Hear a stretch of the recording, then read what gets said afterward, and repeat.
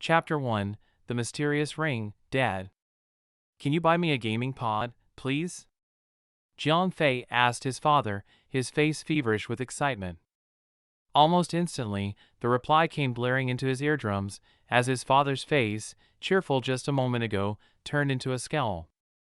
In your dreams, young Fei, you're already in high school. You can't just keep playing games. As if it made things any better, his mother chipped in from the sidelines, barely even looking up. Mom! This game is nothing like anything. Xingshi Enterprise has spent more than 13 years working on this godly game. It has even been dubbed as the best game in the world. They are calling it the Second World. Dawn Break, that's the name of the game. They even programmed it in a way that alters our perception of time. Time inside this world would be slowed down. Those who play the game would enjoy a longer life. Jiang Fei explained to his parents with much gusto. Dawn Break was a technological breakthrough of its time. Not only was it able to emulate real-world physics, it did so to the quark. Through the use of a newly developed technology, the game even enabled humans to play in their sleep. In the 8 hours of sleep, one could be fully functional in the game. Those 8 hours would be 24 hours of wholesome gameplay in that hyper-realistic world. His father spun around and directed a finger at Jiang Fei. It quivered as his voice rose. Don't buy into those stupid taglines. That's just how gaming companies reel in gullible o's like you. They just want you to pour all your hard-earned money into their honey pot. Oh, but who am I to say anything? Let those idiots believe whatever truth that sounds right to their ears. You are my son, Fei. Not one of those gullible idiots. Non-idiots don't get to play. Your current priority is to finish high school. Once you're in a reputable university, you can do whatever you want. Jiang Fei's father was adamant. Dad! You're too much. Even the government endorses this game. How could they lie to us? Not only would it guarantee us a solid 8 hours of sleep, it won't even get in the way of my study time. Jiang Fei gave one last push. His father seemed to swell in size. I'll only say this one more time. No. Negative. Denied. That's it. If I don't see you in your room doing your homework in 20 seconds, consider your allowance halved. Stupid old fart. Jiang Fei lowered his head, muttering under his breath. He knew that he would go no further with this. He knew his father did not hold anything against gaming, per se. The old man had only been this close to bursting a blood vessel due to the price tag of the gaming pod. It was just his father being a little old-fashioned, as if gaming would affect anything. The bell rang. As the teacher took his exit, a plump little fellow scurried over to Jiang Fei. Brother Fei, how's it going? Dawn Break's launching tonight. Have you prepared your gaming pod yet? Ugh. Don't get me started.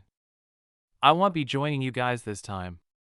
Rather, I can't, Jiang Fei said with a bitter smile. Whoa! What's wrong? I'm not the only one counting on you. We've got a band of brothers here, the fat boy said anxiously. He was Zhao Feng, one of the few friends Jiang Fei had. Jiang Fei was the 9th class of his year.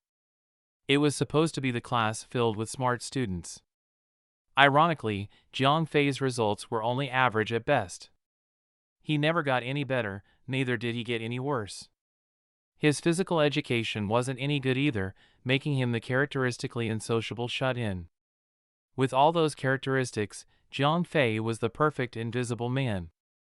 The kind that would never attract anyone's attention. Ugh. It's my dad. He's not buying me the gaming pod.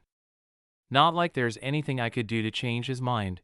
Jiang Fei rolled his eyes as he complained. Zhao Feng was the kind of friend that Jiang Fei had not needed to hold back his words. How about I get the brothers to buy you one? Zhao Feng said. Both Zhao Feng and Jiang Fei were equally insignificant in the grand scale of society. The big man was also just as inept. That's how these invisible birds of a feather flock together to vanish. Jiang Fei grunted. Do I look like a beggar? He lowered his voice. Where am I going to put the pod even if you could somehow get me one? That thing is huge. My dad is going to swing a sledgehammer at it when he sees me lugging it home. It'll make it to my room in pieces, Jiang Fei sighed disgruntledly. He knew that there was no way he could play the game, with or without the pod, unless he could persuade his father to allow him to play the game itself. It was never about the gaming pod. Oh man. Poor brother Fei. Without you, our brotherhood will hang limp. Xiao Feng grunted, shaking his head. Enough about it. Give it some time. Perhaps my dad would update the firmware in his skull, said Jiang Fei, patting Xiao Feng's shoulders. Let's hope so, Xiao Feng nodded. Jiang Fei had always loved gaming, especially those hyper-realistic titles like Dawn Break. As a man, how would he not like swords and magic? When a man is given the chance to fight, it was an opportunity to place one's footprint in the pages of history. Generally speaking, it was every regular young man's dream. With the advancement of computer technology, warfare would be obsolete. Or at least, it would happen over digital space, where zeros and ones would be flying across the digital battlefield instead of missiles and bullets. Perhaps, a war-loving man like Jiang Fei would be left with the only option there is, a fully immersive, hyper-realistic game. Sadly, that chance was gone. Ever since Jiang Fei entered middle school, Jiang Fei's father had coiled around him like a python. All the gaming consoles in the house had been stashed away. Massively multiplayer online role-playing games, MMORPGs? That was out of the question. After enduring the torturing hell called school, Jiang Fei walked home, crestfallen. It was barely 6 in the evening, but the world already felt cold and dark. Winter was quickly approaching. The sun was working on shorter shifts. What's that? Jiang Fei strolled along his usual route home. The low-hitting rays of the sun struck something on the ground, down by the roots of a huge tree. It caught Jiang Fei's eye. Ho ho ho! Someone must have dropped this ring. It's my lucky day! What a nice ring! Jiang Fei picked up the platinum-colored ring and raised it up to his eye. The design of the ring was plain, simple, minus any engravings or gems. Still, he found beauty in that simplicity. Doubt it's worth much. Might as well, said Jiang Fei, casually slipping it on. Over the table at dinner, Jiang Fei tried once again to convince his father. He was shot down in record time. No. With that word echoing in his mind and the fact that Dawn Break was about to launch that night, Jiang Fei shut himself in his room. By 10, Jiang Fei was done with his homework. With a heavy heart, Jiang Fei collapsed on his bed and stared at the clock ticking away. South close, yet so far. Ugh, Dawn Break's official servers were launching at 10 p.m. that night. From there, gamers would enjoy a solid 8 hours of fun on average, ending their wholesome session at 6 in the morning. That was the suggested duration, at least. It was equivalent to a full 24 hours in the game. Damn! It's almost starting. The game of the century is almost starting. And I am here, doing nothing on my bed. URGH, Jiang Fei wrapped a pillow around his face and let out a muffled scream. His fingers incidentally crossed, one of them touching the ring. Receiving strong neural impulses, target connection. Game, Dawn Break, connecting, target connection established. Receiving data, data received. Setting up interface, interface completed. User may now proceed. What the hell? Jiang Fei gasped in surprise. He bolted upright and stared at glowing ring. Whoosh, a bright white light burst out, blinding Jiang Fei for a brief second. When his eyes recovered, he was no longer standing in his room. Ding! Welcome to the world of Dawn Break. Welcome user number 34784. I am your assistant. The sound of a young, cheerful girl rang in his ears. Dawn Break? Is this the login screen? Jiang Fei could not believe his eyes. The fear and anxiety was immediately replaced with excitement. This isn't exactly the login screen. This is the character creation menu, said the assistant. Am I dreaming? Still reeling, a part of Jiang Fei's brain tried to grasp the situation. He did not even have a gaming pod to begin with. How was he at this menu? This must be a dream. He was probably too exhausted after being slammed by his homework. On top of it, he was still in bed. Rings don't just glow. Day was for the cold, harsh truth, and the night was for dreams and fantasies. That was the only way this made sense. His brain had to channel his desires for the game somewhere, somehow, or it would blow. Chapter 2, the first login. If the waking world has denied me this paradise, I'm going to take whatever Neverland offers. His spirit suddenly uplifted upon that drop everything and stop thinking approach had been decided on. He went on and created his first game character as per the assistant's guidance. Please select your race. The young cheerful girl cried out. A clear chime rang through the air, and the male representatives of 4 different races took form before his eyes: elf, orc, human, and specter.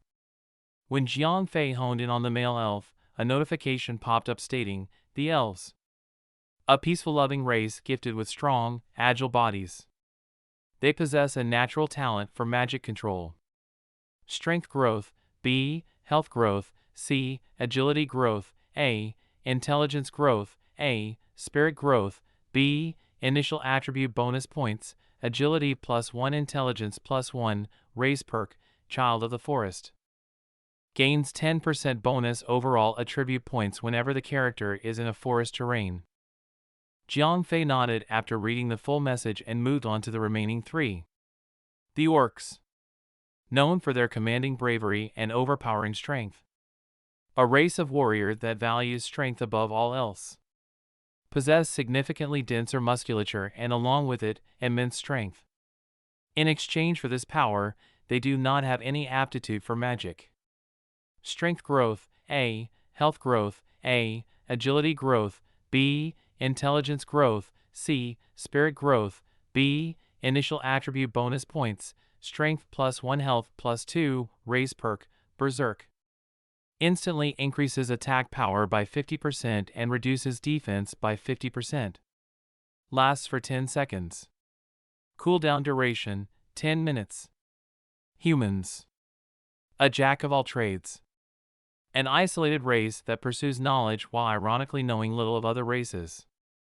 Humans may start off average, but their growth potential is limitless. Strength growth, B. Health growth, B. Agility growth, B. Intelligence growth, B. Spirit growth, A. Initial attribute bonus points, health +1, spirit +2, raise perk, evolution. A human character could potentially evolve into a different race by means of a hidden race quest. Search and complete the hidden quest to evolve into a different race. Note, there are 36 different race progenitors. Only one player may complete the evolution quest, and each progenitors would only issue one evolution quest. Heavy consideration is advised.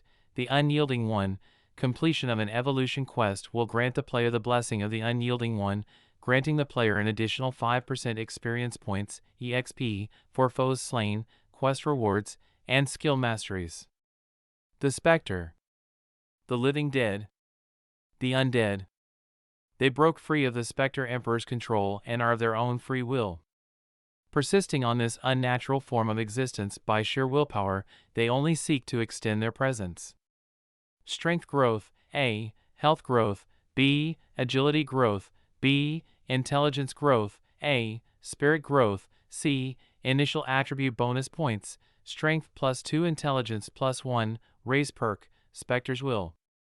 Purges the effects of spirit-based magic and gains immunity for 5 seconds. Cooldown duration 10 minutes. I'm in a dream, this can't be real.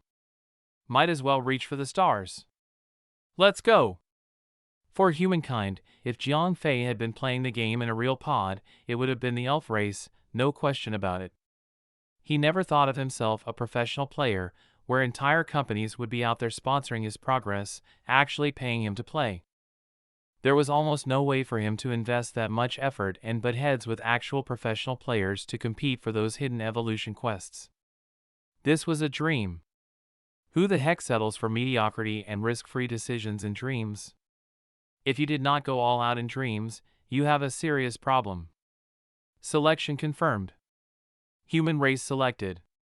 Please wait, please adjust your character appearance. Please adjust the appearance grade and intensity. You may also manually adjust your appearance. Be advised, all features may only be tweaked by a maximum of 20%. This was the character appearance adjustment phase, a feature commonly seen in most online games. Male players would typically opt for the randomization function, while female players would take as much time necessary to make the most improvements possible. Emphasis on possible, otherwise the sky was the limit. Improve all tabs by 10%, said Jiang Fei without a moment's pause. He could only dream for so many hours, and he might never return to it again, or so he thought. He would not waste any time in the character creation phase. If he woke up there and then, it would be game over. Character creation in process.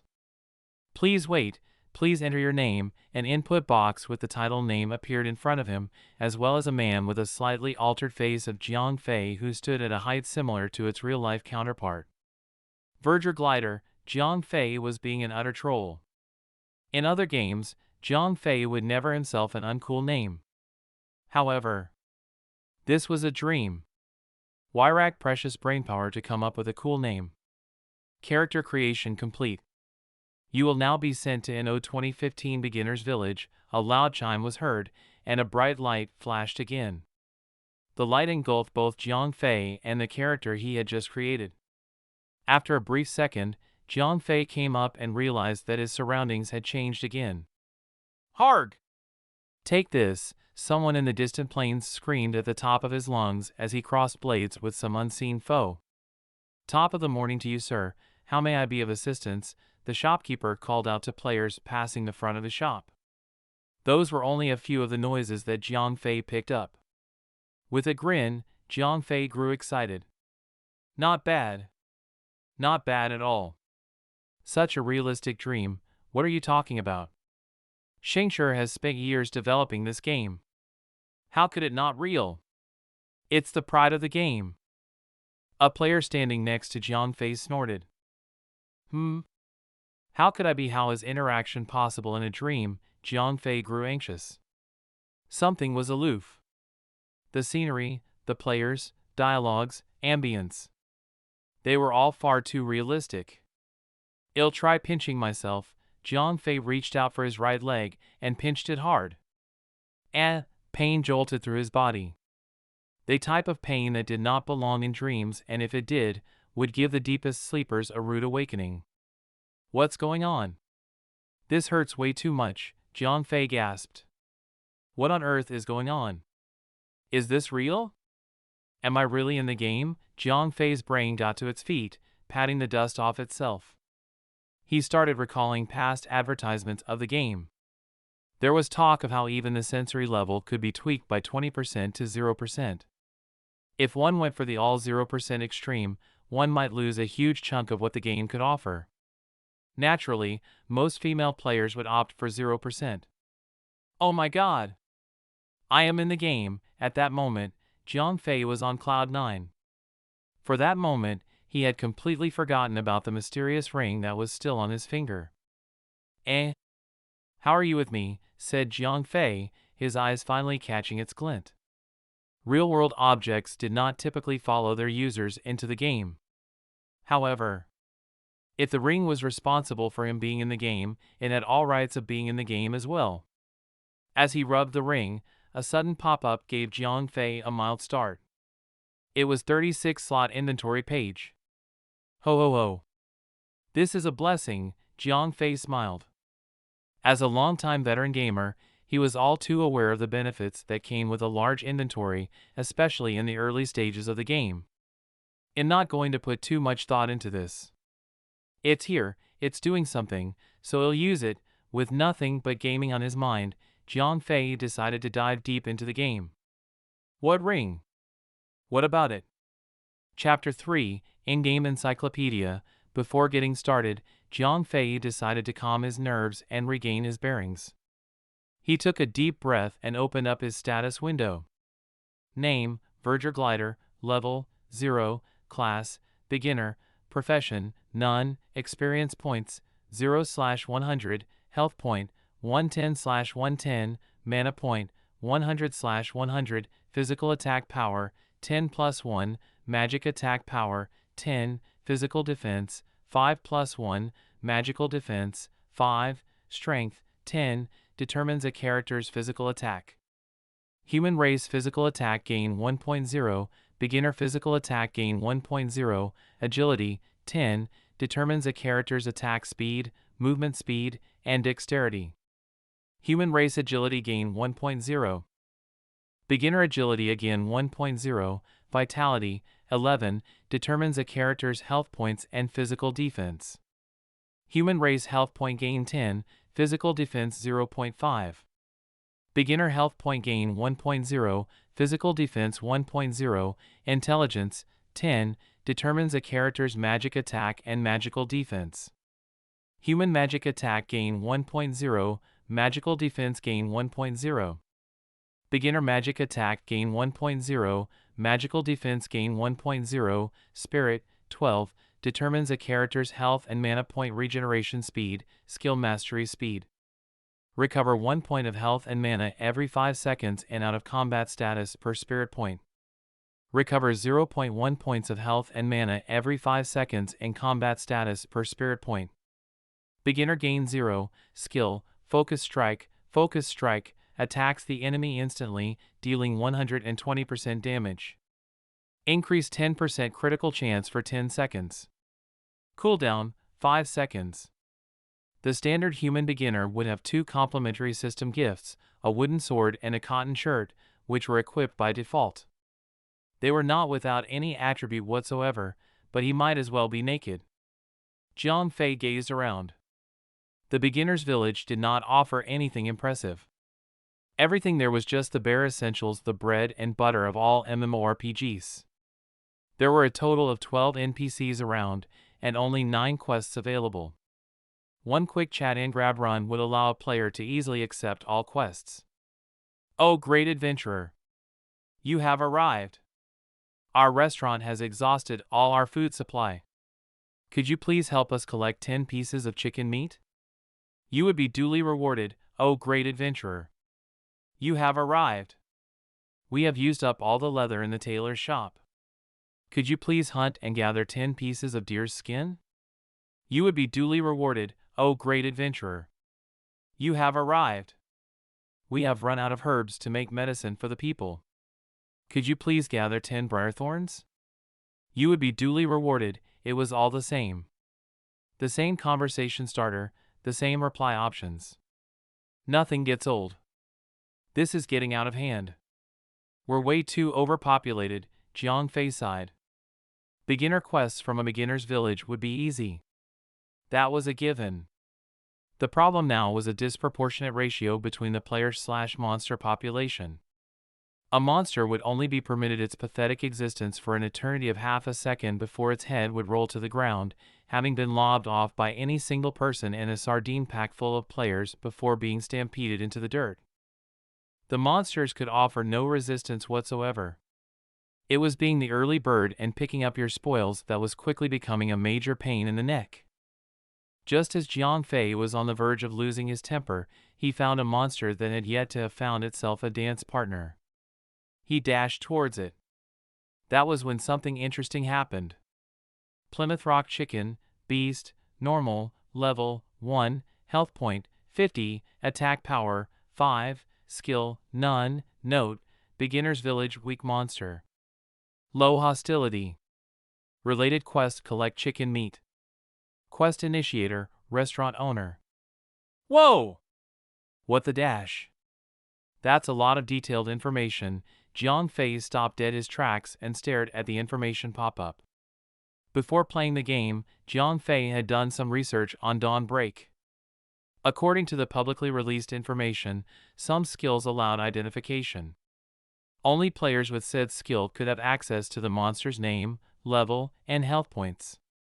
Such information was not accessible to just anyone. However, not only was Jiang Fei able to read such detailed information about the monster, he was even able to see if it was related to any other quests. Even the quest initiator would be revealed. It was basically an encyclopedia of the game. Jiang Fei stared at the ring in his finger. The ring hummed and glowed slightly, as if it was acknowledging him, aware of everything. Could this contraption be a hacking tool? Jiang Fei mumbled to himself. Arg! Jiang Fei lightly slapped himself. I can't stop halfway to think about this thing each time. Time to grind and level up. Jiang Fei was the kind of guy that would not say no to fun. Anything that he could not solve or understand at the moment would be tossed to a corner of his head and forgotten. His attention was now set on grinding. Ding! You have killed Plymouth Rock Chicken. Obtained 2 experience points. Obtained 1 quest item chicken meat. In the game, all quest items would be automatically deposited into the player's inventory. Other items such as potions, equipment, and etc. items would require manual looting. Remains of a recent kill would emit a faint light if loot was still present. Now that he had found a target to slay, Jiang Fei wasted no time at all and jumped at the next poor little chicken. This skill would be given to all players by the village chief. Ding! You have used gathering and obtained 1 chicken meat. After collecting the item, Jiang Fei's first grinding session in Dawnbreak commenced. Ding! Congratulations! Player Verger Glider has reached level 1. All attribute points +2. As his ears reverberated with the chime of the notification, Jiang Fei's euphoria quickly faded. That name. That ridiculous name. He had known sooner, he would have ended up with a better name. However, if he were to delete his character and start over, he would need to wait for an entire week to recreate a character. Jiang Fei would never allow himself to waste that much time. There was no choice but to swallow his shame. In this game, characters below level 10 would have all attribute points evenly distributed. 10 attribute points would be given for every level gained. Prior to level 10, a player's attributes would gain 2 points each. After that, those 10 attribute points would be split in 2. 5 would be evenly distributed, and the other 5 would be given to the player to manually invest. Woohoo! Time to kill. After gaining a level, Jiang Fei, who was now slightly more agile, rushed towards a field of wild rabbits. Ding! You have killed Wild Rabbit. Obtained 5 experience points. Obtained quest item, 1 Lucky Rabbit's food. Ding! You have used gathering and obtained 1 delicious rabbit's meat. 2 hours later, Jiang Fei was already level 4. Along the way, he got his hands on another equipment, a torn cloth armor lower pants which provided more modesty than defense. At that point, the system blared out a warning about how his inventory was at full capacity. Many items had already been moved into the mysterious ring inventory. There was only one minor caveat about the ring. Items from the ground could not be directly placed into the ring's inventory. He had to manually move all the items from his own character's inventory into the ring's inventory before being able to loot anything more from the ground. As such, to ease his gameplay, Jiang Fei had moved all the etc. items into the ring's inventory and only placed the quest items in his character's inventory. Chapter 4: Hack Leveling. Something is wrong. As Jiang Fei was moving some items from his character's inventory, he found that several items in the ring's stock were missing. Did I lose them somewhere? Jiang Fei held the ring up to his eyes. At that moment, he heard a tiny chime. Ding! A chime so soft that one could have easily missed it. When the chime rang, a piece of delicious rabbit meat disappeared from his very eyes. What the F dash? Jiang Fei gasped. Was the ring actually taxing him? He looked closer than ever, finally uncovering a new secret of the ring. On the surface, the ring seemed to come with 36 slots, but they worked very differently from a regular character's inventory. It appeared to come in 2 portions, top and bottom. The top half of the ring's inventory had a very faint blue in its background, while the lower half had a faint red. If he had not been paying attention, he would have never seen it. This newly uncovered secret was the fact that any items placed in the red section of the ring's inventory would eventually disappear after every 10 minutes or so. It was not fixed. Each time an item was consumed, a crack-like mark would appear on the ring. It was just a mark, not an actual indication of any damage to the ring. The scar grew as the ring consumed more items. After 2 hours, the scar had grown so long that it had almost made a complete circle. Ding! As the last item vanished with the chime, the crack-like marks had formed a complete circle on the surface of the ring. Whoosh! A bright light flashed, and the scar in the ring vanished, leaving behind a flawless, silver surface, as if it was freshly made out of the refinery. What is going on? Jiang Fei cocked his head. Huh! What's this? Bonus attribute. Besides the 36 slots that the mysterious ring provided, there was something a little extra. Luck plus 10. Luck was a hidden attribute in the game. Players called it that way, since it could not be quantified or viewed on their attributes window. In the game, some equipment provided luck as an additional attribute buff. This attribute affected a player's evade chance, critical chance, and item drop rate, even. Luck-induced evasion was not determined by actually physically moving away from an attack.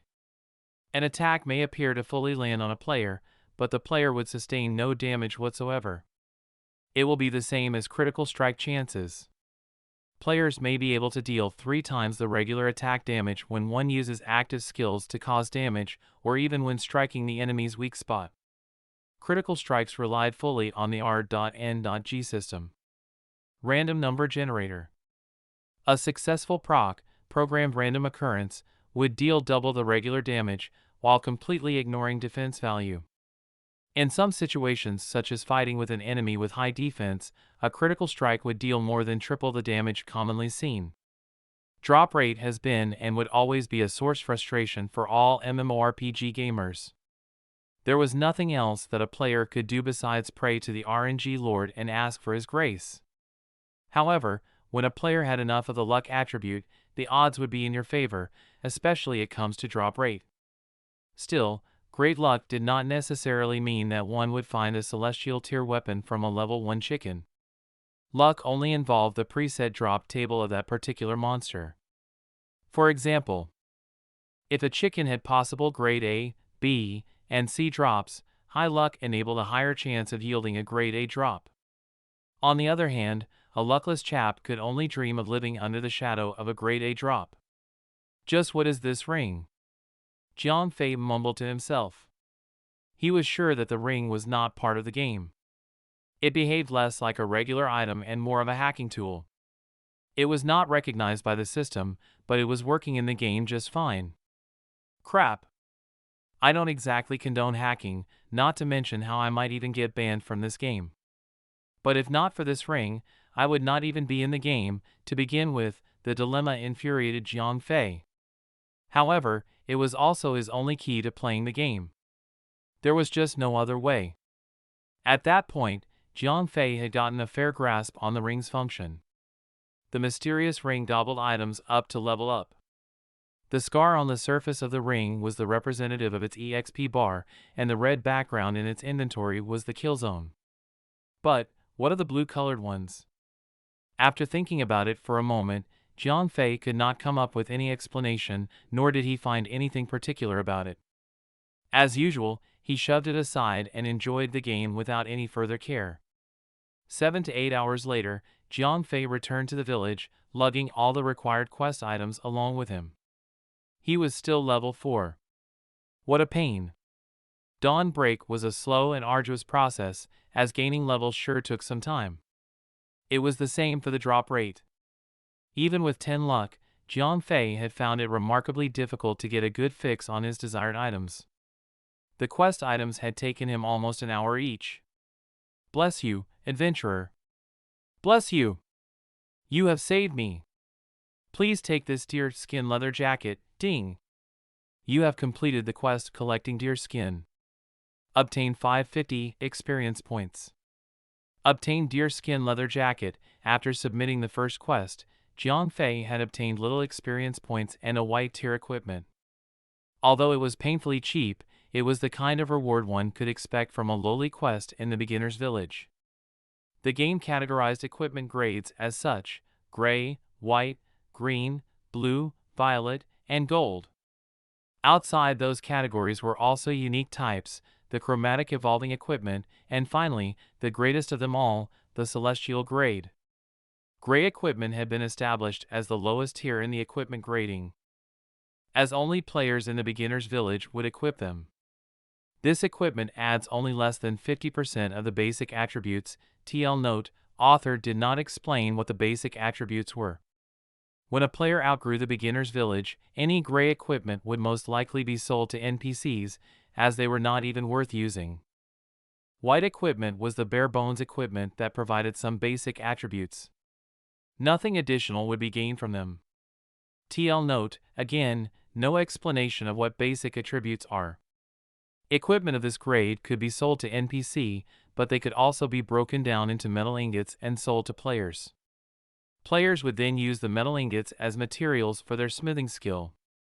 The end price would be higher than selling the equipment itself. Green equipment was named fine equipment. They provided 130% basic attributes and even provided 1 or 2 additional attributes. If the equipment had 2 additional attributes, it would be classified as the refined amongst the fine grade. Most players would be walking about with this. Blue equipment were superior grade. They provide 150% of the basic attributes and provided 2 to 3 additional attributes. Even if 2 additional attributes was equal to the refined green equipment, it still provided more basic attribute percentages. If it had 3 additional attributes, the equipment would be highly valuable and particularly strong. When the game reaches maturity with more and more players reaching mid-game content, players would wield such equipment would be considered elites. The next grade was coded in violet text and was called epic. They provide 180% basic attributes and had 3 to 4 additional attributes. Likewise, even the lesser variety that only provided 3 additional attributes were already superior to their blue equivalents. Violet equipment was like owning a premium sports car such as a Lamborghini or a fancy Birkin's handbag. Only a handful of players would be able to get their hands on them. One would already be formidable, even among professional players, if they had even 1 article of violet tier equipment in their armory. Gold-texted legendary equipment provided 200% basic attributes with an additional 4 to 5 other attributes. Like all the grades before this, their lesser varieties were still superior to those that provided an equivalent amount of additional attributes. TL note: repeat. Repeat. As the nickname implied, it was almost impossible to have a full set of legendary tier equipment. Having one of them alone would already turn a player into an idol. Chromatic evolving equipment were special and unique. They could only be obtained from hidden class quests. Their power levels were similar to the legendary equipment. What that set them aside was their potential to gain experience along with their wielders. It would be downright stupidity if one were to discard them. Also, hidden class quests did not necessarily provide one with such a gem. Unlike the hidden race quest, which was only limited to 36 in the entire game, hidden class quest was slightly less rare, but they are still notoriously difficult to come across. One required truckloads of luck for this. Lastly, at the top of the food chain was the celestial grade. One could only obtain such an equipment grade by slaying a god. The attributes alone could blow one's mind, and the road to procuring it was just as mind-blowing. Chapter 5, A Superman Dream. After running around the village, Jiang Fei was finally done with the quests. From the beginning, Jiang Fei had been walking about with a full set of the weakest tier equipment. The quests had rewarded with him a few better alternatives. While hunting, he had managed to procure a pair of gray-grade lower pants. Even so, it barely helped it better served a trash can. At that moment, Jiang Fei had already managed to equip a full set of white tier equipment. It was still weak, but it was significantly better than a full set of gray tier equipment. When he returned to the village to submit the quest, he was level 4. By the time he completed all the quests available, he had gained enough experience points to reach level 6. However, It did not seem like he would be graduating from the beginner's village anytime soon. Ding! Attention, players. The server will shut down in 30 minutes. Please prepare yourself before the allotted time. Today's session is about to come to an end. Dawn Break was brilliant in a way that its servers only ran for 8 hours a day. That was a full 24 hours of gameplay while players still got a full 8 hours of sleep. It did not disrupt one's daily lifestyle, allowing one to function normally while enjoying this virtual heaven in their uninterrupted sleep. A new lifestyle. Time for me to return to the village and log out. Jiang Fei started his journey back to the beginner's village. Along the way, he opened his inventory window and started organizing his items. So let's throw these to the ring as leveling fodder. TL note, items to be sacrificed. It has to be food, or else it would not work. Random etc items would be gone and still won't contribute to the ring's level. I should sell them to NPCs. He organized the items, one at a time, scrutinizing each of them. One particularly item caught his attention. A bottle containing clear, red liquid. Hey! There's a red potion here. I don't think I would be using them anytime soon. Monsters in the beginner's village are just too weak. Best put them in the blue slots. Don't want the ring gulping them down. Ding! Attention players. The server will shut down in 30 seconds. Please make proper preparations before the server disconnects. Today's session is about to come to an end, as Jiang Fei was just finished tidying his inventory and tossing trash at the NPC. The system called out again. Shine asterisk, after the same white light flashed by, Jiang Fei found himself lying flat on his bed. Everything had returned to normal. Was I dreaming, or was I really playing the game? Jiang Fei scratched his head as he asked himself the same question when he had first entered the game. He lifted his hands up and gazed upon the silvery metal around his finger. Whoosh, a faint, white light flashed from the ring. What the dash? Jiang Fei bolted upright, fully alert. It is a dream. It has to be. Baffled by what just happened, Jiang Fei could not think of any other explanation. When the light flashed, he had clearly felt the contents of the ring's inventory. It felt just like he had in the game. Jiang Fei reached to his thighs hesitantly. This better work, cried Jiang Fei as he pinched himself hard. OWWWW, it worked. He was not dreaming. Definitely not dreaming.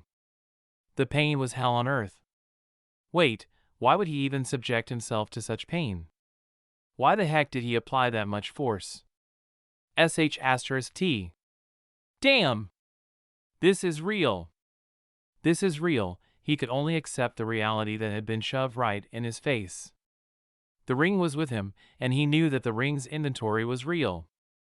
The only difference here was how the game had separated it into 2 red and blue. In reality, he could only access the 18 blue slots. One of those slots contained the small red potion. Ah Fei? What's wrong? A concerned voice rang from outside Jiang Fei's room. It was his mother. Nothing, Mom. It's just a bad dream. Jiang Fei gave a lousy excuse after screaming and bicycle kicking the air in pain.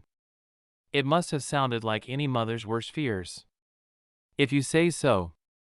It's time for you to get out of bed. Hurry up and eat your breakfast. His mother switched to strict nagging Asian mom mode as soon as she knew there was nothing going on with Jiang Fei. Yeah, Jiang Fei replied nonchalantly. As a high school student, it was rough morning after rough morning. With the game, everyone in the game would be up at 6 a.m. sharp with a full night's sleep. Oversleeping would be a thing of the past.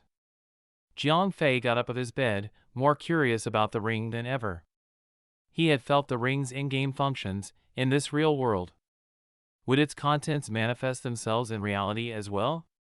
As he reached this hypothesis, Jiang Fei concentrated on the ring and focused on the little red potion in the inventory. It may merely be a common health points potion, but what would it look like in the real world? Come out! Jiang Fei cried, hoping for the best. He was so nervous that his heart could have jumped right out of his mouth. If he could take it out, he would no longer be an average high school student. What if he could take out some godlike equipment from the game and wield them in the real world? He would be stronger than that crappy Superman who couldn't even tell inside from out when donning his underpants. Whoosh, a faint blue light flashed, and Jiang Fei felt the sensation of a cold glass in his hand. I did it! It actually appeared. Excited, Jiang Fei reached for his thigh and pinched himself again. Whoa! OW, brother glider? What's wrong? Nothing MOM. I stubbed my toe, Fei. You're in high school now. Why are you still so careless? Won't happen again. This time, his screams were so loud that his mother had shouted back at him with equal intensity. Surprisingly, she bought his plausible but lazy excuse without much fuss. I'm invincible. Invincible. Jiang Fei screamed into his pillow. Right. Right. I guess that I should place this back. Jiang Fei tried to summon the inventory window out, but failed. Things were not as simple as it was before. The ring's inventory was not as easy to use in reality. Items could only be moved between the game's inventory. That and withdrawal from the ring's inventory in the real world. There was no way for Jiang Fei to deposit the item back without the game's inventory. Crap. Might as well put it in this bag first. Jiang Fei gave up almost immediately. Since the potion could almost fit in a palm, like a small female perfume, he then placed it in his bag. After a quick breakfast, Jiang Fei got dressed and went to school. Brother Fei. Oh man, you've missed out on the game. Dawn Break is so realistic. It's too real. Man.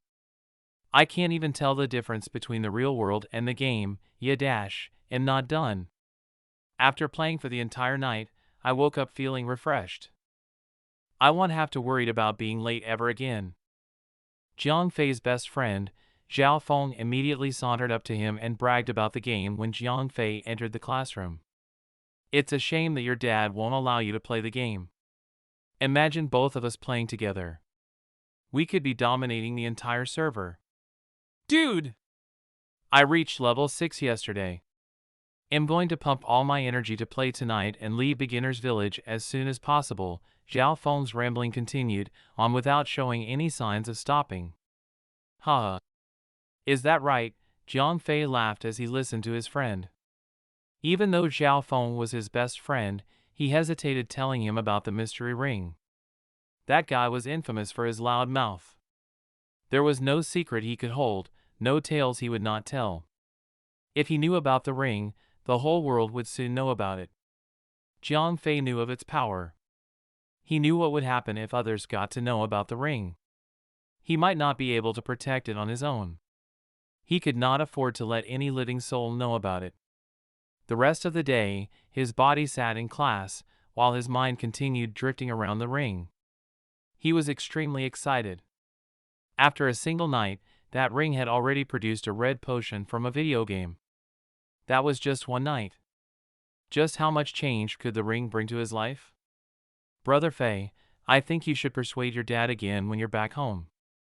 Our families are practically the same. Financially, I don't see any reason why your dad would not agree. Anyhow, it's all on you now. Zhao Feng was still rambling on about the game long after the school bells rang. Chapter 6, A Strong Heart. After completing his homework, Jiang Fei quickly made his way to his bed at 10 p.m. sharp. This time around, Jiang Fei got dressed up, made himself cozy, tucked himself into his bed, and shut his eyes. All right. Time hit the hay. Time to hit the game. Excitedly, Jiang Fei reached out to the ring in his finger and rubbed it gently. Whoosh, after a flash of white light, Jiang Fei was sent into the game. Ah! My baby, my precious. I will be in your care today as well, said Jiang Fei, grinning at the ring. Ding! You have eliminated fork-wielding cat. Obtained 50 experience points, ding! Congratulations player Verger Glider for reaching level 8. All attributes +2, finally. I've leveled up. Man, the EXP is brutal in this game, Jiang Fei mumbled, sighing heavily.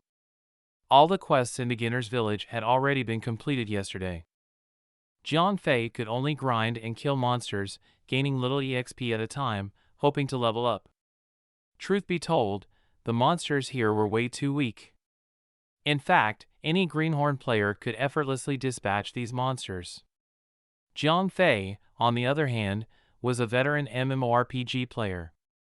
But even the most experienced veterans struggled with the same old problem. Too many players, too little monsters. There was just too many players and too little monsters to go around for everyone. Hey! You there! This is our turf.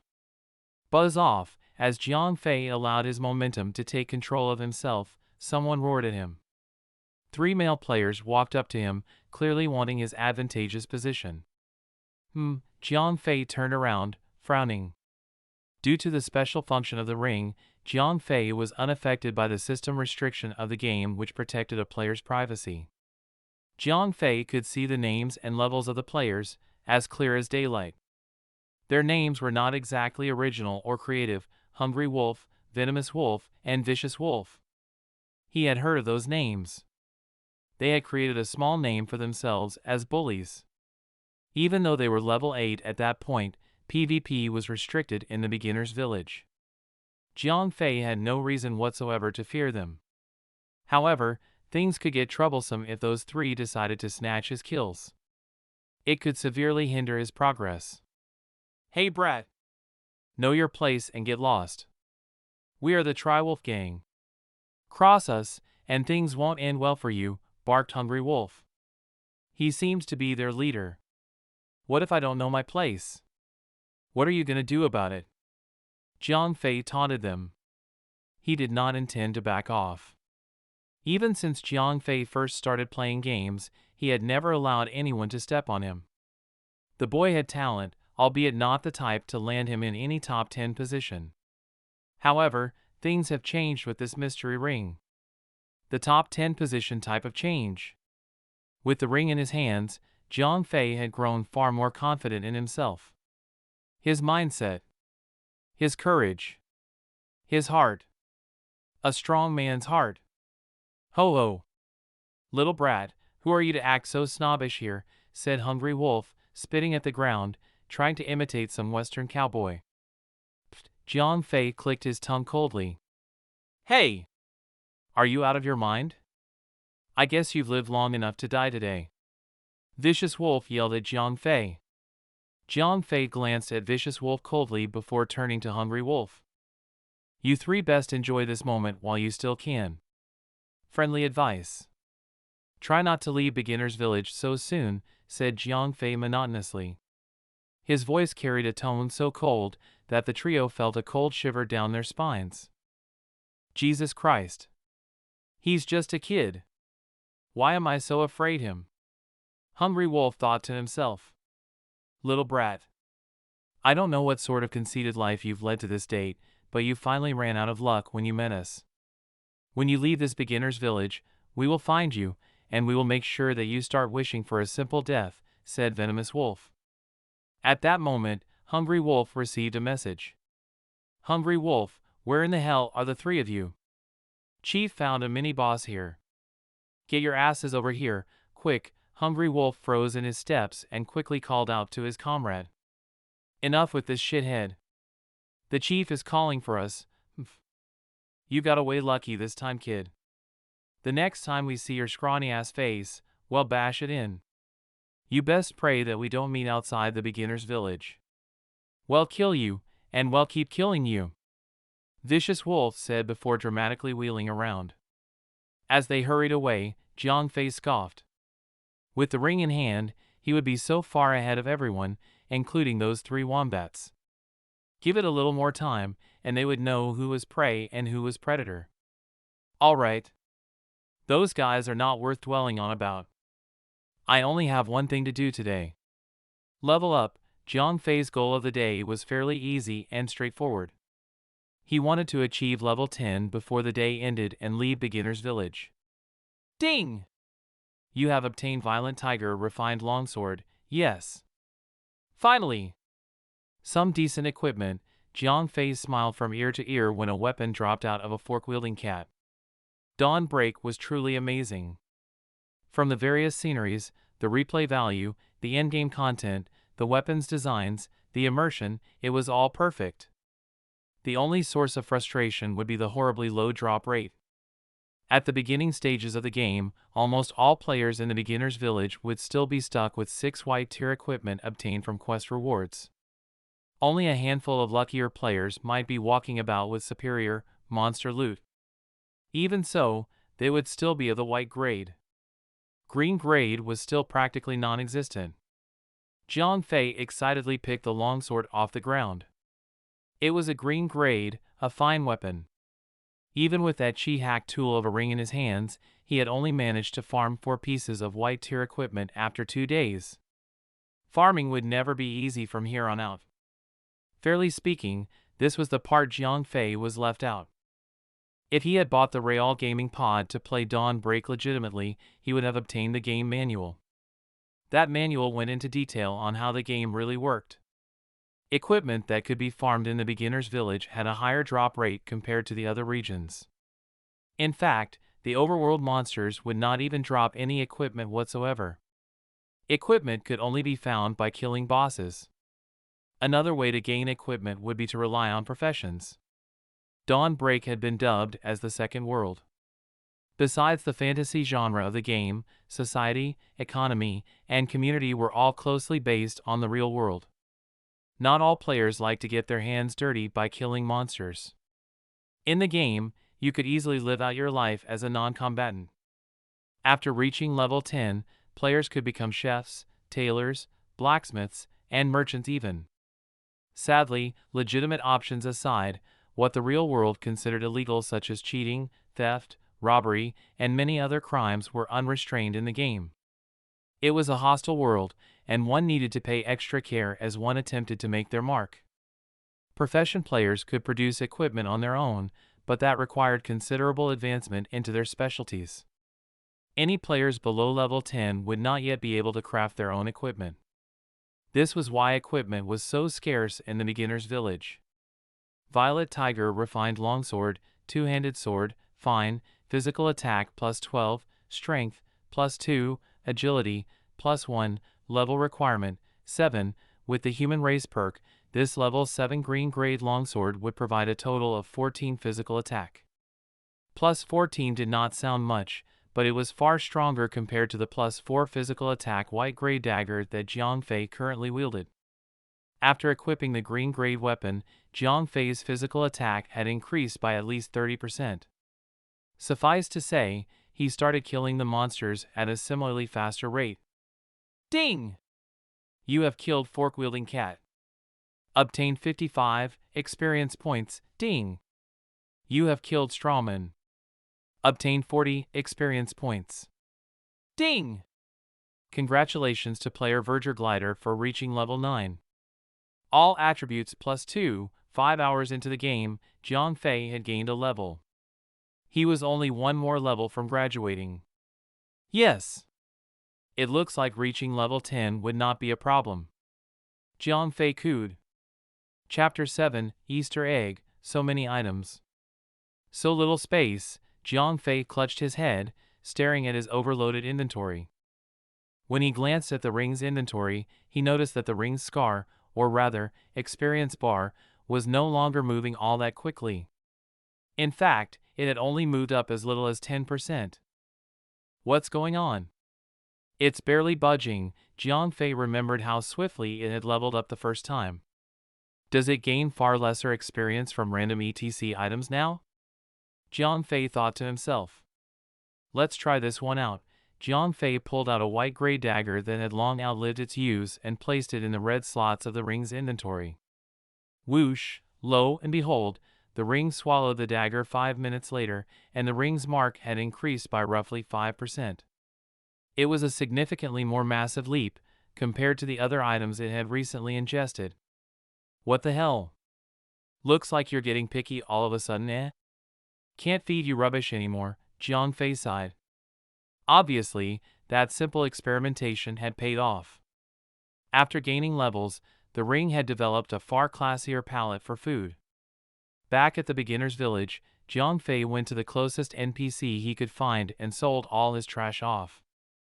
After that, he went back to the grinding zone and started to train.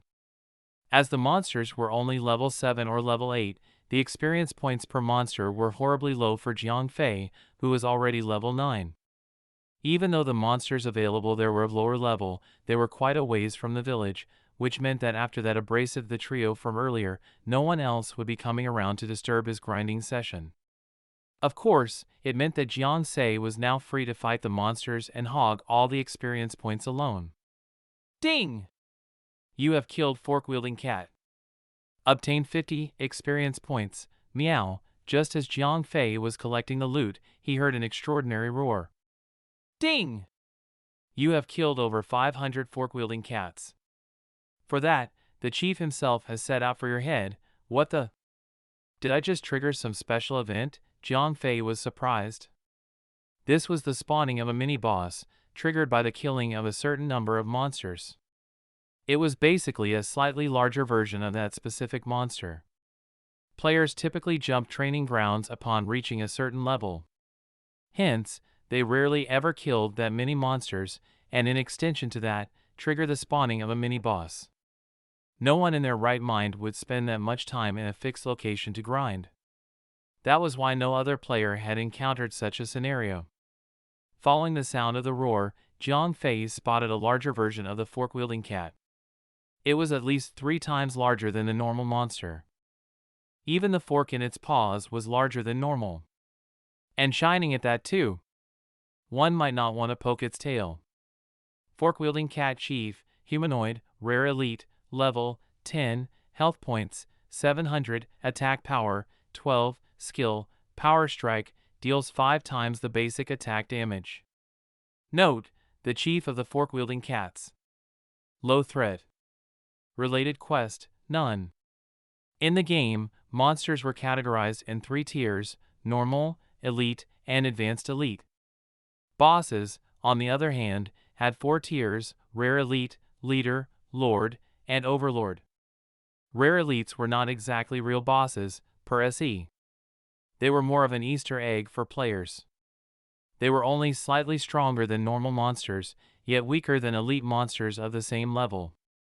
You could call them Easter eggs because they had a 100% drop rate of green equipment. Leader tier and higher tier bosses were the real deal. Any one of the bosses could easily trample an advanced elite tier monster of the same level. Players would have to form complete parties to the best of their organizations to defeat any boss. When Jiang Fei saw the mini-boss spawning, contrary to how an average player would immediately flee, he was extremely delighted. It was Chinese New Year. A red envelope for free. Hee hee. Taste my sword, bastard. Jiang Fei jumped forth and brandished his sword. -33. Meow. The mini-boss wailed painfully and immediately retaliated by swinging its pitchfork at Jiang Fei. -7. As expected, an Easter egg boss was weak. Even with a nearly full set of white tier equipment, Jiang Fei had over 300 health points. It was less than half of that of the mini-boss, but he struck much harder. The outcome of this battle was obvious. Meow, the massive cat let out a final mewl, marking Jiang Fei's easy victory. Ding! You have killed fork-wielding cat chief. Obtained 380 experience points, jackpot, Jiang Fei cheered. The experience points gained from the not-so-strong mini-boss was at least 7 times more than the normal fork-wielding cat. Ding! You have obtained Cat's Spirit Boots of Accuracy. Jiang Fei had just found himself another piece of green tier equipment. Cat's Spirit Boots of Accuracy, shoe, fine, movement speed +3, jump +1, agility +2, accuracy +2, equipment level 9, awesome. Boots, Jiang Fei was delighted. The most commonly found equipment drop was the breastplate, pants, and weapon, while others had a lower drop rate. Especially boots, since they carried unique attributes. In the game, weapons and 5 accessories had properties that increased attacks. The 5 keepable accessories would be the necklace, 2 rings, and 2 accessories. The 6 other equipment slots that contributed to defense would be the head, body, arm, wrist, leg, and shoulder. Shoes and capes also had special attributes. Shoes could increase movement speed and jump capabilities. On the other hand, capes came with their own packages of special, basic skills. After putting on the boots, Jiang Fei could feel himself walking faster than he normally would. 3 meters a second was rather quick, even for a game. Especially since he was in a hyper-realistic game. Jiang Fei was literally moving twice as fast as before. The surprise did not stop there. Jiang Fei's jump height had also increased by a meter. Jiang Fei could now reach new heights, literally. Nice! Jiang Fei was excited. It was just a single pair of boots, but Jiang Fei was greatly pleased. Jiang Fei went back to his grind with renewed vigor. Ding! Attention players. The server will shut down in 30 minutes. Please make the adequate preparations before the server disconnects. Enjoy a new day, a new life. That's too soon. Jiang Fei cursed. His experience bar was almost at the 90% mark. 5 or 6 more monsters would be enough for him to reach the next level. Jiang Fei's experience calculation was actually on point. He knew that reaching level 10 before the end of the day was entirely possible. However, what he did not account for was how the killing of the mini-boss, the fork-wielding cat, had completely halted the spawning of its lesser brethren. After that, Jiang Fei had been forced to join the other players in more common areas. It had resulted in a drop in his grinding efficiency. Ding! You have killed Walking Bird. Obtained 65 experience points. Ding! Congratulations to player Verger Glider for reaching level 10. All attributes +2. Ding! Player Verger Glider.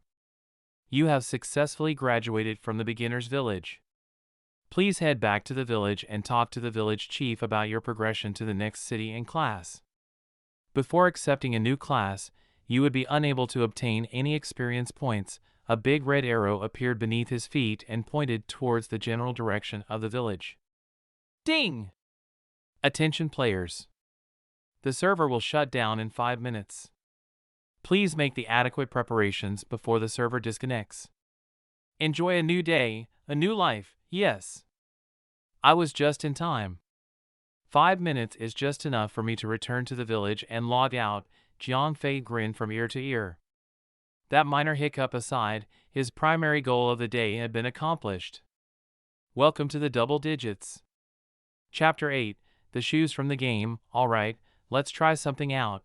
Before Jiang Fei logged out, he placed the cat spirit boots of accuracy into the blue slots of the ring's inventory. This could potentially change everything. Extracting the red potion from the game and into the real world had dawned an epiphany upon him. What if the game's equipment could actually manifest in the real world? He would be unstoppable. He would be a superhuman. Whoosh, with a flash of light, Jiang Fei returned to the real world. Come on! Come on! Namo Amidba! Jesus Christ! Virgin Mary! Thoro Dinson! Please make this work! Jiang Fei muttered and started to rub the ring. Bling! Haha! It's here, Jiang Wei cheered when he found the boots still there, in the blue slots. Alright. Come to Papa! Jiang Fei bellowed. He was so excited that he could feel his toes pulsating in tandem with his heart. Whoosh, a faint blue light flashed in his eyes, and a pair of boots appeared in his palm. Heck yeah! It worked, euphoric beyond imagination. Jiang Fei hurriedly slipped them on. The boots had faded into Jiang Fei's legs before vanishing into thin air. All that was left were his feet wrapped in warm socks. There was no trace of the boots. Might as well. Jiang Fei got up, prepared to take a walk. He skipped a little to start warming up. Wham! Sanuva dash! Jiang Fei roared in excruciating pain. The first light hop had turned out to be a powerful leap that sent his head crashing into the ceiling. It was a miracle that his neck had not snapped. Ah Fei? What's wrong with you? Jiang Fei's mother cried out as she rushed over from the kitchen. "I'm fine. I stubbed my toe again," said Jiang Fei as he caressed his head. "It hurt like hell. Some volcano was more than likely to erupt from it." "You did that yesterday. Haven't you learned your lesson? Be careful next time." His mother nagged for a little before turning back to the kitchen. Having confirmed the power of the boots, Jiang Fei clenched his fist and did a victory pose. "It worked! I'm truly invincible." "Ha ha." "Alf," Jiang Fei laughed for a bit before the pain in his head kicked in. He had almost fractured his skull, but it had been worth it. His dream was coming true. He was going to be Superman. After breakfast, Jiang Fei immediately set off for school. His 2 feet were wearing the same pair of basketball shoes, but Jiang Fei's face had almost been separated into two by a beaming smile. From that day on, he would no longer be the poorly coordinated, geeky gamer boy. Class went on as usual, and Jiang Fei was left as bored as always. Especially math. The math teacher was not human. 1 second earlier, the middle-aged, crop-haired teacher was talking about simple 1 plus 1 is equal to 0 addition. After a simple sneeze and a wipe, the math teacher had started talking about Lagrange multipliers. Ring, the sound of freedom. The sound of the school bell. Hold your horses. Just as Jiang Fei was already done tossing all his stuff into his bag at a speed faster than light, a young girl's voice rang out from the front. At 1 p.m., there will be a basketball competition between our class and the 6th class. After lunch, head over to the court and cheer for the team. The girl who was yelling whilst waving her hands in the front was Sun Mingming, the class monitor. TSK, Zhao Feng, who was sitting behind Jiang Fei, clicked his tongue, disgruntled. It could not be helped. Jiang Fei's class was the sort of class filled with runts, yet no one could complain about the average result. However, in terms of sports and P.E., they were at the bottom. The 6th class, however, was filled with students who excelled at sports, most particularly basketball. Also, their vocabularies seemed to have been hardwired with random vulgarities. To have a match with the 6th class was basically digging one's own grave. Pick 3 random students, and they would easily trounce 5 of the best from Jiang Fei's class. It was like taking candy from a baby. "Did I hear something?" Sun Mingming stalked up in deadly silence to Zhao Feng, like a tigress. "Nothing, ma'am. Zhao Feng will cordially be at the court, as you command. I will offer refreshments for our entire basketball team." As the ferocious babe approached, Zhao Feng's knees immediately turned into jelly. It was inevitable. Sun Mingming was extremely cute. A cute little hot chili pepper, that is. Nobody knew when, but at some point in her life, she had taken up Krav Maga. It was a certainty that among all the students in Jiang Fei's year, she was the queen. "Humph. At least you know your place," the little cutesy squeaked. She then turned to Jiang Fei and yapped at him, "You. Make sure you're there as well." Like Sun Mingming, Jiang Fei was well known for his undying hatred towards sports. He would disappear without a trace whenever sports was involved. That was why Sun Mingming had to specifically ensure that Jiang Fei would be present at the basketball court. "Fine," Jiang Fei shrugged. Long ago, when Jiang Fei was still in junior high, he was in a basketball team. However, due to his poor constitution, he had given up on playing basketball and concentrated on playing games instead.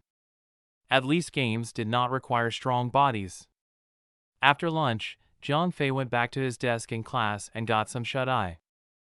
Before he even started snoring, he felt a strong sting in his back, after a loud slap, that is. Sonova. "Who the?" Jiang Fei shot to his feet and turned towards the attacker. "You big fat liar. You promised to be at the basketball court. Remember?" It was none other than the little tigress Sun Mingming. "Oh! That. Ah ha ha." It still seemed early, so I went ahead and took a nap instead. Jiang Fei awkwardly diffused the situation.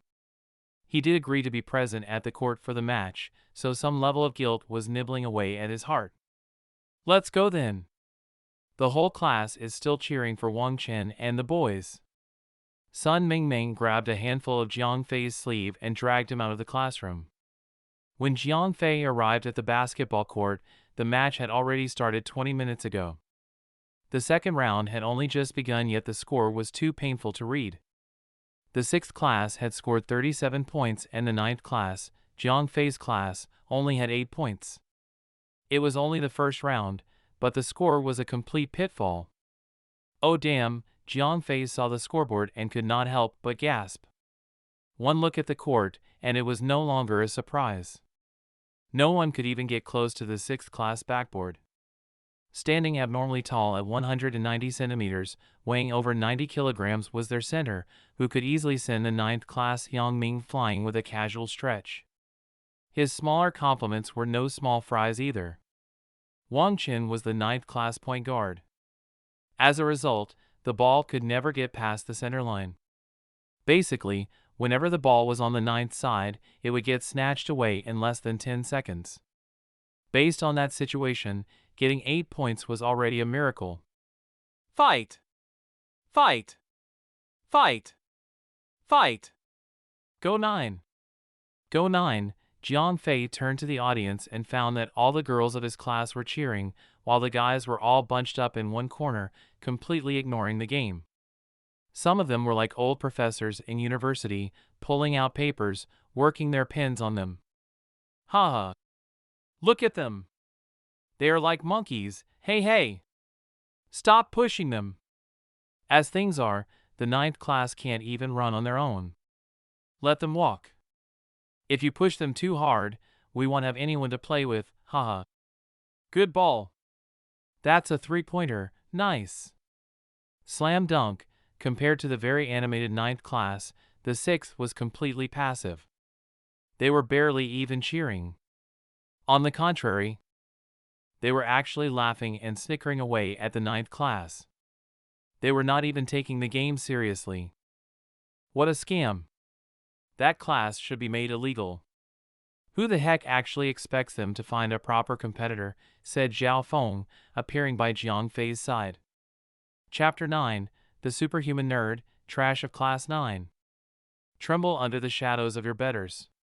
Su Hao, the 6th class forward, bellowed as he raised his hands, taunting the 9th class. He caught the ball from an errant 9th class and leaped up. His legs were so powerful that he easily went over the 9th class defense's head levels and passed the ball to a team member. When Su Hao got under the ring, that player passed the ball back to him. With a powerful, unstoppable jump, he caught the ball in the air and slammed the ball into the loop. Beep, the referee blew his whistle, signifying the end of the second round. At that point, the score was 77-13. The lower score obviously belonged to the 9th class. Guys! Don't give up just yet. Here, have some water. Sun Mingming squeaked as she ran towards the basketball team and handed out refreshments. Even having a large group of girls cheering them on did not seem to be doing much. It was a huge blow. In only 2 rounds, the 6th class had successfully broken the 9th class spirit. This was not even a match. They were on an entirely different league. How could a bunch of nerds and geeks play against NBA class players? Oh man. I don't think we can do it, Wang Chen groaned. His sports t-shirt was utterly drenched in sweat. You could not find a single dry spot on him. Due to the cold weather, you could visibly see steam puffing out the top of his head like a steam engine. What a load of bull crap. Is there anyone in our class who actually plays basketball? Zhao Feng grunted. Watch it. Wang Chen and the guys have already done their best. They are our best. We can only count on them. No one else could even dribble without tripping over their own feet, Sun Mingming sighed. That was how most honor classrooms were. Students may perform rather well academically, but they would be atrocious in PEO. Trash. Are we still playing? Su Hao, the same guy who had taunted the class earlier on, bellowed. When he was only greeted with silence, he gathered a few of his gang and walked towards the 9th class students. In all other tests, the 6th class would utterly decimate them. That was why they had such a vendetta against the honor class students. At least the 6th class was better than them at something, and they would capitalize on that to humiliate the 9th. Zhao Feng shot up to his feet and pointed a quivering finger at Su Hao. What? Unhappy? What can you do about it? Su Hao arched an eyebrow tauntingly and laughed. Fatty boy, if you want to settle the score, come to the floor and play, said Su Hao as he stared down at Zhao Feng. As he turned around, with his back facing Zhao Feng, he said, "It'll squeeze the living shit out of you, fat ass." What you? Zhao Feng had enough. However, just before he wanted to do something about it, Jiang Fei stepped in between them. Su Hao. Was it? Said Jiang Wei calmly. He never wanted to be involved in any of the class activities. However, Zhao Feng was his brother-in-arms. He would never allow his own brother to be belittled by a bully. Look, who is it? The infamous 9th class geek. What do you want? Mop the floor with your face, said Su Hao as he turned around and laughed, not taking Jiang Fei seriously. Hey, geek. If you want to play ball, you should have practiced. We are not having fun here, understand? We are having a real match. Nobody would want to play with your games. So why don't you turn your cheeky butt back to your games, where no one would want to play with you? Li Chong, another good basketball player from the 6th class, teased Jiang Fei. In truth, he was afraid that if Jiang Fei would escalate the situation into a match in the digital realm. Jiang Fei was famous in the school for his talents in digital games, including digital sports. Real games, huh? Fine. Well, play. I'll see you on the floor, Jiang Fei smirked. Coincidentally, he had the cat spirit boots of accuracy on. Also coincidentally, this match was the perfect place to test it out. Jiang Fei? Are you sure you're up for it? Sun Mingming pulled Jiang Fei aside and asked worriedly. She had a good reason for asking, since Jiang Fei had never once been seen exerting himself in anything. It'll be fine. It's just a game. Right, said Jiang Fei with a faint smile. In that case, go for it, Sun Mingming nodded. Since the score was already a landslide, what was the worst that could possibly happen? Brother Fei, are you really sure you'll be good? Said Zhao Feng worriedly. He too had good reason to be worried for his friend. After all, the 6th class had just taunted him. Playing right into their hands and getting humiliated was the last thing he wanted Jiang Fei to submit himself to. Relax. Since when have I ever embarrassed myself? Jiang Wei smirked and patted Zhao Feng's shoulder assuredly. Beep, the referee blew his whistle to kick the 3rd round off. It's time. Jiang Fei! Which position would you like? Wang Chen asked. I don't care. Just pass me the ball when you get the chance. Jiang Fei replied with a broad smile on his face. Is this guy really playing? Yang Ming asked curiously. No clue. Even if he can't, how would it change the points either way? Wang Chen rolled his eyes. He did not care about the match anymore. It was already beyond saving. Be it Jiang Fei or anyone else, it would end up the same. Come on! Let the 6th teach you what basketball is. Su Hao bellowed as he passed the ball to the rear player. Everyone! Move up! Crowd the front. Let's crush them. After trashing the 9th class for 2 consecutive rounds, Su Hao had lost all expectations of his opponent's abilities. The moment the ball entered his palms, he slipped across the court like a hurricane. Ha ha! Hey geek! Let me see your what the… Su Hao was laughing just as he was about to get close to Jiang Fei. One moment, he was there. The next moment, he had vanished from his sight. Thanks for the ball, Jiang Fei appeared behind the rear player, the ball now in his hands. Kobe, dunk, Jiang Fei easily dunked the ball, scoring 2 points. What the heck just happened? The point guard cried out. Before he could do anything, the ball had mysteriously disappeared and was already halfway across the court, in the geek's hand. Phew! That wasn't so hard, was it? Jiang Fei smirked confidently. Increasing one's movement speed by 3 points was nothing much in the realm of the game, but in real life, that was a huge boon. 3 meters in 1 second was inhuman. That, and the extra agility buff the boots provided, made Jiang Fei an actual NBA player. Guys, watch out for that kid. He's fast, Su Hao frowned. Something was definitely wrong with the geek. The 2-point throw was nothing much compared to the overall score, but Jiang Fei had come as a huge blow to his ego. The entire team had not even started moving, and the ball had been snatched away in an instant. Woohoo! That's my man. Brother Fei. Whoop their asses. Xiao Feng screamed at the top of his lungs. Jiang Fei! Jiang Fei! Jiang Fei! All the girls of the 9th class started to cheer Fei. Who would have thought that they would be harboring a professional player? That fact alone was enough to send the girls of the 9th class into fits of excitement. Watch it! Su Hao yelled as the point guard did a backhanded pass. That time around, none of the players dared lower their guard.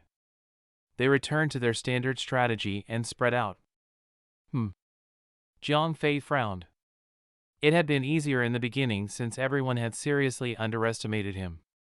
Now, everyone was on full alert. Having his movement speed buffed was good, but it would be hard, or rather, impossible for him to challenge 5 of them alone. He needed help. He needed his team to work together.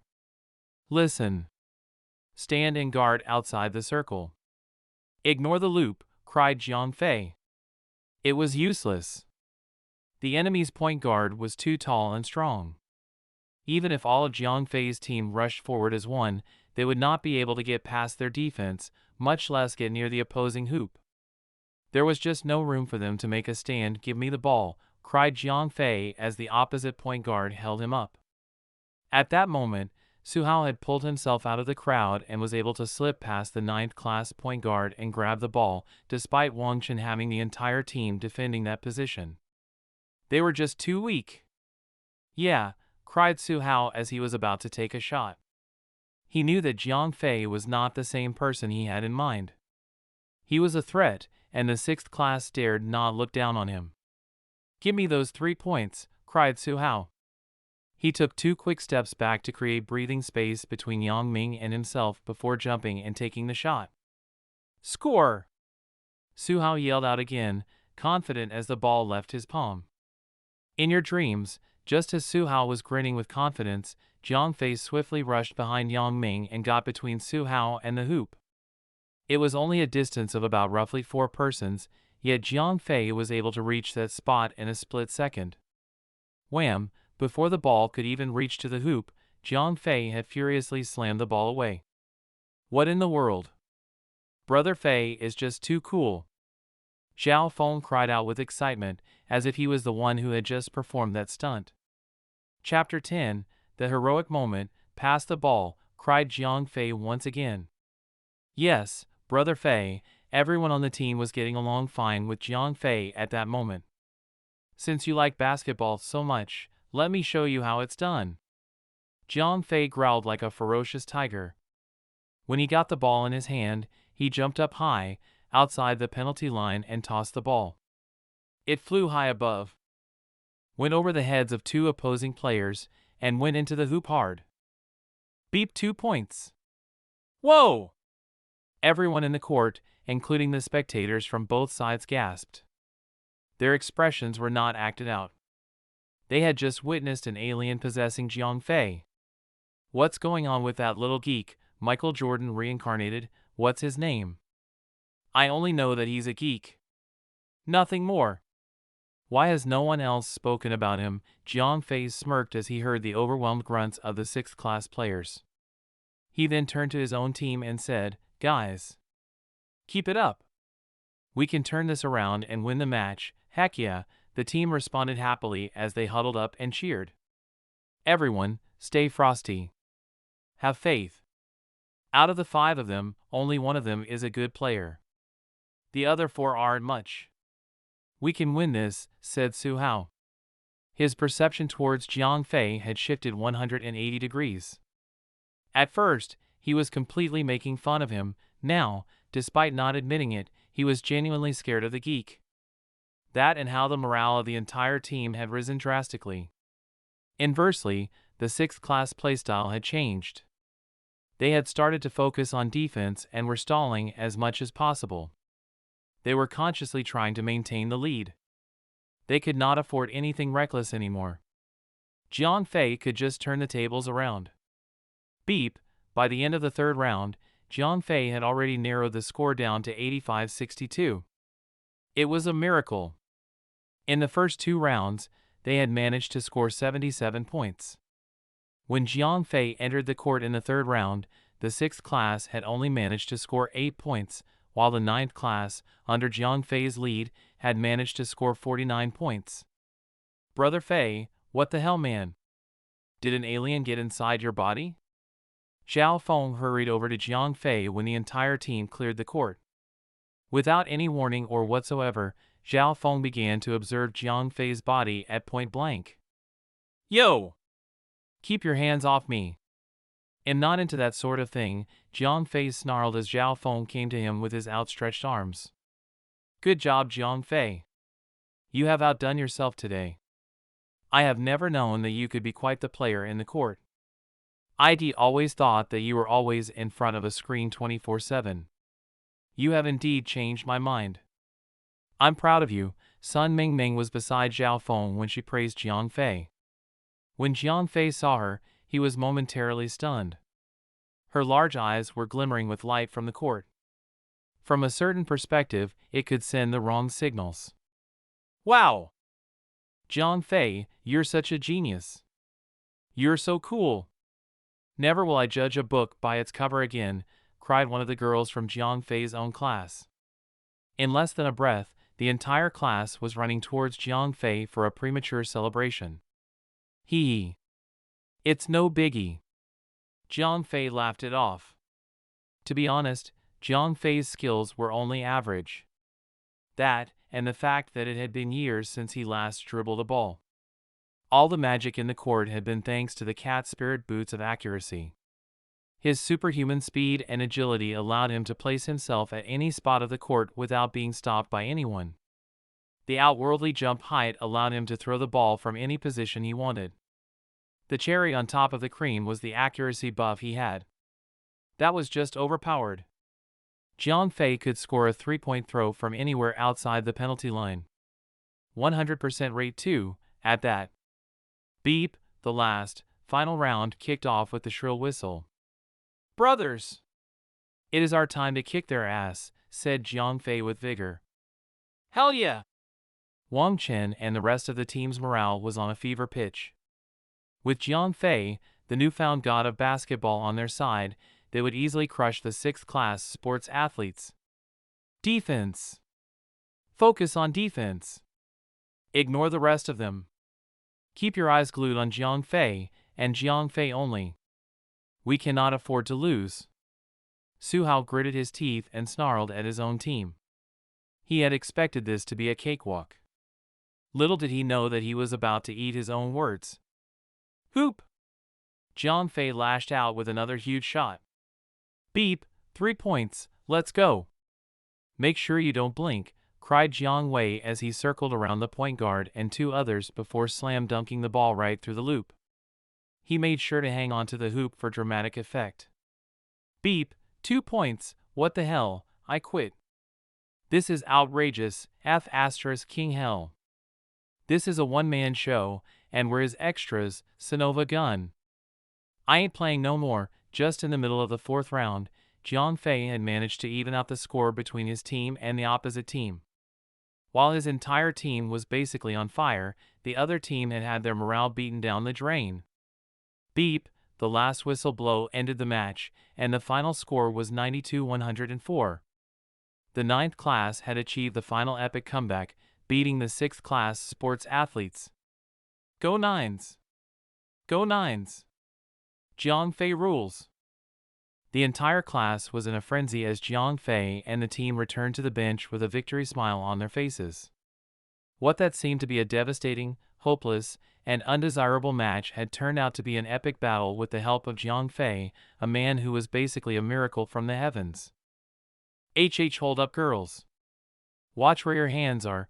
The moment the team got out of the court, they were swarmed by the girls of their class.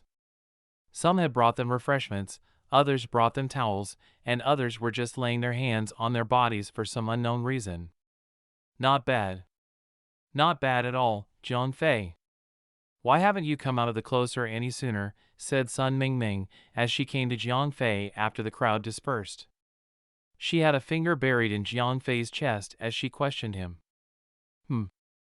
I have no interest in basketball, said Jiang Fei, shrugging. Like I care about that. Next time, whenever we have a basketball match, your participation is compulsory. I want the class to be the champions. You hear me, said Sun Mingming as she approached Jiang Fei even more. Perhaps a little too close. Phew, Jiang Fei drew a deep breath. It was pleasant.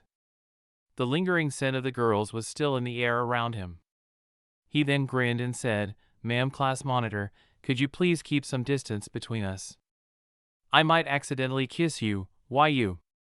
Sun Mingming roared. She would never have expected Jiang Fei to say something like that. Blood rushed to her cheeks when she realized that she was indeed a few inches away from touching his lips. Ha ha! Jiang Fei laughed barbarically.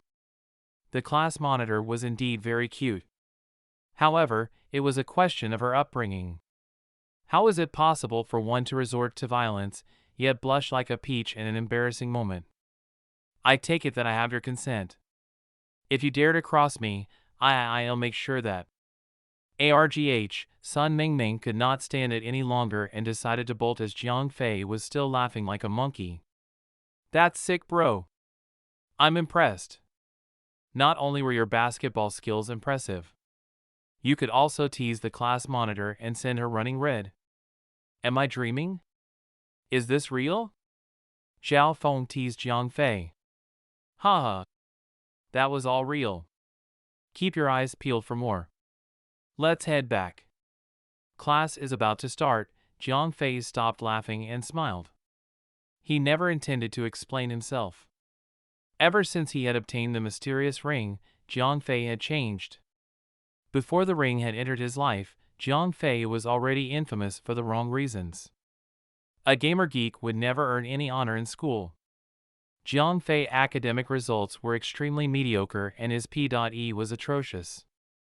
That had all culminated in Jiang Fei becoming an actual invisible man among the girls in class. Or rather, the school. No one would consciously approach Jiang Fei without a valid reason. Even Jiang Fei himself preferred keeping to himself.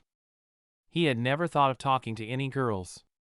Even if he fancied some girl, he would only keep his imagination in his mind. Things have changed since the ring found itself on his finger. He was braver. He was bolder. He had obtained the heart of an alpha male. There was no fear, only confidence. With that change of attitude, it was only natural that he would find the guts to speak to girls. Especially since he had helped the class to win what seems to be an impossible match. He was the hero, and the entire class had witnessed his heroic moment. With that, it was time for the girls to start gossiping about him. Chapter 11, Inevitable Promotion.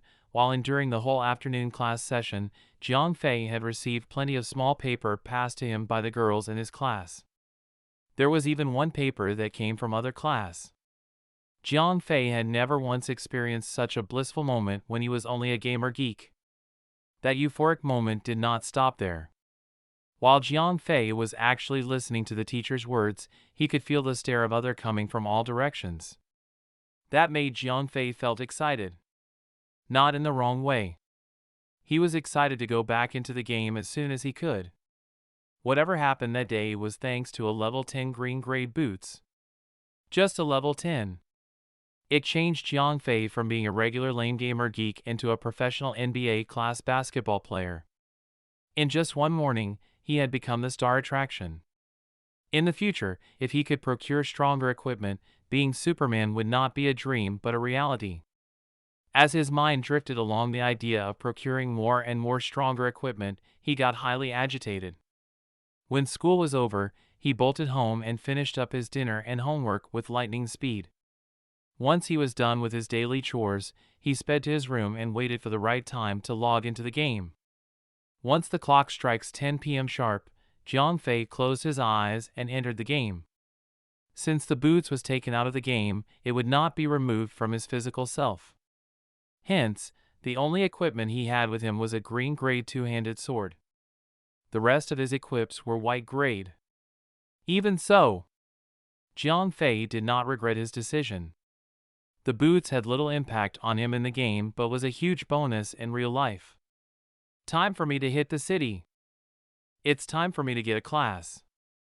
Jiang Fei hit level 10 one day ago and was prompted by the system to move on. With the guidance of the huge arrow beneath his character, Jiang Fei headed towards the village chief. There, he obtained a letter of recommendation which allowed him to advance to a chosen class by handing it to an instructor. To ease every player, a teleportation circle was placed right beside the chief. Jiang Fei walked over to the circle and teleported to a huge city with relative ease. Now this is much merrier than that village. Jiang Fei was bombarded with the sound of the city, busy players rustling around the streets, vendors selling their items, the typical noise that would hear even in the real world. The city he was in was one of the 4 main cities of the China server. The one he was in was called Dawnlight City, which was located in the northeast. The other 3 were called Saint Light City in southeast, Sunrise City in southwest, and Twilight City in northwest. Despite being only the 3rd day since the server had launched, the city was brimming with life. Some of the players had already gathered together to form their own guild. I should be heading to the class advancement hall. Jiang Fei thought to himself as he pondered on the class system. The best class that he was used to was warrior and assassin. He thought that he should seek out the respected class instructor and compare the differences before choosing one. It was not hard for Jiang Fei to look for the class advancement hall as it was located in the heart of the city. Young man, you look like you would be a fine warrior. We, the warrior, have the strongest of body and spirit. We are the best fighter and a must in every battle, said an instructor as Jiang Fei approached him. Adventurer? Would you like to learn the art of an assassin? We thrive in the shadow. Silent and deadly. The last thing your enemies will see before they die is the light of the blade that struck them, said an assassin instructor that fades in and out of the shadow. Jiang Fei thought about it for a while, and since it was inconvenient for him to join Zhao Feng or anyone else to play, he thought that he should select assassin instead. A lone adventurer. I choose to be an assassin. Jiang Fei voiced out his wish to the instructor in the shadows. A regrettable decision, but not dire. You may talk to the other instructor and talk to the ones that interest you, said the assassin instructor solemnly. Huh? I thought I said I want to. Jiang Fei continued to talk.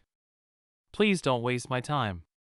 If you do not wish to learn the arts of the shadows, please leave me alone, said the instructor as he gestured him to move along. What the heck is going on? Jiang Fei grunted. I just said I wanted to be an assassin. Why would he think otherwise? At the moment Jiang Fei was talking to the instructor, Jiang Fei had not noticed that something was happening. The ring was glowing in a faint silvery light. Ignoring what had happened, Jiang Fei moved on to the warrior instructor as he gave up with the first option. Excuse me. I'd like to be a warrior, is that right? That's too bad then. Run along and talk to a preferred class instructor then, said the warrior instructor. Wait a minute. What is going on? Yo! I'd told you I want to be a warrior. Jiang Fei roared. Please don't waste my time. If you do not wish to be a powerful warrior, run along and find someone else to talk to. The warrior instructor turned his back to Jiang Fei. FML. What? A bug in the system? Agitated, Jiang Fei moved on to the nearest instructor. I want to be a magician, it is, but alright. Please talk to the other instructor and find the class that truly suits you. I want to be a priest, all is well. Please talk to the other instructor and find the class that truly suits you, Oh hell no. It's you! You did this, cried Jiang Fei when he finally realizes what was happening. The problem was he had already asked all possible class instructor there was when he finally realized the ring was making things hard for him.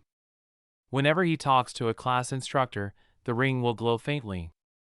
When it did, the instructor that Jiang Fei talked to will perceive Jiang Fei rejecting them. F***ck you little metal blowhole. What beef you have with me? I can't be that. I can't be this. What class can I be? Whoosh, the ring glowed slightly brighter and a small ray of light shines towards the other side of the hall. Jiang Fei started to frown furiously. The ring was pointing towards the profession instructor. More specifically, the blacksmith. What the hell? A profession? You want me to take up blacksmith as my main? Hell no! Jiang Fei rejected the idea almost spontaneously. In Dawn Break, a player can further advance in their own class. In this game, profession and class falls into the same category, they can only take up one, unlike other game where profession was considered as a secondary class or a supporting class, or most commonly known as profession. Other MMORPG allows a player to take up multiple professions and sometimes multiple combat class such as Fantasy 14. That was the reason why Jiang Fei rejected the idea to take up blacksmithing as his main. After dwelling in his sea of thoughts, Jiang Fei turned to the ring and asked, "Can I at least get a combat class?" The ring did not respond. "Listen, if you think by having me to become a blacksmith, I can't continue feeding you equipment. It's not feasible," said Jiang Fei, yet the ring continued to be silent. "Fine. I give.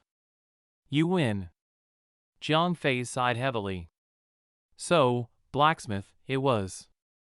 Jiang Fei was in a dilemma. His father would not allow him to play the game. The only he was able to play was using the ring's power. If he wishes to continue to play the game, he would have to listen, no, obey the ring's command to become a blacksmith. He had no choice there. He was relying on the ring to gain power. Without the ring, he could not withdraw items out of the game into the real world. In the end, his dream to become as strong as Superman was more important to him than playing the game. "Excuse me. I want to become a blacksmith." Jiang Fei approached the instructor. "Haha. Sprite young one ain't cha. Good eyes you have there. Trust me. Blacksmithing be the best occupation, ding." The blacksmith master, Krug Sartine, would wish to promote you to become a blacksmith apprentice. Do you wish to proceed? As it turns out, the ring did not glow and Jiang Fei finally received the prompt window to become a blacksmith apprentice. Chapter 12, Rosette Knighthood, yes. Jiang Fei nodded. As if I had a choice, to begin with. Ding! Congratulations, player Verger Glider, for obtaining a class. Current class, Beginner Blacksmith, ding. You have obtained Iron Hammer, ding. You have learned a skill Metalsmith, ding. You have learned a skill Beginner Smith, ding. You have learned a skill Flame Hammer, Metalsmith, level 1. You can turn metal ore or basic equipment into metal ingots. 60% chance raw material wastage, Beginner Smith, level 1 allows you to craft metal armor and weapons under level 20 with a recipe. Success rate of 20%, Flame Hammer, mastered smites foes with your hammer. 1% chance to create ascended item if the skill is used on smithing. Deals 10% of your current maximum health points as damage if the ability is used in combat. 10-second cooldown time. Iron Hammer, one-handed hammer, normal, smithing success rate plus 5%, smithing speed plus 10, class requirement, blacksmith. The white great hammer in Jiang Fei's hand felt extremely uncomfortable. It wasn't all that crude or barely holding itself together. It was just. Jiang Fei was hoping to wield a dagger or a longsword instead. Still, no matter how disgruntled he felt, there was no choice. Blacksmiths were not a combat class, but they could still deal a certain amount of damage. The skill, Flame Hammer, had its uses. The problem was its nature as a non-trainable skill. It would forever be stuck at level 1. So, what do you want me to do now? said Jiang Fei as he spoke to the ring. Woo, the ring released a faint, silvery light and revealed that circular mark on its surface. After a while, it disappeared. Are you saying that I should help you level up? Jiang Fei asked. Asterisk whoosh asterisk. The ring replied with a faint glow. All right. Have it your way. As mentioned before, Jiang Fei's goal was to become Superman. Henceforth, the game itself had turned into a secondary priority. Ding! Congratulations! You have learned the recipe, green copper wrist guard. Jiang Fei went to the same blacksmith instructor and bought himself a cheap recipe. Jiang Fei could only afford one white-grade copy. It was sad. His impoverished self had to pick the cheapest one out of the set. Recipe, green copper wrist guard, required skill, beginner's smithing level 1, required material, copper ingot x5, complete product, green copper wrist guard, physical defense +7, crafting this equipment would require 5 copper ingots, and success was not even guaranteed. Jiang Fei's current blacksmith level only provided him with a low chance of 20%. Even with the trusty iron hammer in his hands, the success rate was a mere 25%. Just like blacksmiths, most profession-based classes required recipes to create something. Success or failure was one thing. The next hurdle was the chance of creating a superior, premium sample. The lottery, so to speak. The default rate was only 1%, which could be increased by using a better hammer or by increasing one's luck attribute. If crafting produced said equipment, the equipment grade would be one tier higher. For example, if Jiang Fei crafted the green copper wrist guard, a standard white tier equipment, and successfully proccally ascended, the equipment would be upgraded to a green grade fine quality equipment. However, by those numbers, Jiang Fei would need at least 2,000 copper ingots to produce a single green grade, fine quality green copper wrist guard. At such low odds, players who solely got by with crafting or production would find it ridiculously challenging to survive on their own. They needed the support of a guild or organization. My God! How am I going to collect so many copper ingots? I need a mine full of copper for this. Jiang Fei complained, pinching his brows. At this stage of the game, many guilds and their members were more than likely trying their best to pump their skills to the max. It would be no surprise if the cost for ores would be sky high. Jiang Fei would not be able to purchase them in large quantities. Hey there, are you a fresh blacksmith? In the midst of his new headache, a cute, female voice rang called out. Jiang Fei turned around and saw a beautiful, petite little elf. Based on her complexion, she looked to be roughly around his own age. Hovering over her head was her IGN tag, Rosette Meow Meow. Hee hee, cutie, are you a blacksmith? Repeated the girl. This time, she was blushing madly. Jiang Fei cocked his head. Intrigued, he nodded and said, yes. I am a blacksmith. Oh. That's good. Are you in any guilds at the moment? No. Jiang Fei shook his head, perhaps a little too hard. Yay! That's awesome. The girl cheered and did a jig of joy. She looked over her shoulder and yelled, Sister Shui. Sister Shui. I found one. I found one. Are you all right? Jiang Fei asked. He was genuinely perplexed over the whole thing. Nishishishi. The same girl who had been blushing so madly not 2 seconds ago was behaving nothing the young girl that Jiang Fei had in mind. Meow meow. Did you find one? Where is he? Where is he? Where is he? Not long after the little girl cried out, a multitude of girls swarmed in from all directions. The fact that they were all young girls had set Jiang Fei on edge. What's with the lot of you? Jiang Fei was petrified.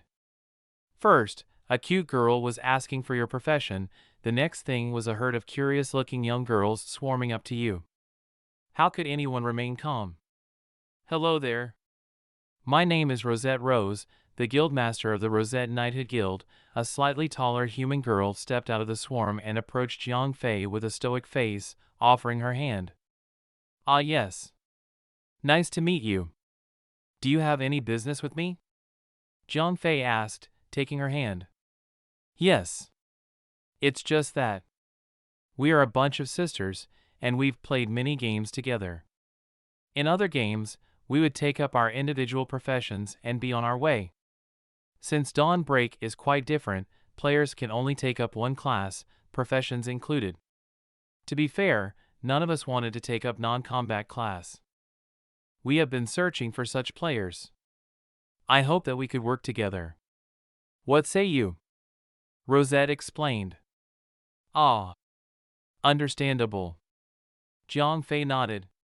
He now knew why the girls were looking at him with puppy eyes. It was a good chance. Profession players would not last out in the wild. They usually banded together in specialized guilds. However, he also realized that the girls needed their resident craftsmen. So, how about it, cutie pie? Let us take care of you, said Meow Meow, licking her lips. Hey! Stop spouting nonsense. Rosette Rose rolled her eyes. There was a faint hue of red on her cheeks. She turned to Jiang Fei and apologized.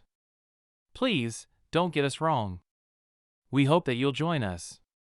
Am hereby seeking your services as Rosette Knighthood's official blacksmith, I see. Jiang Fei nodded. It was a good offer, especially when ores and materials were the most pertinent issues at the moment. If any guild that was willing to take him in, his problem could be solved, right there and then. Rosette Rose came closer to Jiang Fei and asked again, do you accept our invitation? Although she tried her best to mask her excitement, the glitter in her eyes gave her away. In her defense, you don't find solo profession players wandering about often. Chapter 13, a super rich, fancy lady coming your way. There was a good reason why profession players were highly sought after. Why else would someone play a game? To have fun, of course. Profession players would have not much of a choice, but to spend most of their time in city maps, working with fabric, leather, metal, you name it. How was that supposed to be fun? Hence, the second priority. Money. Players who chose such a path was doing it for the money. That's why you don't see many of these players around. Cutie pie. Come on. Say yes. Say yes? Pretty please, said Meow Meow as she clung onto Jiang Fei's arm. Fine. Fine. That's too much skin contact. I accept your invitation, said Jiang Fei. This girl was highly aggressive. Yay! Big brother is such a good man, cried Meow Meow as she jumped to Jiang Fei's side and whispered into his ears, we have plenty of boobalicious babes in the guild. If you work hard enough, you might end up going home with one of them. Ho ho, Jiang Fei coughed. In that case, I'd like to bring you home. Jiang Fei turned to the little brat and gave her some of her medicine. Kaya, cried Meow Meow in a high-pitched cry. She may be aggressive, but no one would have expected a virgin to get that crafty little minx all jumpy like that. Enough Meow Meow, cut the crap. Rosette Rose rubbed her temples before turning to Jiang Fei. Welcome Verger Glider to the Rosette Knighthood, ding. Rosette Rose has invited you to join Rosette Knighthood. Do you accept the invitation? Yes. Jiang Fei nodded. Rosette Knighthood was a guild. Guilds were one of the many kinds of group system in the game. Since the guild was only just established, it had a low maximum member limit. At that time, they only had 40 members in the guild and a maximum member limit of only 100. One thing to note was that Jiang Fei was currently the only guy in the all-female guild. Haha. Verger Gilder. What a cute name. When Jiang Fei entered the guild and opened up the guild chat, members of the guild started to welcome him with utmost passion. Ugh, although the girl meant well, Jiang Fei now regretted his choice of IGN. It was very lame. Even if it was a dream, Jiang Fei could have created a better name for himself. Verger Glider. I think he'll just call you Glider, said Rosette Rose, as she too noticed the oddity in his IGN. TL note, the Chinese name for Verger Glider is. Brother Glider alone is referring to a single character. That's nice. Jiang Fei nodded his head. Even the guildmaster felt that Verger Glider was Not cool. Brother Glider, I need you and Tinkerbell to sign a contract with me later on. Do you have any qualms with this? Said Rosette Rose. No. No problems. Jiang Fei could see that Tinkerbell was another profession player in the guild. Her IGN was Jade Tinkerbell. She was a tailor and had been recruited to join the guild as she was like Jiang Fei, a solo player. As for the contract, it was common practice for most guilds. It was to prevent players from exploiting the guild. After all, the guild did provide all the necessary materials for profession player to increase their levels. Without the contract, the players could just leave once they have milked their share. We are just a small guild. There's no way for us to compete with other bigger ones. However, we can give you a larger cut. We created the guild not to earn money, but to enjoy the game. The only reason we would recruit players like you is to give the other members a better time, Rosette Rose explained. I understand, Jiang Fei replied. As mentioned before, players that chose profession had a motive, and that was to earn as much money as they could. Even though Rosette Rose said that the guild was not aiming to earn money, Jiang Fei had his suspicions. However, when he read the contents of the contract given to him, he was genuinely shocked. The contract stated that after cutting the cost of materials, all profits shall be divided between the profession player and the guild at a ratio of 8-2. That's 20% to the guild while the profession player would earn 80%. It was an unbelievable number. To put in comparison, other guilds would only give a basic salary and a 10% profit sharing. The guild itself would take 90% of what the profession player made. Rosette Rose saw Jiang Fei's reaction and chuckled. Like I said, the guild was created for the sole purpose of having fun. We recruit players like yourself to ease the gameplay of the guild members. There's no shortage of money. We only ask that you prioritize the production of any equipment to the fellow sisters. Anything else can be discussed, Mother F. Jiang Fei screamed in his mind. Just how rich are these chicks? Still, there it was. Even Jiang Fei had no intention of earning money from the game. However, who could say no to money? Jiang Fei needed an exceptionally large sum of it, since he needed to feed the ring. All right. I'll leave you to it. I'm going to train now with the other sisters. I've already given both you and Tinkerbell access to the guild's public storage. Each of you are allowed to withdraw a daily limit of 50 gold coins. Good luck, and work hard. We will be expecting you to deliver, said Rosette Rose as she left Jiang Fei alone and dragged the other giggling girls to grind their levels. F***ck me. What have I gotten myself into? This is too much, even for me. Since the beginning of the game, Jiang Fei had yet to amass even a single gold coin. They actually allowed anyone to withdraw 50 gold coins a day? It was hard for anyone to farm gold coins at that early stage of the game. Selling junk items to NPCs would only yield peanuts. It would never be enough to even buy potions, much less equipment. How was a guild filled with more than 40 female players able to collect that much money? It was a certainty that the source of that money was not Rosette Rose alone. If it had not been procured from the black market or MMORPG currency sellers. There had to be an explanation for this. Arg! Why the hell am I thinking so hard about this? I'd better start buying materials, shoving his curiosity aside. Jiang Fei quickly withdrew 50 gold coins from the guild's public storage and headed to the entrance of the city gates to set up shop. Buying all copper ores. 1 gold coin per stack. Even though Jiang Fei could melt down and salvage materials from white-tier equipment, he had a far better option. Players right then were all from the beginner's village. Equipment would be highly scarce and costly. It would be better for Jiang Fei to buy ores instead. Even though Jiang Fei's buying price was the market standard, he had still managed to buy many items from players returning to the city. They were all too lazy to make their way to the NPCs, and since there was someone who was willing to buy their ore, why not sell it to him?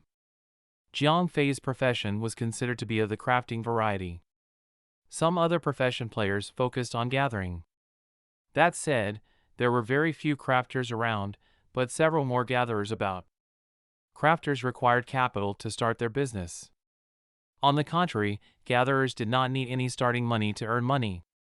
Even if their combat ability was lesser than that of specialized combat type classes, they could hitch a ride with a large group of players.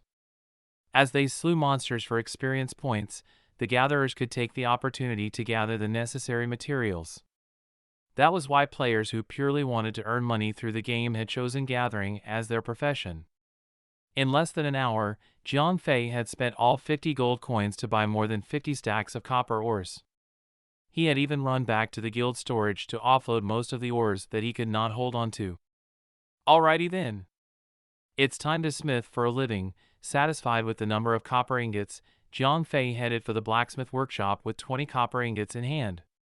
Unlike tailoring, blacksmiths required an actual workspace, whereas tailors could start crafting anywhere, anytime they wanted as long as they had the necessary materials.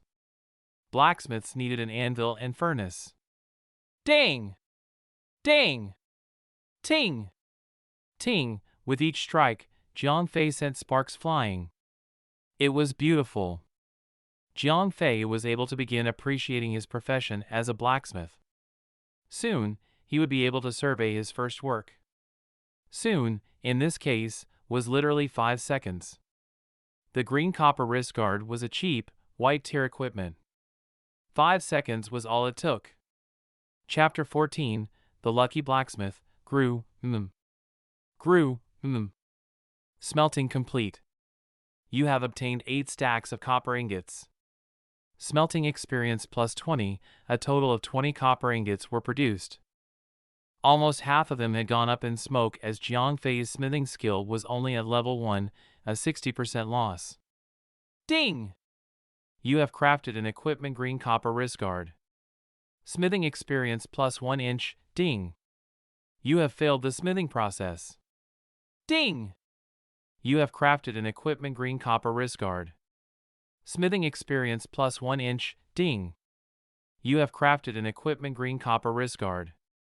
Smithing experience plus 1 inch, ding. You have failed the smithing process. As the minutes ticked by, Jiang Fei spent more and more copper ingots in his inventory. As a result, the empty slots in his inventory had been replaced with equipment. Smelting was nothing like smithing. While smithing, failing to produce an ingot from the ore would still grant Jiang Fei experience points. Smithing, however, the materials would still be processed. Failures resulted in a wastage of materials, and it would not award any experience points. After smelting 8 stacks of copper ingots, a total of 1,600 copper ingots, he found that he was able to produce a total of 160 green copper wrist guards. It was a 50% success rate. Moreover, amongst the 160 green copper wrist guard, 20 of them were green tier. That was a pretty good yield.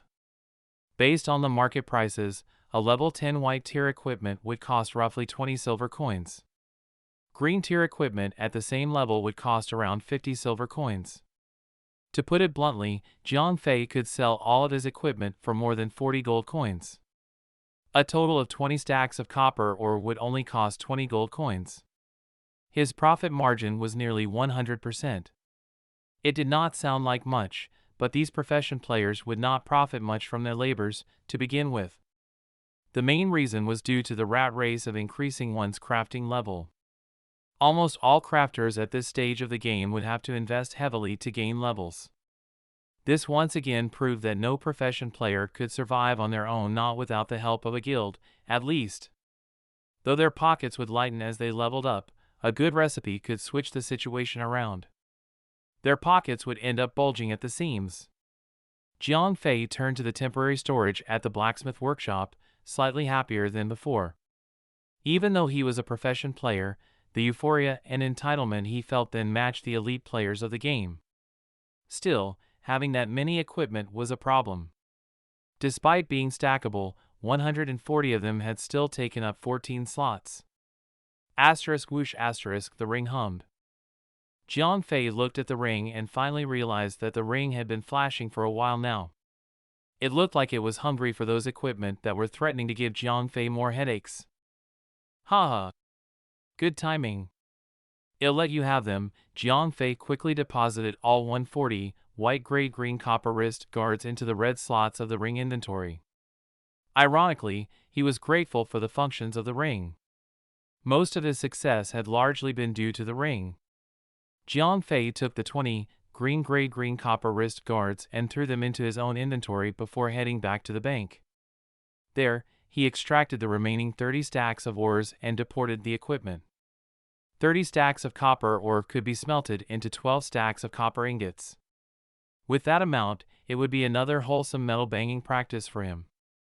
After what seemed to be half a day later, Jiang Fei had exhausted all the copper ingots in his inventory and managed to produce 200 normal white tier green copper wrist guard and 30 green tier green copper wrist guard. Even though roughly 100 white tier wrist guards had been fed to the ring, he still had plenty of equipment to go around. So, how's your day, masters? Anything good? As Jiang Fei leaned back for a breather, the girls returned from their field trip. They immediately checked up on their resident crafters. It's going well for me. Sadly, the experience bar is a little on the slow side, but I've made more than 40 10-slot inventory bags. Jade Tinkerbell was the first to reply. Jade Tinkerbell was a tailor. Her job was ideal for the beginning stages of the game. It was a surefire way of making a stable profit. The reason due to the simple fact of how their wares would always be relevant in the market. One such ware provided additional inventory slots. Players started off with 5 slots of inventory bags. In some of the earlier tutorials, the system awarded players with a 32-slot inventory bag. After that, players were left to expand their slots on their own. However, due to the N% system drop rate, not even 10,000 players would be able to farm one inventory bag. Hence, not only was the value of the inventory bag sky high, its demand would never end. That's wonderful! The sisters were complaining of not having enough inventory slots. Many of us had to return to the city to restock on potions. Rosette Rose cried happily. How about you? Cutie brother, said Rosette Meow Meow. After claiming one inventory bag from Tinkerbell, she zoomed towards his general direction and came to a complete stop in front of Jiang Fei. Sadly, the things that I made would not be of much use to you. I'm a blacksmith. There's no need for you lot to grovel over me. Jiang Fei snickered. What are you saying? Our little sister Meow Meow looked up to you. All of a sudden, Jiang Fei heard a voice right behind him. He spun around in shock only to see a beautiful girl's face. She was centimeters away from him. Ay. Sister Fox is a bully. I'll wreck you. Like a cat, Meow Meow hissed and jumped on Rosette Fox's back. Hee. Jiang Fei could not help but snicker at their comical behavior. No, comical might have been a little too harsh. They were more like a family and a close bunch friends. A bunch of girls sharing the same dream. All the equipment that I have crafted are in the public guild storage. Please help yourself. Jiang Fei walked towards Rosette Rose and informed her of his progress. Thank you for your work.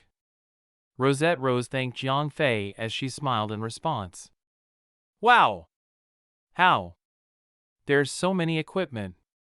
There are even green tier ones too. When Rosette Rose checked on the storage, she was shocked to see that many valuable equipment stored. 200 white tier equipment was more than shocking, but 50 green tier ones as well? To put things in perspective, normal blacksmiths could only produce around 100 white tier equipment at the expense of 50 gold coins. On the other hand, Jiang Fei had produced 50 green tier equipment with so many white grades at the cost of only 50 gold coins. The rate for producing ascended equipment would typically be at 1%.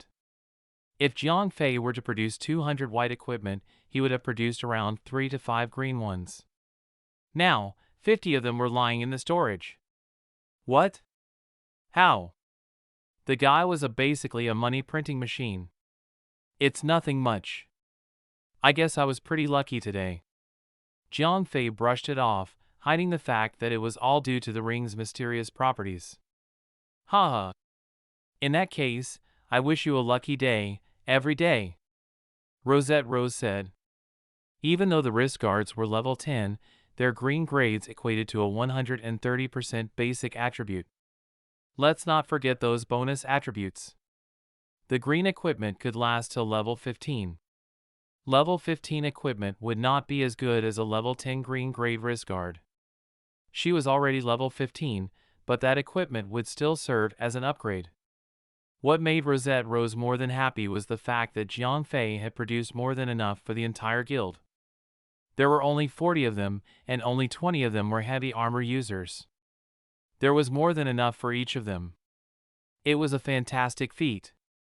In the span of a few hours, the player called Verger Glider had provided the entire guild with enough green tier equipment for every member. Jiang Fei's achievement had made himself a valuable asset to the guild in Rosette Rose's eyes. A blacksmith with a high rate of producing ascended equipment would most definitely bring the guild fortune and wealth. His produce did not yet seem like much, but in the latter stages of the game, a violet tier epic tier equipment and a blue tier fine equipment meant the difference between heaven and earth. Chapter 15, Three-Pronged Advantage of Cheating. Jiang Fei was bored. After leaving the Rosette Knighthead girls to the equipment in the guild storage, his hands were left strangely empty. There was absolutely no work left to do. The daily 50 gold coin limit was all spent. Even if he tried to find himself more work, there would be none for him. With nothing else to do, Jiang Fei began window shopping around town, looking for unique recipes. All the recipes that NPCs sold were all white tier, which were mainly used for leveling up crafting skills. Earning money through them would be out of the question. Even with Jiang Fei's exceptionally high luck, he could only earn peanuts. This was why his current priority was getting his hands on rare recipes. Jiang Fei casually brought up the Dawnlight City's level leaderboard. In the lead was a level 17 player. It was as expected, for the game was still growing. Even the strongest guild had an average level of 15. Reaching that level so soon was no easy task. That average level would have meant that most mini-bosses around that area have already tasted their blade. Easter egg bosses might drop one green tier equipment, but a leader tier boss and a hidden treasure chest might actually yield rare profession recipes. Ding! It sounded just like one of those classic phones. Jiang Fei looked down and realized that all the white tier equipment in the red slots were all gone. The mark had made a full circle, its ends had met. Ho ho! Leveled up! What surprises have you prepared for me? Said Jiang Fei with a smile as he opened up the ring's properties window. Luck plus 20, all green tier equipment crafted will be randomly granted a skill. One level had made a huge difference to the ring. Not only was the bonus luck now at 20, there was an additional skill that almost sent Jiang Fei's eyes flying out of their sockets.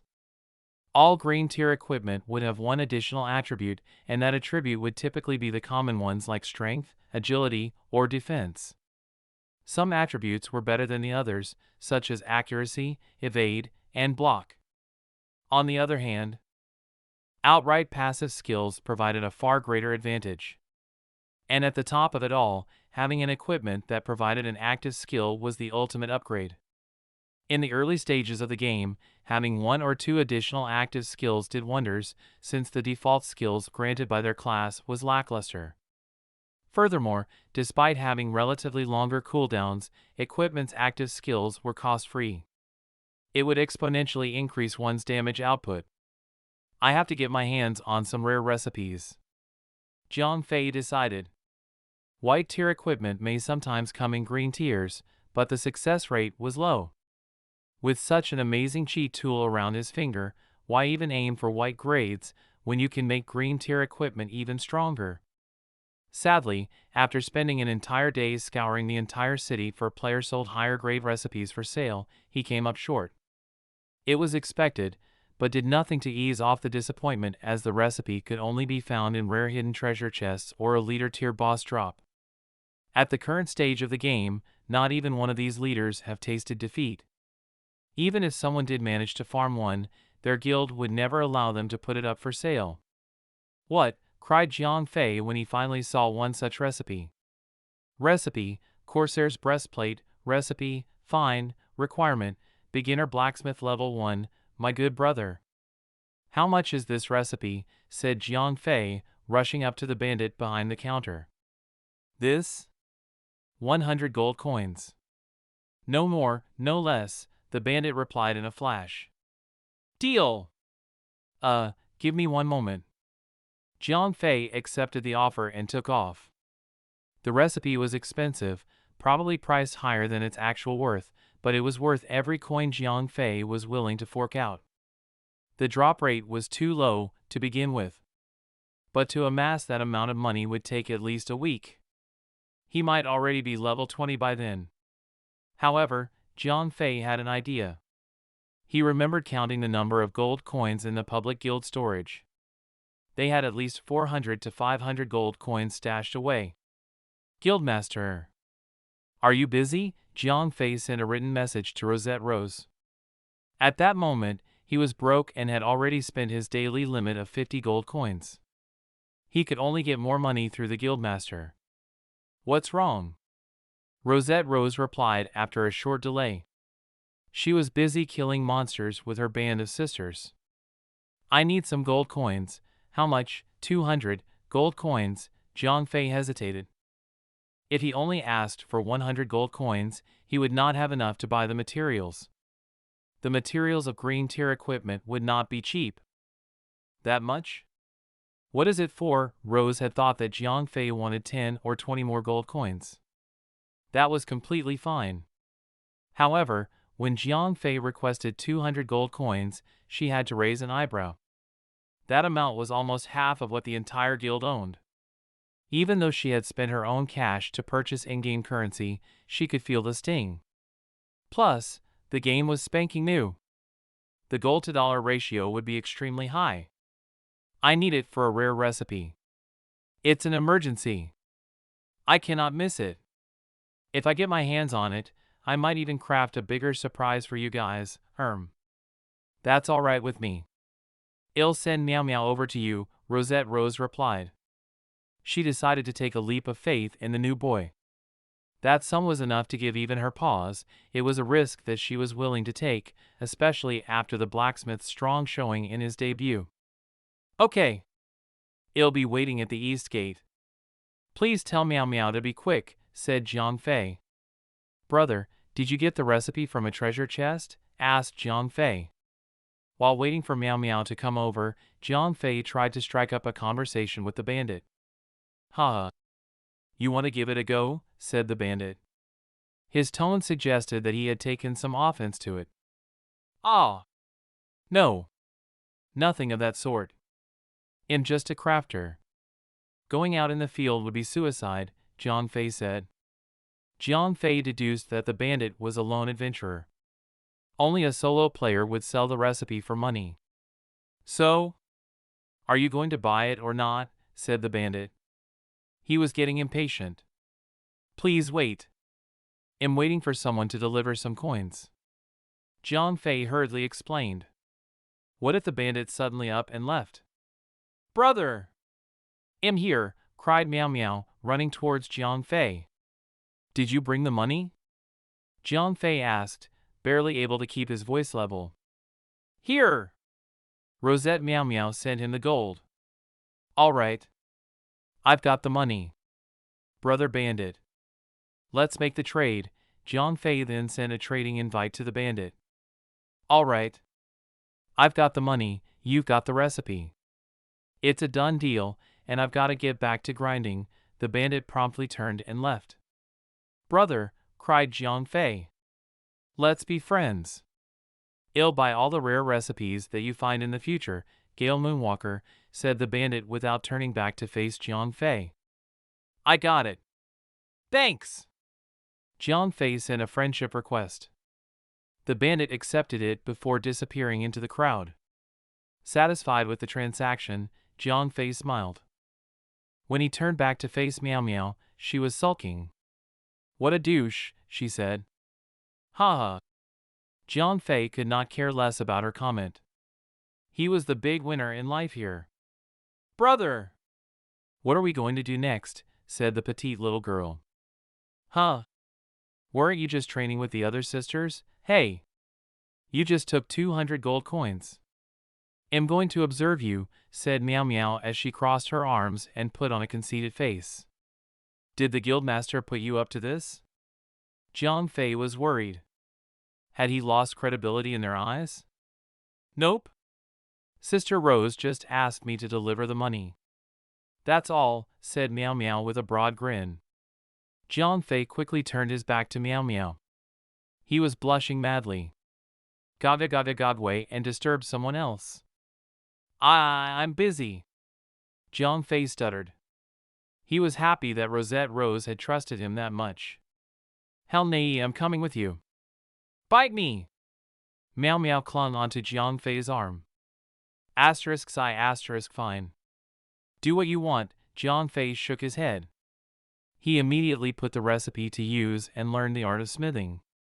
Chapter 16, The Wild Wolf Blockade, Recipe, Corsair's Breastplate, Requirement, Copper Ingot X10, Iron Ingot X5, Ruby X1, Product, Corsair's Breastplate, Physical Defense plus 30, Random Enhancement. Some recipes came with such detailed description.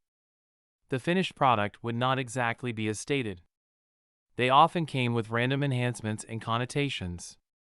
A sample may come with absolutely amazing attributes or absolute shit. Either way, Jiang Fei was certain about the recipe. The ring provided him with a 100% chance to add in an extra skill. Any such equipment would be worth a fortune. It was impossible for this recipe to produce anything bad. Using whatever gold coins he had left in his inventory, Jiang Fei went and scoured the market for materials. Just as he was about to head to the blacksmith's workshop and get to work with the Ring of Miracles, a familiar trio called out to him. "Yo! Little brat! Looks like you made it out of the beginner's village." Venomous Wolf smugly dissed Jiang Fei. "Haha! Look at him! He's a blacksmith now. Yo brat! You're dead meat." Vicious Wolf was keen enough to notice the hammer hanging off Jiang Fei's waist. Warhammers and smithing hammers were visibly different. Based on the differences of the two, Vicious Wolf had quickly concluded that Jiang Fei was no combatant. "What do you want?" said Jiang Fei maliciously. He frowned at the trio. They were bad news. Unlike other games, Dawn Break's PvP system was a little more dynamic. Technically, there were no such things as safe zones. PvP could be initiated anytime, anywhere. The only safe window a player had was the 20 seconds invincibility time when a player revived or loaded at a respawn point or a teleportation circle. Players could start attacking others at anywhere they wanted to. However, there was a limitation to PvP. There was something called the safety level. There were 21 levels of safety, from 10 to -10. All players started off with 5 points of safety levels. Every time PvP was conducted in an NPC-controlled zone, or if you were the initiator of a fight, you would lose a safety level. If you kill another player, you would lose another 2 points to your safety level and be a target of NPC guards. Upon capture, all items, equipment, and coins would be confiscated. You would also be imprisoned for 3 days. If the safety level dropped to 0, NPCs would place you under a trade embargo. If your safety level dropped beyond 0 and reached the negative area, NPC guards would start a manhunt. Safety levels below -5 would trigger an event where your current city would issue a kill-on-site reward mission to other players. Naturally, safety levels could be regained and increased. Players could accept challenging quests to either redeem themselves or even further boost their safety levels. At safety level 8 or higher, that player would be an official of the city, granting access to waived service charges, special set equipment, and others. A player in the negative safety level zone would not be able to proceed like any other player. They could either head over to a neutral city or join the Chaos City where robbers and bandits roam free. Due to the sandbox nature of the game, many players had chosen to lead exciting lives of crime. They would enter a city, kill a player, and rob them of all their precious equipment. Before the NPC guards arrived, they would pass the stolen goods to a normal player and leave the city. As long as the stolen goods were high in value, those no-good players were willing to take the punishment and remain in prison. Losing all their lousy equipment was a worthy trade-off. Relax, little one. We won't touch you. Not yet. You're still green behind the ears. Nothing but rubbish and junk metal. For now. Hee. You're not worth prison. Better watch yourself in the future. Just when you're thinking of walking around in better armor, we'll be right behind you. Lurking in the shadows, striking where it hurts most when your guard is down. Hee. Hungry Wolf laughed menacingly. Long ago, he had been petrified by Jiang Fei's cold stare. The situation was different then, and it was different now. Jiang Fei was a non-combatant. There was nothing to fear from King Blacksmith. What was he going to do? Test his knee-jerk reflex with that toy hammer? You dare? This cute brother here is one of ours. The Rosette Knighthood, said Meow Meow, leaping forward. Ha. What is that petite little thing, good God? Not bad, brat. You've learned the ancient art of cowering behind a lady. I'm impressed. Truly impressed, said Hungry Wolf, guffawing like an actual wolf. Is that right? Mark my words, I'll be seeing you in the future. It won't be you lurking in the shadows, said Jiang Fei as he tugged Meow Meow back. He knew that he was ill-suited for combat, but it did not mean that he could not protect a lady. Ho-ho! I'll remember what you said, boy, take care, brat. I'll be seeing you real soon, don't forget to train your levels, yeah? Work hard, practice your craft, and when you start producing some nice shinies, you can watch me pry them off your dead hands from your disembodied head if your eyeballs are still intact, that is. As soon as they were satisfied, they laughed and left Jiang Fei alone with Meow Meow still in his arms. Meow Meow turned to Jiang Fei and said, Brother, don't let them get to you. They're just assholes. Meow Meow had pointedly flung that last word at them, running in their direction for good measure. She turned back to Jiang Fei. Don't be disheartened by those creeps, not to worry. I'm fine. They're not creeps. They're clowns. Jiang Fei laughed it off. Even though he was smiling and cheerful on the outside, he felt extremely unhappy for not being able to stand up to them. As a blacksmith, he would be a major disadvantage against a combat class player. Jiang Fei glanced at the ring in his finger and thought to himself, I've taken a hit for you. You'd best not let me down, little one. The ring glowed brightly in response, as if it was trying to comfort Jiang Fei. It behaved as if it was saying, worry not. Stick with me, and I'll deliver the world into your hands. Okay then, said Meow Meow. When she was convinced that Jiang Fei was truly unfazed, she nodded her head in approval. The girl was only around 15 to 16 years old. She was still too young to understand how one would feel. The two of them proceeded to the blacksmith's workshop with Jiang Fei taking the lead. Jiang Fei went on with his usual routine. Furnace, ores into ingots, hammer. The Corsair's breastplate was a level 15 green tier recipe. Crafting the equipment would take a longer time than the green copper wrist guard. A flash of green light, and a new equipment was born. Sturdy Corsair's breastplate, chainmail, fine, physical defense, plus 40, equipped, grants passive skill sturdy, increases maximum health points by 10%.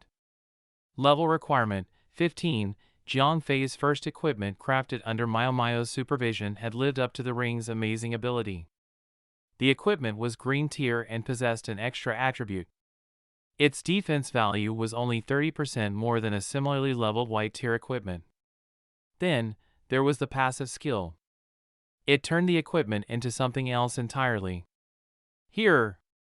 Jiang Fei stood up and passed the chainmail to Meow Meow. Wow! This is great! I'm sure second sister would love yoit, cried Rosette Meow Meow. The game was still growing. It was not even in its pubescent stage. Everyone was either wearing white tier equipment or nothing at all. Green tier equipment were rare. To obtain stronger equipment, one must kill a boss or have a profession player craft it for you. However, crafters could not just make something out of thin air, even if they had an abundance of materials at their disposal. They still needed recipes from the bosses. Eventually, it all came down to the boss. Taking on a boss required a complete party, and at the heart of it was a solid tank. A tank, as the name implied, was a player who took the brunt of the punishment meant for the team. Hence, a good tank required high health points.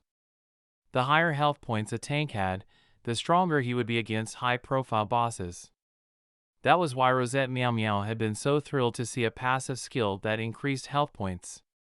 Chapter 17, Mass-Producing Equipment with Bonus Attributes, Ding. Ding. Dang. Dang. Ding. You have crafted a Vampiric Corsair's breastplate, ding. Ding. Ding. You have failed, ding. Ding. Ding. You have crafted a Robber Corsair's breastplate, ding. Ding. Dang. Dang. Ding. You have crafted a God of Destruction Corsair's breastplate. After a few attempts, Jiang Fei got the hang of it. After producing 2 equipment with 2 extra attributes in a row, Jiang Fei's third attempt had produced a blue tier sample. Vampiric Corsair's breastplate, chainmail, fine, physical defense plus 40, agility, plus 3, equip, grants beginner's lifesteal.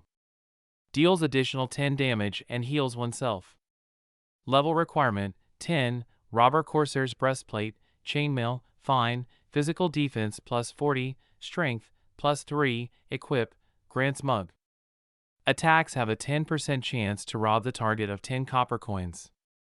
God of Destruction Corsair's breastplate, chainmail, superior, physical defense plus 45, strength, plus 5, equip, grants destruction fist. Deals 300 damage to a target and stuns it for 1 second, 2-minute cooldown duration. Level requirement, 15, phew, Jiang Fei sighed. Those 4 samples were already enough to wear him out.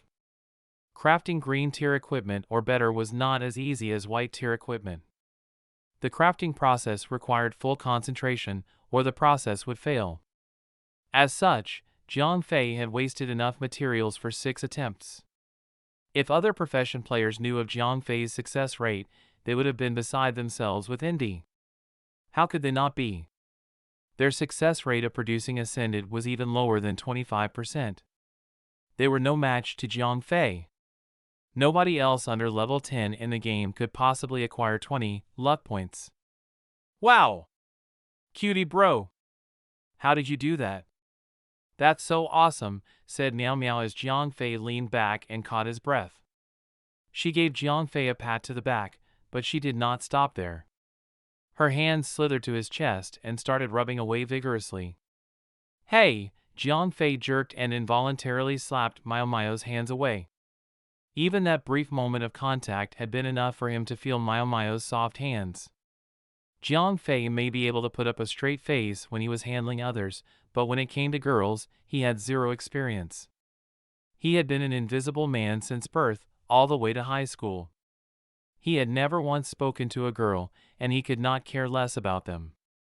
That was why that slap had been enough to send him steaming red across the cheeks. Nishishishi, Meow Meow stuck her tongue. She too had realized that she had gone over the line back there. Still, her cute act of brushing things away as if it had been nothing only made her cuter. At that moment, the two of them basked in the euphoria and excitement. Crafting such formidable equipment had just opened up a new avenue to the two of them. When he became a blacksmith, he knew what he was signing up for, a treacherous path that meant 0 to no combat ability. His attribution growth rate would not be pretty either. He would be useless in a fight.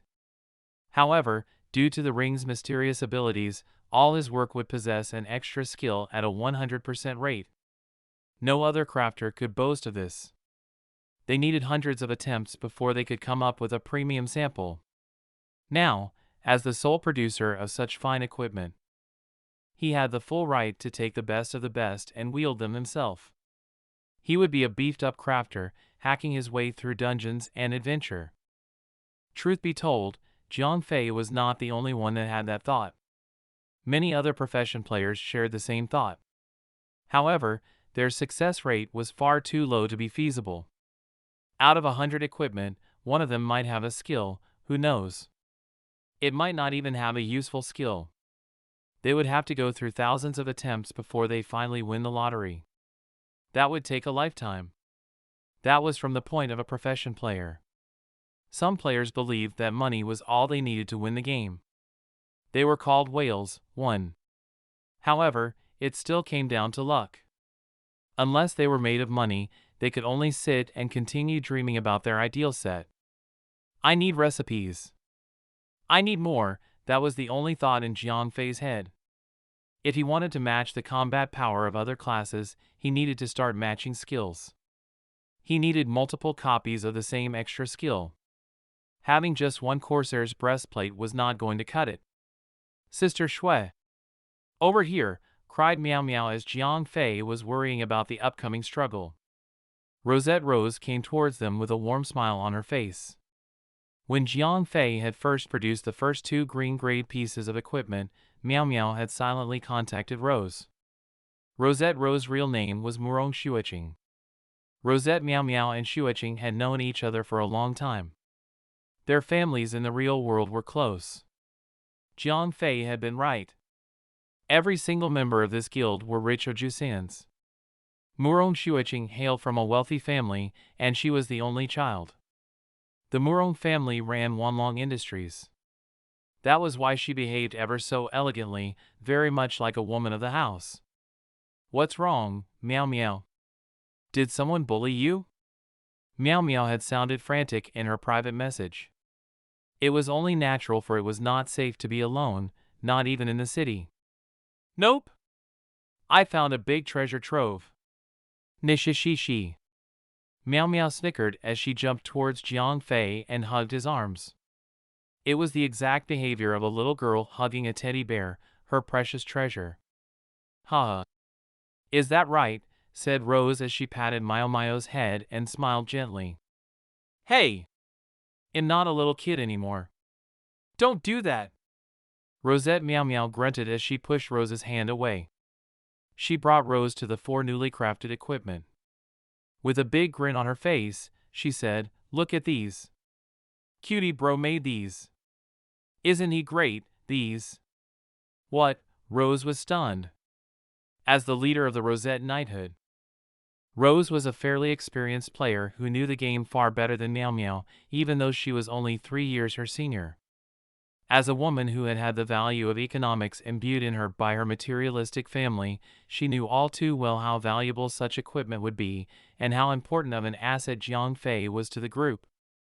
Based on the percent and drop rate of the game, and the $% and success rate of additional attributes, the items that laid out in front of Rose were almost priceless.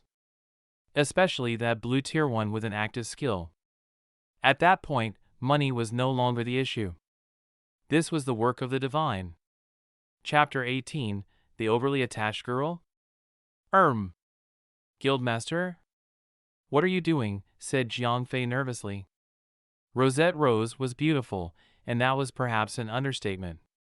How would one feel when a girl stood extreme close to you, staring into your eyes as if she was staring into your soul?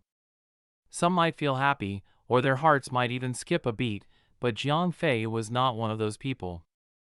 On the contrary, it was creeping him out. Ugh. My apologies. Perhaps if we could have this conversation in another place, said Rosette Rose. Huh. Something was different. Rosette Rose had changed the manner of her speech. The tone of her voice was extremely tender, the same kind of tone one would expect when confessing to their love. What are you going to do to me? Jiang Fei quickly snapped. He did not mind the tone of her speech, but the sudden change was way too suspicious. It's too rowdy here. Let's have a change of atmosphere, said Rosette Rose. She immediately grabbed hold onto Jiang Fei's arm and dragged him away. At that moment, unbeknownst to Jiang Fei, Rosette Rose was fighting the turmoil in her heart. The contract she had previously given Jiang Fei had been too simple. How could she have known that Jiang Fei would be this capable? Jiang Fei did perform admirably by having a high chance of crafting ascended equipment, but Rosette Rose still did not plan to use him as a money-making mule. She never had that intention from the start. However, things changed when Jiang Fei drew his trump card, being able to constantly produce equipment with an additional attribute. Money had never been on this guy's mind. By then, an epiphany dawned upon her. This was only the third day prior to the server launch. Those who were able to graduate from the beginner's village in such a short amount of time would either be a member of a guild or professional lone players. However, when professional players chose a profession class instead of a combat class, what did that mean?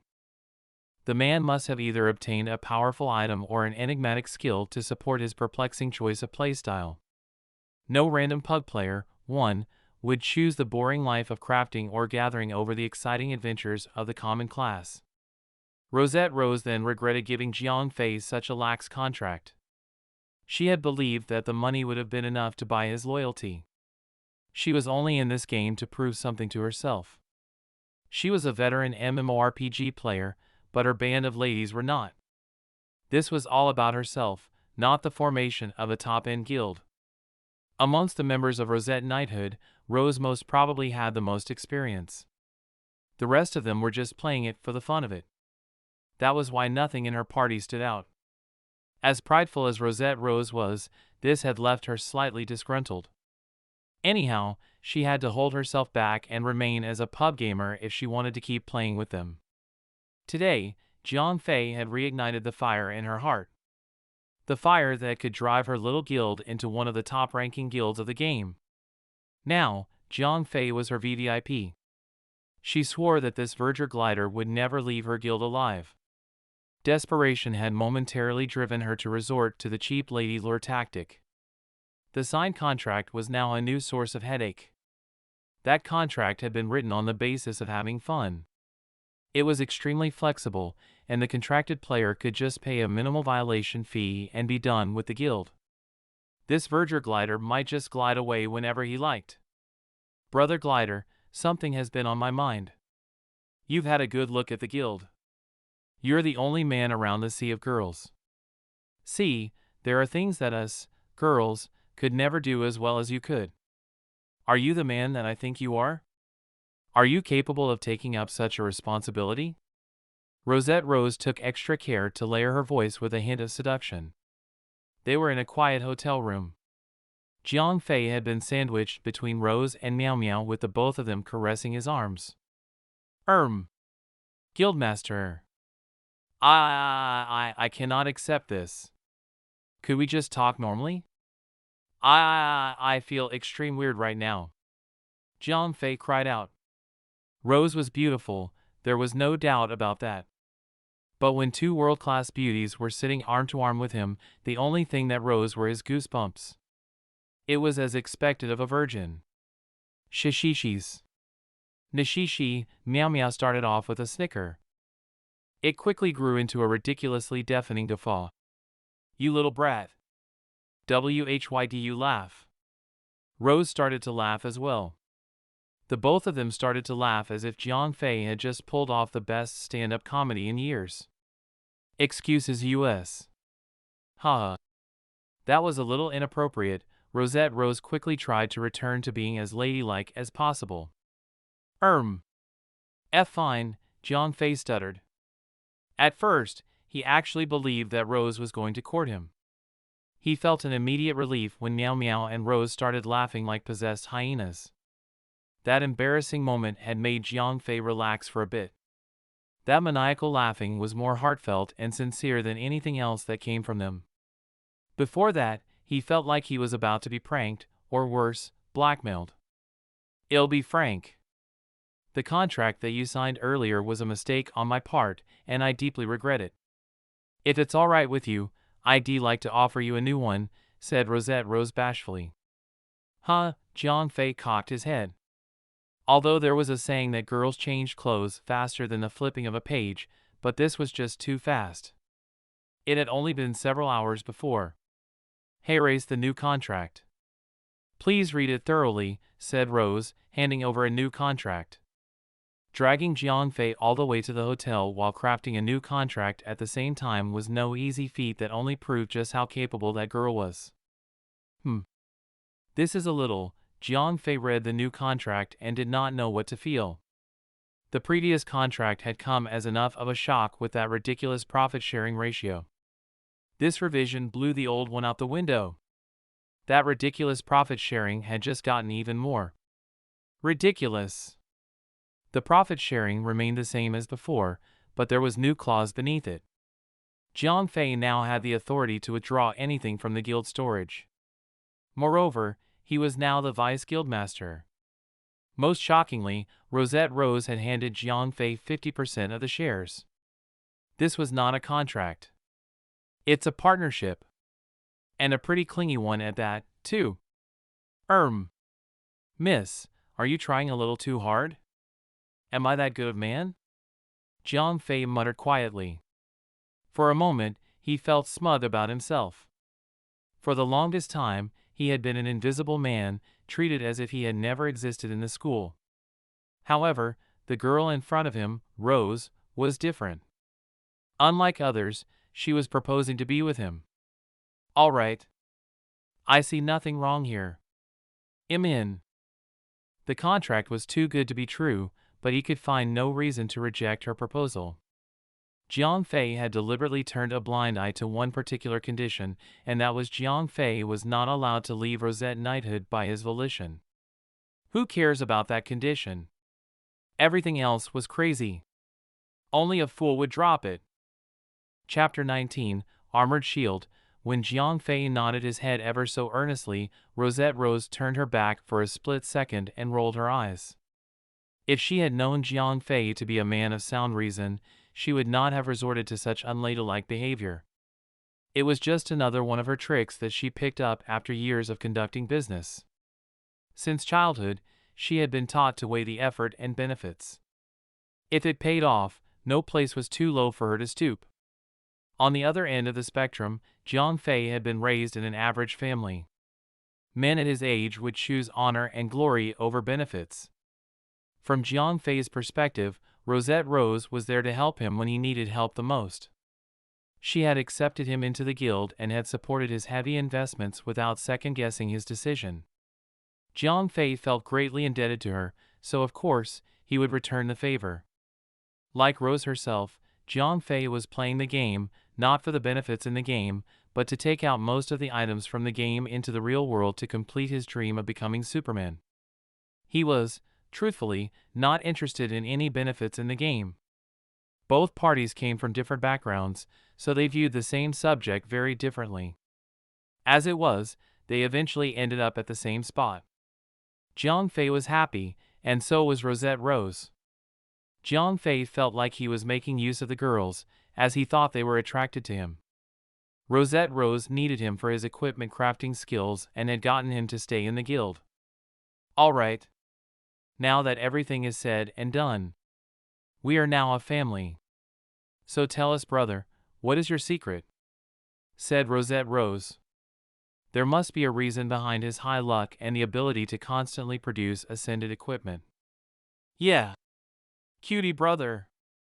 Do tell, said Meow Meow, ensuring that Jiang Fei's arm sank into her chest. Jiang Fei fidgeted a little and thought up of a fake excuse. It's nothing really. Back in Beginner's Village, I found and completed a hidden quest. As a reward, I obtained some luck attribute and an additional skill.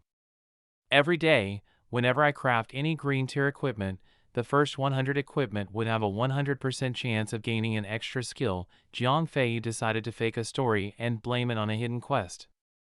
He would never reveal the secrets of the ring. Once word got out, there was no way for him to hide it. Might as well tell them that the source of his magnificent power was a reward for a hidden quest. Ah. I see. Now I understand why in the world you would choose crafting. Rose exclaimed. Jiang Fei's excuses was actually dead on one of her many hypotheses of why Jiang Fei would end up being a blacksmith. It was only natural, she thought, as she would have taken the same path if she had been in his shoes. Nishishishi. What did I tell you, Sister Shui? I found a big treasure trove. Sister Shui. How are you going to reward me? Nishishishi, Rosette Meow Meow had not idea just how important Jiang Fei was as a player. She knew he was special, but the grand scale of which eluded her little world. However, that did not stop her from demanding something from Sister Shui. Okay, said Rose as she patted her head. I guess that you are the main protagonist in this scenario. I remember you liking my limited edition bracelet. Tomorrow, it's yours, yay! No backsies. Pinky promise, cried the little girl as she held out her little finger. That was just the reward she had in mind. You guys have fun. I'll continue shopping for more recipes. Jiang Fei hurriedly extricated himself from the chair and left the room. Girl talk was too much for him. Before he left the room, Jiang Fei passed all his handiwork to Rosette Rose. After leaving the hotel, Jiang Fei went towards the entrance of the city, the same place where he first bought the Corsair's breastplate recipe.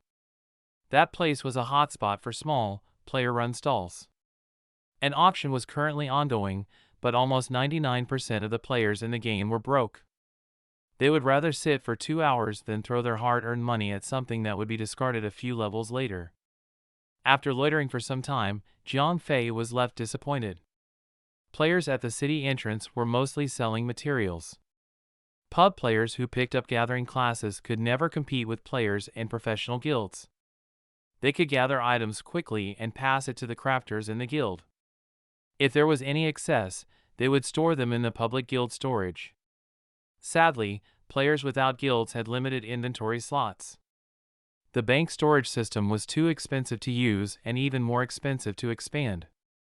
In the end, they could only gather whatever they could for the day and sell them at the city entrance. The last thing Jiang Fei needed now was materials. His previous batch of purchases had not even been used up. Rosette Rose had disrupted his crafting session. At that point of the game, players could not solo a leader tier boss. Most of the bosses around were targets of stronger guilds. Treasure chests, on the other hand, boiled down to sheer luck. It was almost impossible for random players to farm for recipes on their own. Jiang Fei had already been extremely fortunate to have been able to find the Corsair's breastplate recipe in the public market. Arg! Might as well buy the whole set of equipment recipes from the NPCs. Jiang Fei gave up finding for recipes and decided to turn to the NPCs. If one went out of the city for an adventure, he needed solid equipment. Since there were no recipes, fine or higher, he was forced to resort to the lowest grade recipes, white tier, from the NPCs. What a bummer. I can craft that almighty Corsair's breastplate, but I can't even equip it. Jiang Fei muttered under his breath as he made his way towards the blacksmith instructor. There were two types of leveling systems in the game, namely character level and class level.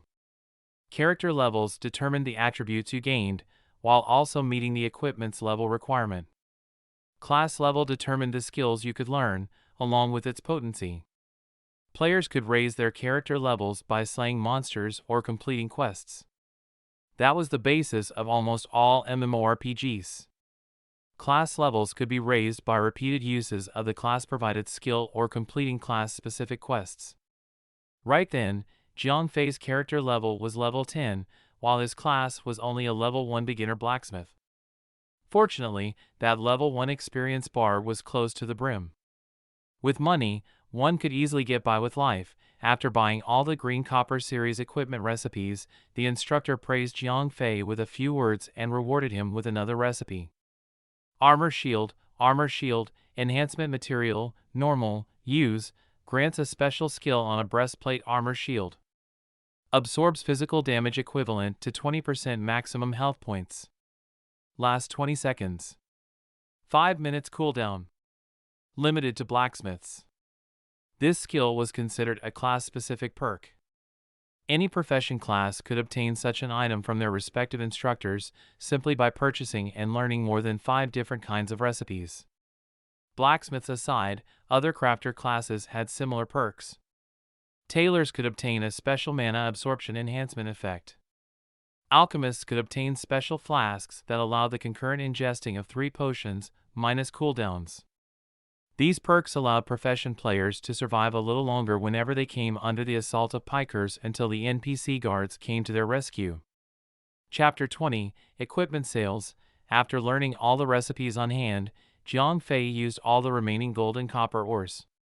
He did not waste any time returning to the blacksmith's workshop to bring hammer to anvil. Since the recipes were all level 10 white grades, crafting them was quick and crisp. Without even realizing it, Jiang Fei found himself out of copper ingots. In return, he now held 300 white tier and 100 green tier equipment. Even though Rosette Rose had given Jiang Fei full access to the guild storage, he could not simply waltz right up and exhaust all the gold in the storage for his own sake. After thinking for a bit, Jiang Fei had a fresh idea. Of all the equipment that he had just created, the best 30 of the 100 green tier equipment were deposited into the guild storage. The rest of the junk would be sold off. Since Rosette Knighthood was already a small guild, to begin with, members who could equip heavy armor were even fewer, 20 players at most. It was best to sell what he could for more materials and transform them into better equipment. With his high luck and ability to mass-produce ascended equipment, Jiang Fei was confident of a sure, easy path ahead. At the same time, he would earn enough money to be self-sustaining. Hot sales. Limited stock of level 10 set equipment for sale. Location at XXX Dawnlight City East Gate. First come first serve. To hasten the entire process, Jiang Fei bid down his pride and bought a broadcasting service to help spread his message throughout the city, as well as players who were close enough. What the hell? Someone is selling set equipment. Go! Go! Go! We can get 2 sets if it's cheap. We gotta start running. That stock won't last. Jiang Fei's sudden advertisement had caused a major commotion throughout the city. Almost everyone in the game was an *% hashtag pissed off at the $% hashtag * drop rate and were still lugging beginner gear about. Pub players were not the only ones having a hard time. Even the major, profession-centric guilds were troubled by the *% system. Everything had such *% success rates. When they were just starting out, almost all profession players were burning through all their materials to attempt creating some shitty gear. Producing a single green grade with a white grade recipe was a dream. Unlike Jiang Fei, others were not making any profit from white tier equipment, as the end product was worth even lesser than the raw materials they were derived from. Even the whalers were having a tough time handling this problem. At most, they could only walk around with full sets of white tier equipment, all from the quest rewards of the beginner's village. Now that Jiang Fei had made his broadcast citywide, even the big guild masters were scrambling in a hurry. Hey! Glider! What are you doing? Didn't we agree that you would prioritize the members of Rosette Knighthood? Cried Rosette Rose. She was probably the only person in the entire city unhappy with Jiang Fei's sale. Hee. Calm down, Guildmaster. I'm just liquidating some junk. All the good ones are in the storage. See for yourself. I'm just looking for more funds to further my craft, Jiang Fei explained calmly. Rosette Rose was stunned. Is that right? My bad for misjudging your actions. Brother Glider, you'll have to work hard for all the sisters in the guild. They are all depending on you. Before he knew it, Rosette Rose changed her tone again. It was so indescribable. It was the tone that a woman would adopt whenever she wanted to kiss a man. At least, that was what he saw in the movies. After finally forcing his saliva down, Jiang Fei spat, Guildmaster.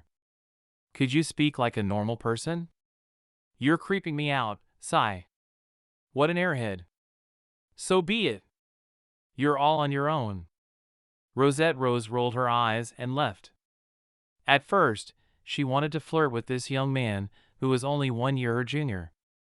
But still, what a virgin! By the time Jiang Fei was done talking to Rosette Rose, a massive crowd had swarmed him. There was just too much for him to store. Not even the temporary storage beside the workshop could hold that many equipment at once. It was not the quantity but rather the variety that was causing the issue. 300 white tier equipment could be stacked and took up only 30 slots. On the other hand, the green tier equipment had taken up 70 slots. The variety of skills and different attributes that they possessed was just overwhelming. Jiang Fei had to make return trips to the workshop just to carry all the trash equipment. When it seemed that the entire city had clamored around him, Jiang Fei opened up the stall and displayed all of his wares. At the forefront were all the white tier equipment. Jiang Fei intended to empty out the white grades first before anything else. That way, he could further inflate the prices. Each white grade stack contains 10 copies of the same thing. 2 gold coins per stack. Only 30 stacks in total. And no negotiations, what the hell? That's a lot. This guy must be from a top guild or something. Top guild? Most probably the spokesperson of a professional crafters only guild. At first, many players were expecting only 20 to 30 items. A far cry from the 3-digit zone they were looking at. The only plausible conclusion was that this seller was not a lone player, but a representative of a conglomerate of crafters. We literally called these groups workshops. They would take in any crafter class players and even more gatherers. That way, they could sustain a mutual relationship by selling equipment and sharing the profit. Why must they come in sets? I don't need the rest, just the boots, said one of Jiang Fei's buyers. Based on the price that Jiang Fei had set, each article of equipment will cost 20 silver coins. At that price, average players could afford 1 or 2 pieces, not the entire set. I'm sorry. Sets only, said Jiang Fei. There was no time for him to reorganize and piece the misfits together again. After all, he was here to clear everything out while maximizing his profit. It'll take everything. A voice rose up from the noisy jumble of voices.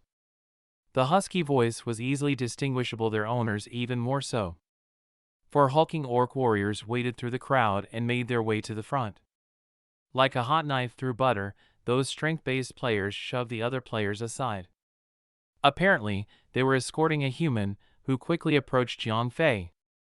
Southern Azure Sword, Apprentice Knight, human, level 17, health points 2,215, attack power 175. Note, Guildmaster of Omni Sword. Due to the power of the ring, Jiang Fei had all the information about the man standing in front of him.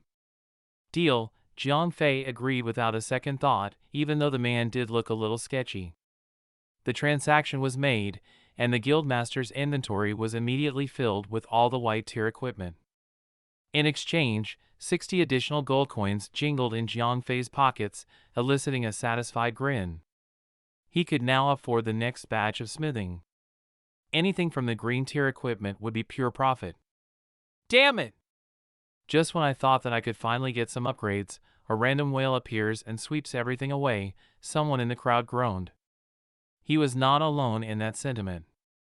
Several more were unsatisfied with Jiang Fei since he had refused to sell any of the equipment separately. The tension was tight and tempers running short due to one simple factor.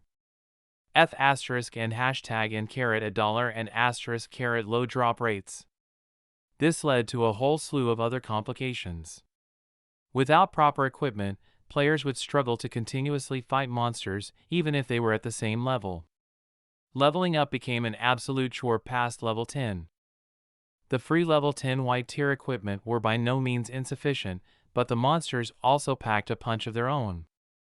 Players had to choose between spending more golden equipment or on potions. A miserly player could take a seat and recover health the old-fashioned way. Either way, unless they could get their hands on stronger equipment, they would struggle like zombies for a much longer time. Chapter 21, The Gathering of Heroes, Please wait. A new voice called out, just as Southern Azure Sword was about to make his exit. It was a group of players, led by a young male elf leading them. Slung over his back was a bedazzling chromatic longbow. Happy Drunk, Phantom Marksman, elf, level 17, health points 1,745, attack power 258. Note, Vice Guildmaster of the Aristocrats. When Jiang Fei laid eyes on the elf, he was surprised. Someone had actually obtained a hidden class on the 3rd day of the game.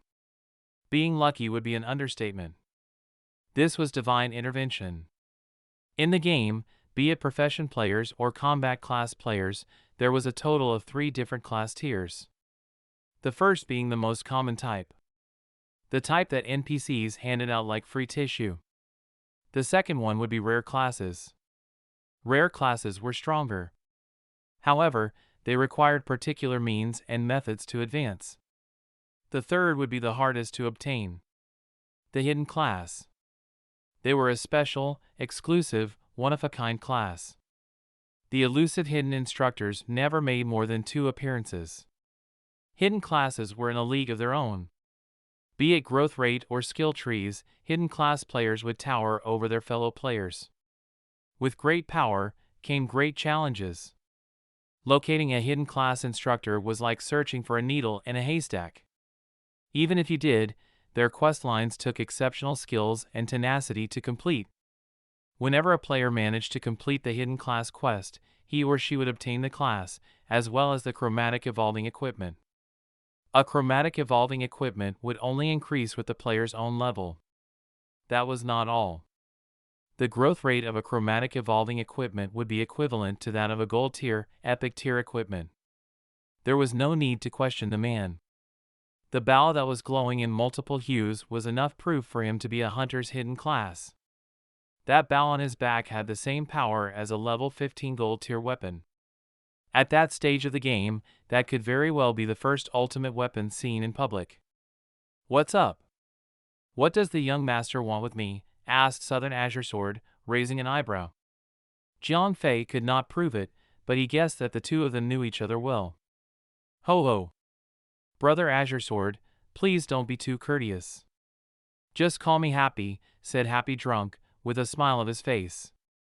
The man was handsome, to begin with, and when he smiled ever so elegantly, all the girls in the area went kya, ho ho.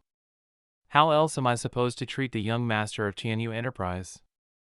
"I'm afraid that I just can't allow myself to drop the honorifics," said Southern Azure Sword, as he turned his back to Happy Drunk. There were so many undertones and contradictions in that statement that Jiang Fei was now certain that these two shared some dark history. The happy-go-lucky expression on the elf's face disappeared. "All right. I'll cut to the chase. Brother Azure Sword has just bought off 300 sets of equipment. Isn't that just a little too much? That's wrong. Brother Happy Drunk is right. Brother Azure Sword, you better watch your back." This time, another large crowd came along. One after another, multiple large group of players continued to show up. It was, after all, a first-come first-served sale. Southern Azure Sword had been faster than the rest, that was it. "Old Damon, you're here to help yourself as well?" Southern Azure Sword hissed through his gritted teeth. Demon's Grimace, Magician, Spectre, level 17, health points 1,150, magic attack power 374, note, Guildmaster of Arcosio's Sanctuary, another guy? Jiang Fei rolled his eyes as more and more big shots of the city arrived. Again, it was only the 3rd day since launch. For a group of people to collect 1,000 gold coins to create the guild, they either had to be a group of professional players or a bunch of players who threw their life savings in a giant pot. Either way, it proved only 2 things. 1, they were strong players. 2, they had many players supporting them. Hundreds of equipment, that's not a small number, you know? Now that we're all here, let's divide them all. If the girls get here, that's one more mouth to feed, Jiang Fei shuddered. The voice of Demon's Grimace was so coarse that it felt extremely uncomfortable. "Speak of the devil, and she shall appear. Talking behind my back, eh? Are you courting death?" A deep but undeniably female voice could be heard roaring from the back of the already massive crowd. "Another one? Really?" However, Jiang Fei was thrown off by the appearance of this one. Lady Casanova, warrior, Minotaur, level 18, health points 2,150, attack power 178, note, Guildmaster of Magic Thieves. Minotaurs were not considered as a hidden race. They were just a subspecies of orcs. Due to the horns and full body of fur, not many players would consider choosing that race. That was why Jiang Fei was now staring with his mouth agape, horrified and amazed at the same time. What kind of female would choose to be a Minotaur? In real life, this was a pretty tall lady. Standing at 185 centimeters with a thick-set body, selecting the Minotaur race had enhanced those features, resulting in a 250 centimeters tall she-beast. The moment she appeared, the crowd fell silent and more than one lower jaw struck the ground. FML. How could you call that a female? Jiang Fei thought to himself. His mastery over the poker face shone at that moment, but he truly feared for his life right then. Jiang Fei was not alone in his fear. Demon's Grimace had seemed to shrink in size and spluttered, "Who's talking about you? No one would dare to talk behind your back, HMPH. It looks like all the important players are already here.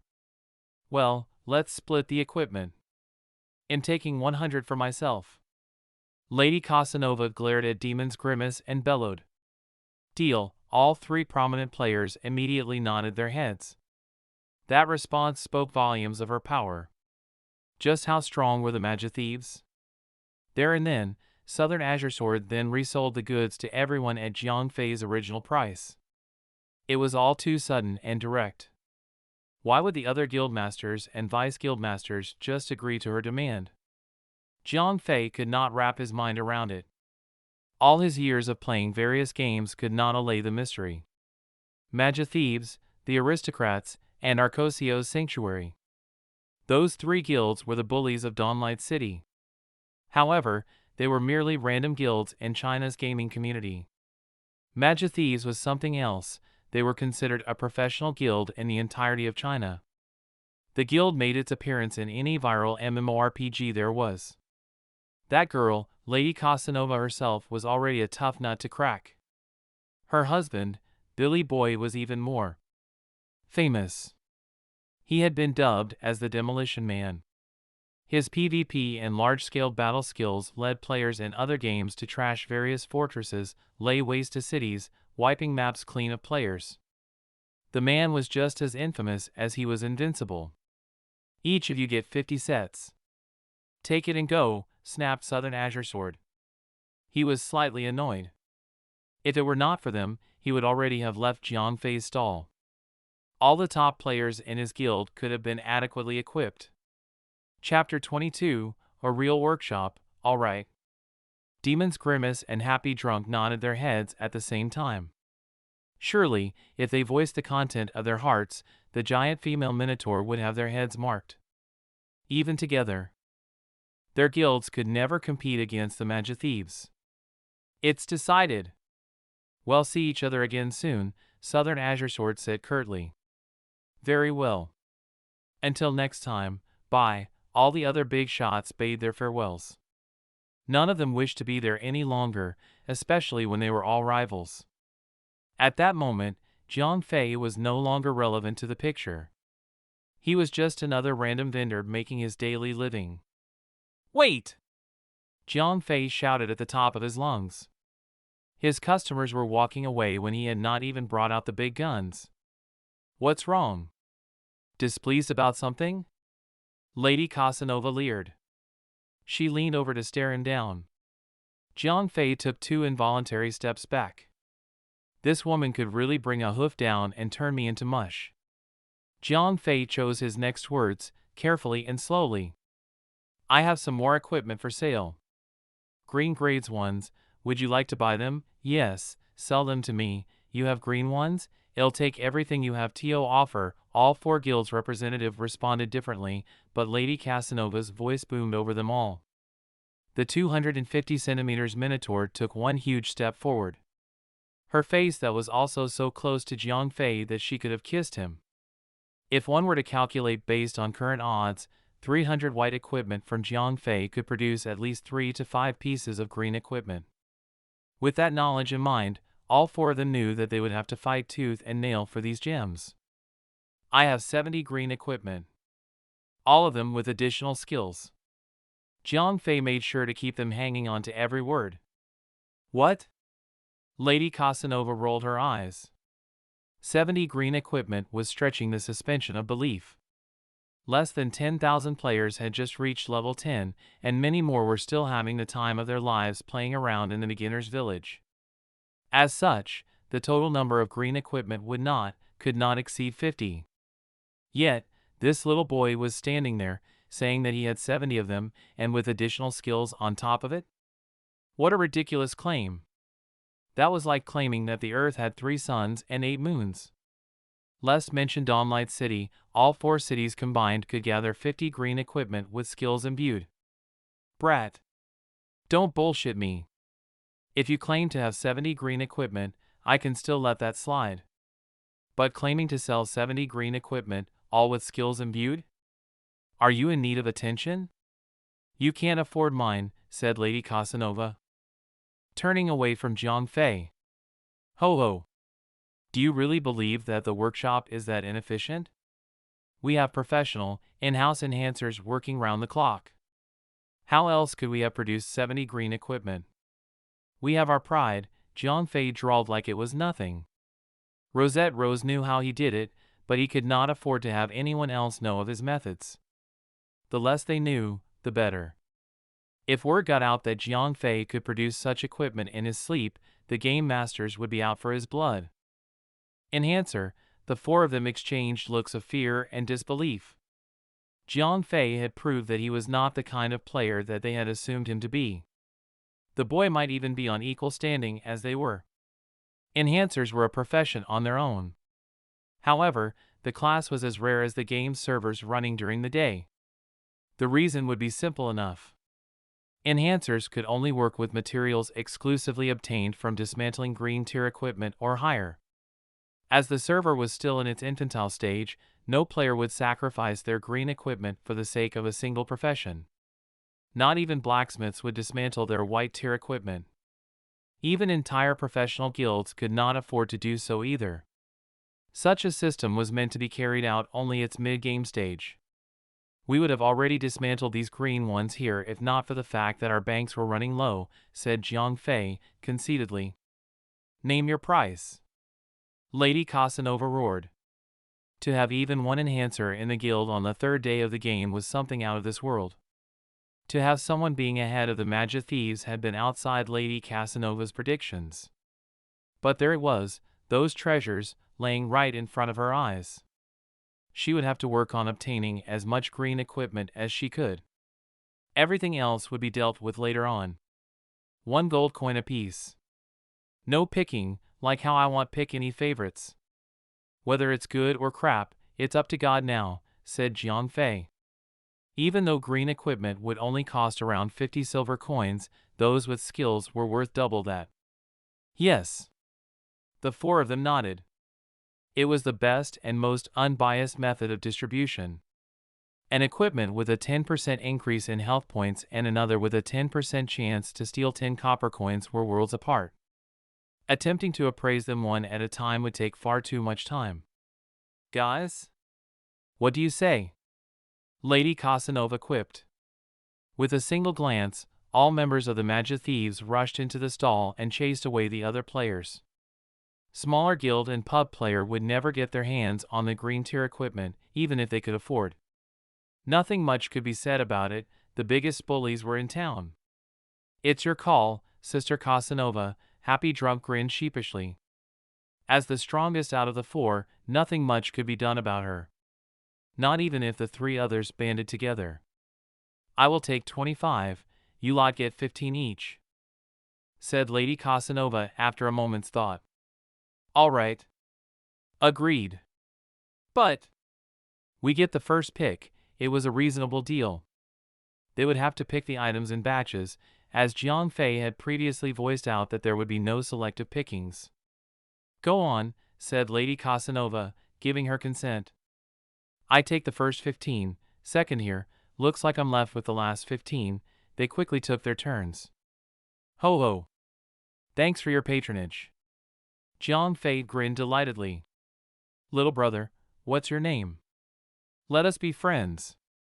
If your little workshop ever restocks its wares, please think of me as your first customer, said Lady Casanova, leaning towards Jiang Fei. Was she actually trying to be seductive?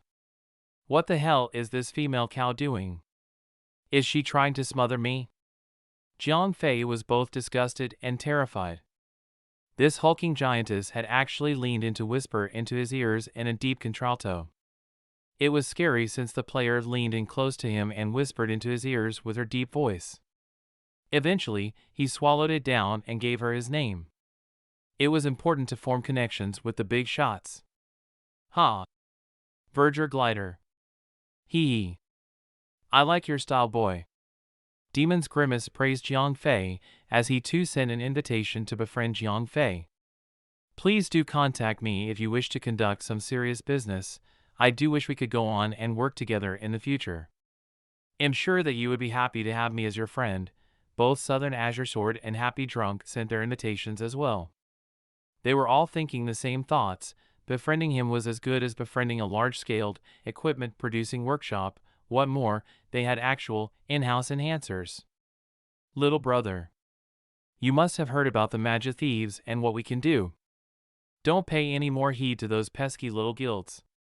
Just think of me, said Lady Casanova, winking through a large, furry eye. Yes. Yes. Jiang Fei tried his best not to look away. If Lady Casanova was not the most influential figure in the city, he would not have even have spared her a glance. Chapter 23, Class Level Increased. With the green tier equipment in hand, all 4 guild representatives could now form elite squads of their own. All the bosses in the open world would soon have the time of their lives. With the support of stronger equipment, those players could kill the boss, obtaining rare drops and an abundance of experience points.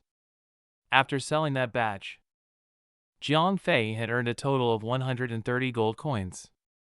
Take away 50 gold coin for the material costs, it was a net profit of 80 gold coins. It was all due to the power of the mysterious ring. Having reached the 3rd level, the ring now granted Jiang Fei 20 luck, as well as increased his success rate of crafting ascended equipment. With more than 100 gold coins lining his pockets, Jiang Fei went on to buy as much material as he can. Even though he had crafted more than 100 green equipment with bonus skills and attribute, only those that were above average had passed Jiang Fei's filter. Even so, those had been tossed to the girls of Rosette Knighthood. To them, they were phenomenal, but to Jiang Fei, there were just scraps that could not satisfy him. To have the perfect equipment, Jiang Fei had to resort to the most traditional, foolproof method: mass crafting. As long as there was no shortage of metal for him to hammer, surely, the perfect specimen could someday pop up. After some quick counting, Jiang Fei spent all 130 gold coins on copper ores. All 130 stacks would be enough to grant him a new level in smelting. Ding! Player's smelting has reached level 2. Chance of material wastage reduced to 50%, reducing wastage from 60% down to 50% was most helpful, especially in his capacity of mass production. After he was done, Jiang Fei had collected a total of 58 copper ingot stacks. By the end of the smelting process, Jiang Fei found that his experience bar would not go up any further. Apparently, he would have to start smelting higher-grade ores if he wished to continue raising his smelting level. It was almost time to wake up, and Jiang Fei decided to end his labors. The temporary storage in the blacksmith's workshop was already at capacity. Jiang Fei moved all 58 stacks to his personal bank storage, planning to continue the crafting process the next day. Ding! Attention players. The server will shut down in 30 minutes. Please make the adequate preparations before the server disconnects. Enjoy a new day, a new life. It was almost time. Jiang Fei had just finished transferring all 58 stacks to his bank. The temporary storage was just like its name suggested, it would be wiped clean whenever the server shut down. Jiang Fei woke up, content with his progress. After breakfast, Jiang Fei walked to school. But on that day, something was different. Jiang Fei's journeys were usually mundane and without incident.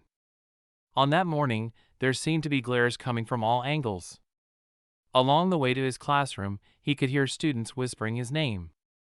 It was probably because of the basketball competition he won the day before. Looky, looky! It's the famous Jiang Fei, is that him? He doesn't look like the athletic type, TSK. What do you know? It's exactly because he doesn't look like he plays any sports, period. The kid is good. He trashed the 6th class as if they were toddlers. What? He must be really good then. Aha.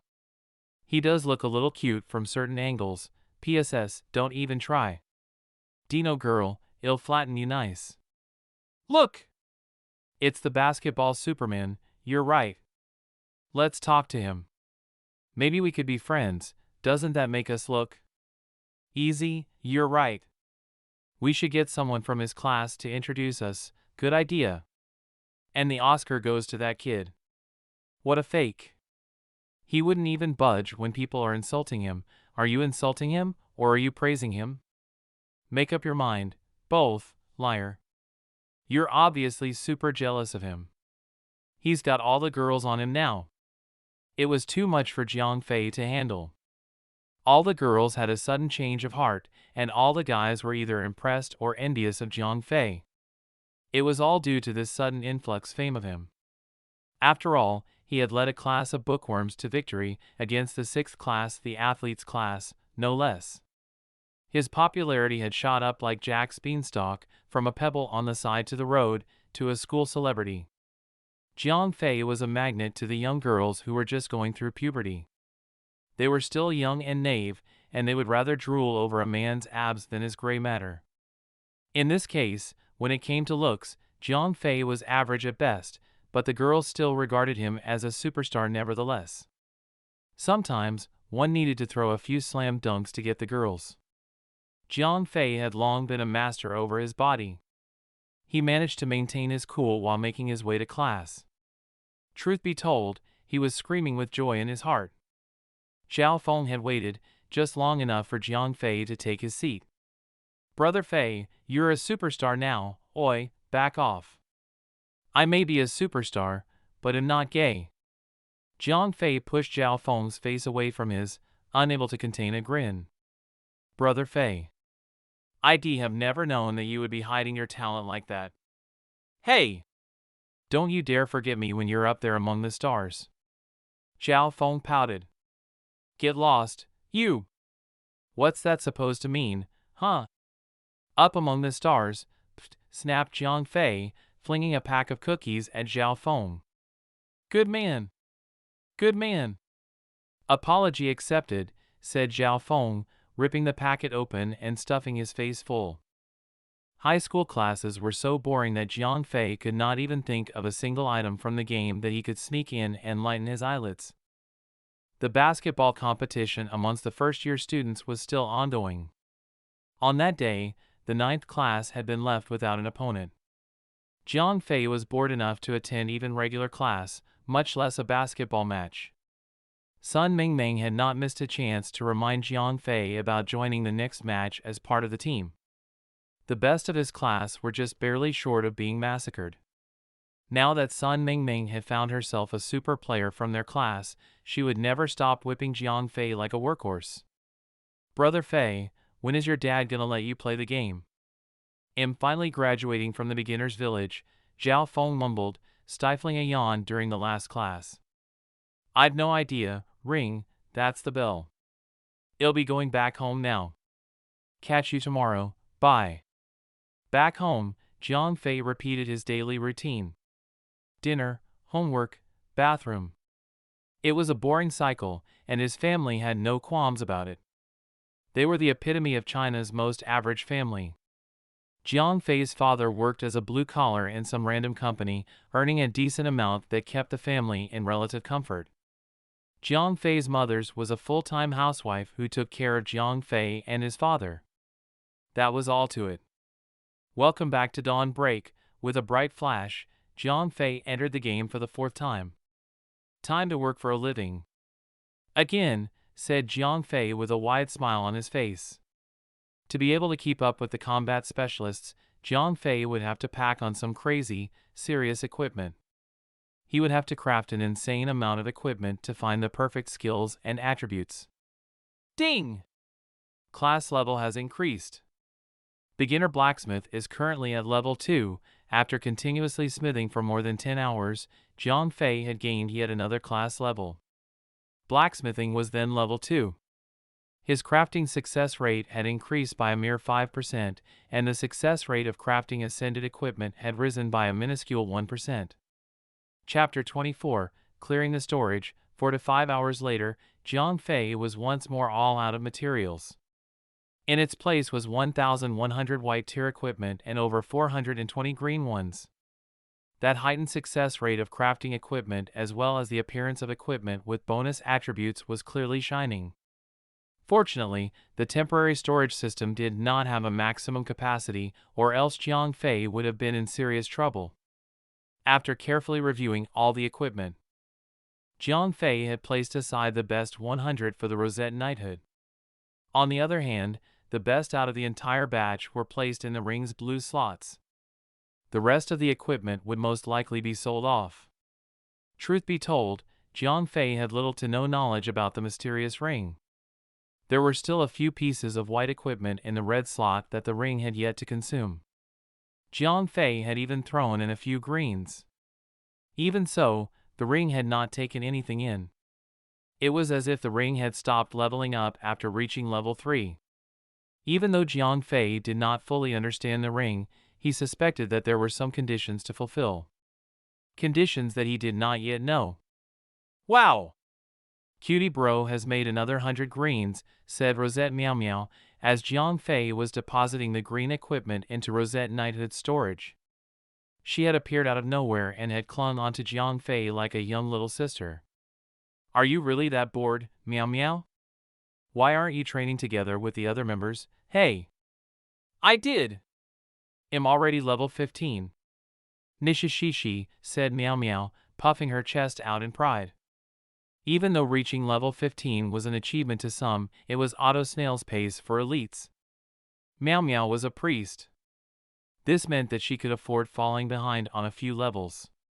"What are you doing here, then?" said Jiang Fei, slightly annoyed.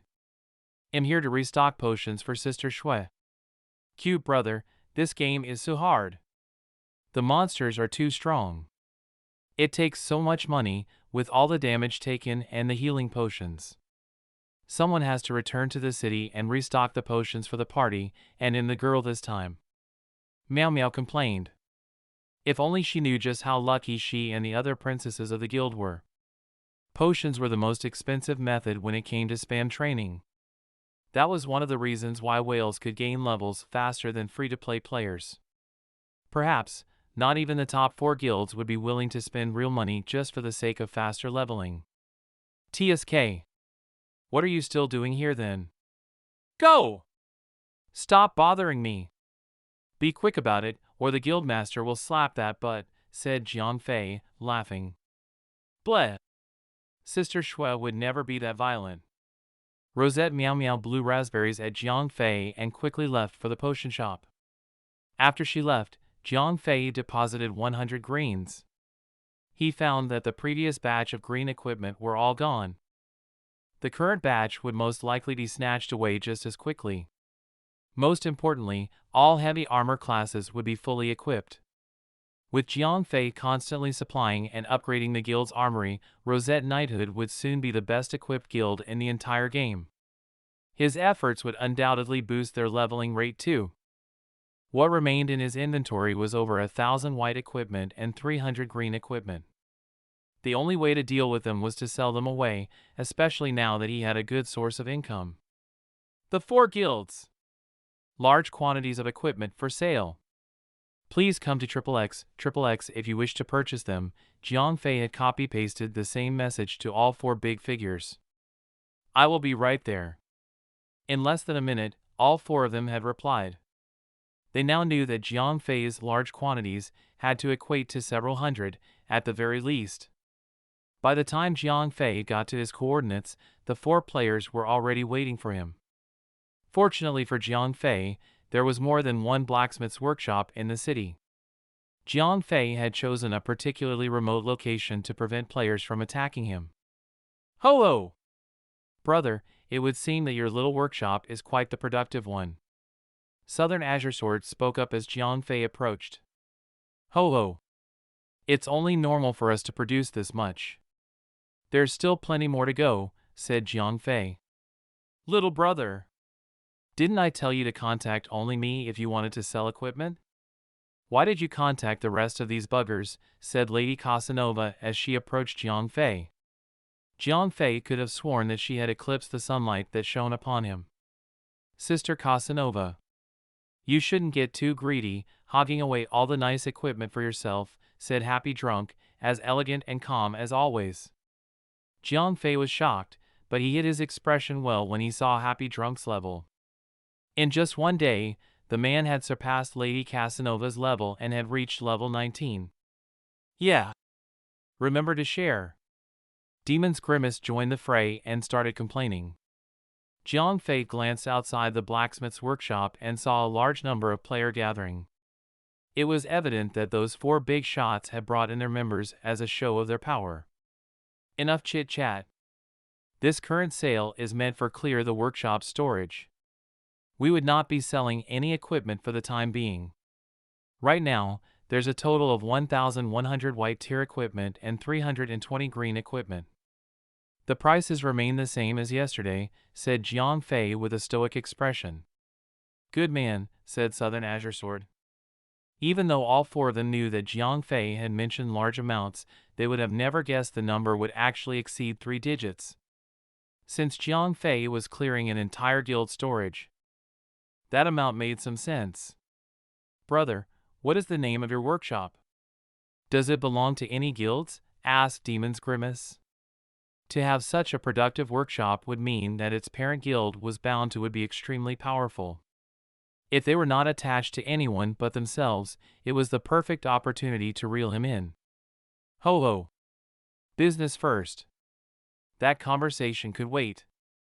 When the time is right, we shall reveal ourselves. Jiang Fei turned, trying to hide the fact that there was no such thing as a workshop to begin with. All right. Let's get on with business, said Southern Azure Sword. Lady Casanova, perhaps we could have more equipment this time? Each of us shall have 200 white equipment while you could take 300. As for the green equipment, each of us shall have 70, and the remaining 110 would be yours. How's that? Said Happy Drunk. That's all right with me.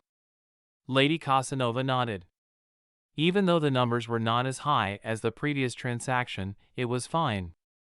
As a matter of fact, the 4 of them were in the same city.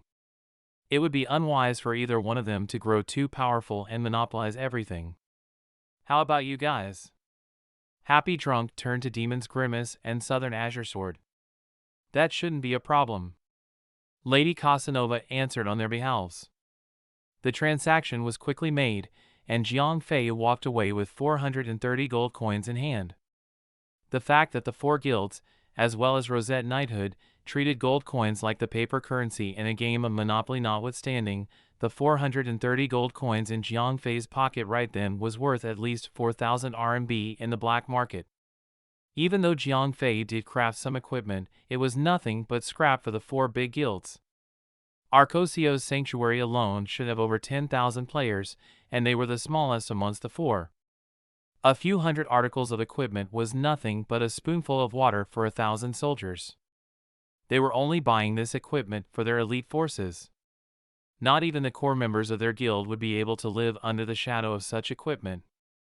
Chapter 25, Full Armor. When all had been sold and Jiang Fei was all alone again, he could not be any happier. It was not about the money he earned, or the free space in his bank. Nothing so petty. He was happy because he had handpicked the best equipment and placed them in the blue slot of the ring's inventory. He was ready to take them out into the real world. Sturdy green copper helmet, chainmail headgear, fine. Physical defense plus 25, vitality plus 2, equipped, grants the passive skill Rocky Armor, lowers all physical attack by 5%, green copper chest plate of reflection, chainmail upper body, fine, physical defense plus 30, vitality, plus 3, equipped, grants passive skill reflection, lowers all magical attack by 10% and reflect them back to the attacker. Green copper gauntlet of striking, chainmail arm, fine, physical defense plus 25, vitality, plus 2, equipped, grants skill iron fist, strike a target with a powerful fist attack, deals 300 fixed damage. 50 seconds cooldown. Berserking green copper metal leg armor, chainmail leg, fine, physical defense plus 30, vitality, plus 3, equipped, grants skill charge, charges towards a target with great speed and deals 50 fixed damage.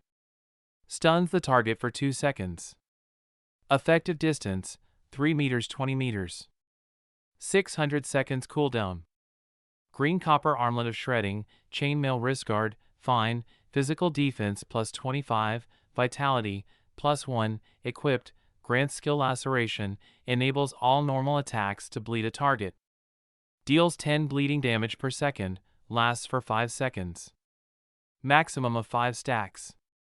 Green copper shoulder guard of vigor, chainmail shoulder armor, fine, physical defense plus 20, vitality, plus 2, equipped, grants passive skill vigor, increase maximum health points by 15%, vampire green copper boots, chainmail boots, fine, movement speed plus 2, jump plus 1, vitality, plus 2, equipped, grants passive skill, beginner lifesteal, deals 10 additional damage on every attack and heals an equal amount.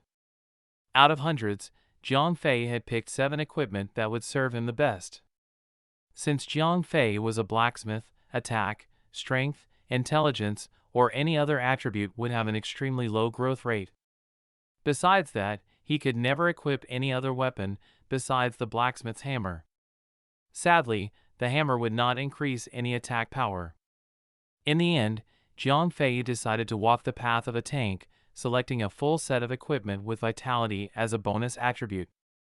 After donning the gear, Jiang Fei checked his attribute window. Player, Verger Glider, level 10, class, beginner's blacksmith level 2, experience points, 730/25,000, health point, 1, 512/1, 512, mana point, 300/300, physical attack power, 60, physical defense, 160 plus 50, magic defense, 60. His health points were now so high that he had basically exceeded all other combat class players of the same level. A level 10 warrior would have, at most, around 1,000 health points, while a magician only had 600 to 700. He had literally crafted these health points into fruition. As a trade-off, he packed just about as much punch as a chicken. The weakest level 10 warrior class player would have over 100 attack power. Jiang Fei only had a mere 60. To put things into comparison, the enemy would fight with a sword, while Jiang Fei would fight using a chopstick. At best, he could use a metal chopstick. Aside from the basic skilled blazing hammer of the blacksmith class, Jiang Fei had gained 2 additional active skills, charge and iron fist. At the bare minimum, Jiang Fei was almost equal to a warrior. However, his passive skills would shine over the long term. Laceration would deal damage over time, and there was also the passive life-stealing skill which healed him by 10 health points with each attack. Both helped him outlast others when it came to long periods of grinding monsters. Life-stealing basically removed his need for potions. It's time to smash some monsters. I'm getting tired of the anvil, Jiang Fei energetically said. He clenched a fist. What had he been doing for the past 2 days? No, it was not about making money. It was all to allow him to fight alongside the combat classes. Onto the field, onto the battleground, to bleed, to kill, and to level up. By the time Jiang Fei left Dawnlight City for the first time, many others were already fighting in the fields. During that time of the day, players were active everywhere. Like mushrooms after the rain, Jiang Fei could not find a single bare spot. On regular days, all the girls in Rosette Knighthood would be chattering away in the public guild channel. It was natural for Jiang Fei to be familiar with their training grounds. Unlike any other beginner who would carefully test the water with their toes, he immediately strode into the forest alone. Ding! You have discovered the night forest. Obtained 50 experience points. As he stepped out of the sunlight and into the shadows of the forest, the chimes of the notification sent a flutter through Jiang Fei's heart, as it had been a long time since he had actually obtained some combat experience points. The minimap refreshed itself and displayed the night forest. Jiang Fei had officially left the region of the Dawnlight City. The Night Forest was a level 2 protected area.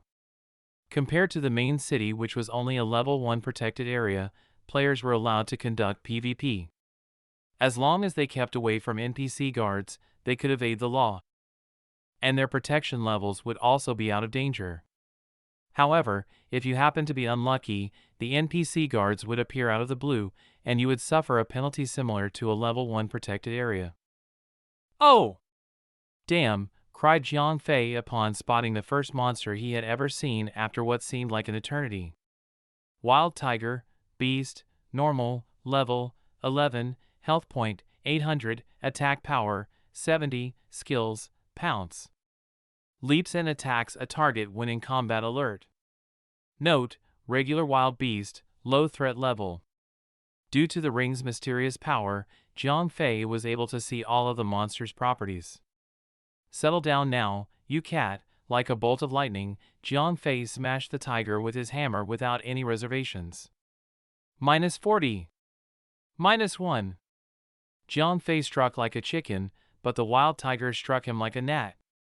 In reality, a level 11 monster would never be that weak. Jiang Fei's defense was just too much for the tiger to inflict any significant damage. That, and the 5% damage reduction passive skill. -10, -10, +10, as Jiang Fei was not much of a powerhouse, it all went down to his passive skills. 2 seconds after Jiang Fei had landed an attack, the dot effect had ticked twice. At the same time, Jiang Fei had restored 10 health points. Ding! You have defeated Wild Tiger. Obtained 170 experience points. After piling a ton of shred on the Wild Tiger, the monster fell in 10 seconds. His total DPS power actually rivaled the output of glass cannons like magicians. He could kill at the speed of a hunter or a magician, yet be as tough as a tank. At this rate, he would leave battles of this level unscathed. How powerful! Jiang Fei gasped at his own power. In the beginning, Jiang Fei had roughly gauged that he would be able to hold his own against a monster that overleveled him ever so slightly. He had not expected his passive skills and attribute boosts to actually steamroll them. He had not even activated any of his active skills, yet he had taken down a monster faster than a magician. If that was the case, let's head deeper into the forest. Chapter 26, A Surprising Dungeon. After some time, normal level 10 monsters stopped becoming enough for him to gain sufficient experience. It was most infuriating. The level gap between the girls and the Rosette Knights and himself were too far apart. Of course, he was not trying to compete with Happy Drunk and his team of elites. He was trying his best to catch up to Rosette Knighthood's average level. A great deal of them were already level 17, with the lowest being level 16. If Jiang Fei were to continue killing level 10 monsters, he would never catch up with them. The problem lay with training ground. No matter where he went, most of the popular training grounds would be occupied by guilds, weak and strong alike. Left without any other choice, Jiang Fei ventured deep into the forest. The Night Forest was not a very pleasant place to train, as it was crawling with beast-type enemies. They would never drop coins, cloth materials, or anything else that could be useful. However, their corpses could be harvested for their hides. A leather craftworker could gather some food materials. However, its value was far too low to cover the cost of training. Unless a large guild had a leather craftworker in the party to collect as many leathers as they need, it was completely not worth killing the monsters in the forest. As Jiang Fei ventured deeper into the forest, the levels gradually increased. The wild tigers there had reached level 13. There were even level 15 black bears. Even so, Jiang Fei's superior equipment wiped the ground with their faces. The wild tiger may be swifter than he was, but its claws could not penetrate his armor. The black bear may have the strength to deal just a little more damage, but it was nothing compared to the damage Jiang Fei could deal to it, and neither could it surpass his recovery rate, courtesy of his lifesteal passive. Ding! You have defeated Black Bear. Obtained 270 experience points. Ding! Congratulations, player Verger Glider, for reaching level 11. All attribute +1. Obtain 5 undistributed attribute points. After spending an hour in the deeper regions of the night forest, Jiang Fei finally gained a level.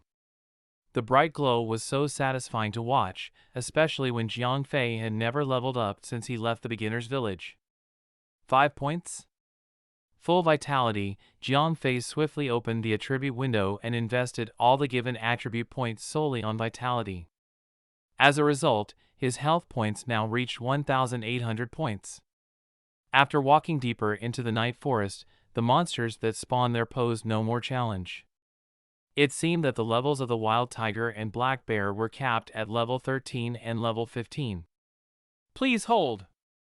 A voice rang out behind Jiang Fei, just as he was about to venture deeper. An NPC guard rushed towards Jiang Fei, anxiety and worry lining his face. Huh? Jiang Fei turned around with his shield raised, fearing that a random player was about to attack him. He lowered his guard when he saw that it was an NPC guard who clearly did not have the intention to fight. Respected adventurer, please do not proceed any further. There has been an incident in the forest ahead. The monsters deep there have undergone some sort of mutation. They have become extremely dangerous, said the guard, catching his breath. Mutation? Asked Jiang Fei. What sort of mutation? I don't know. But Lord Moliere has set off into the deepest area of the forest to investigate the source. Unfortunately, the Lord has been in there for 3 days and nothing has been heard from him. Is there anything I can do to help? Said Jiang Fei. Without a doubt, meeting an NPC inside the forest only meant one thing. A quest. Oh, great adventurer. Would you brave into the forest and investigate what happened to Lord Moliere? Ding. The patrolling guard has a quest for you, the mutated forest. Do you accept? Gladly, said Jiang Fei. Quest name, the mutated forest, dungeon, quest description, something has happened to the night forest, and some are calling it an unknown mutation. Patrol Captain Moliere has gone into the forest to investigate the cause, but has yet to return. The patrolling guard hopes that you could enter the night forest and search for Captain Moliere. Quest goal, search Moliere. Quest reward, 15,000 experience points, 5 silver coins, good luck to you. Oh, great adventurer, hailed the guard.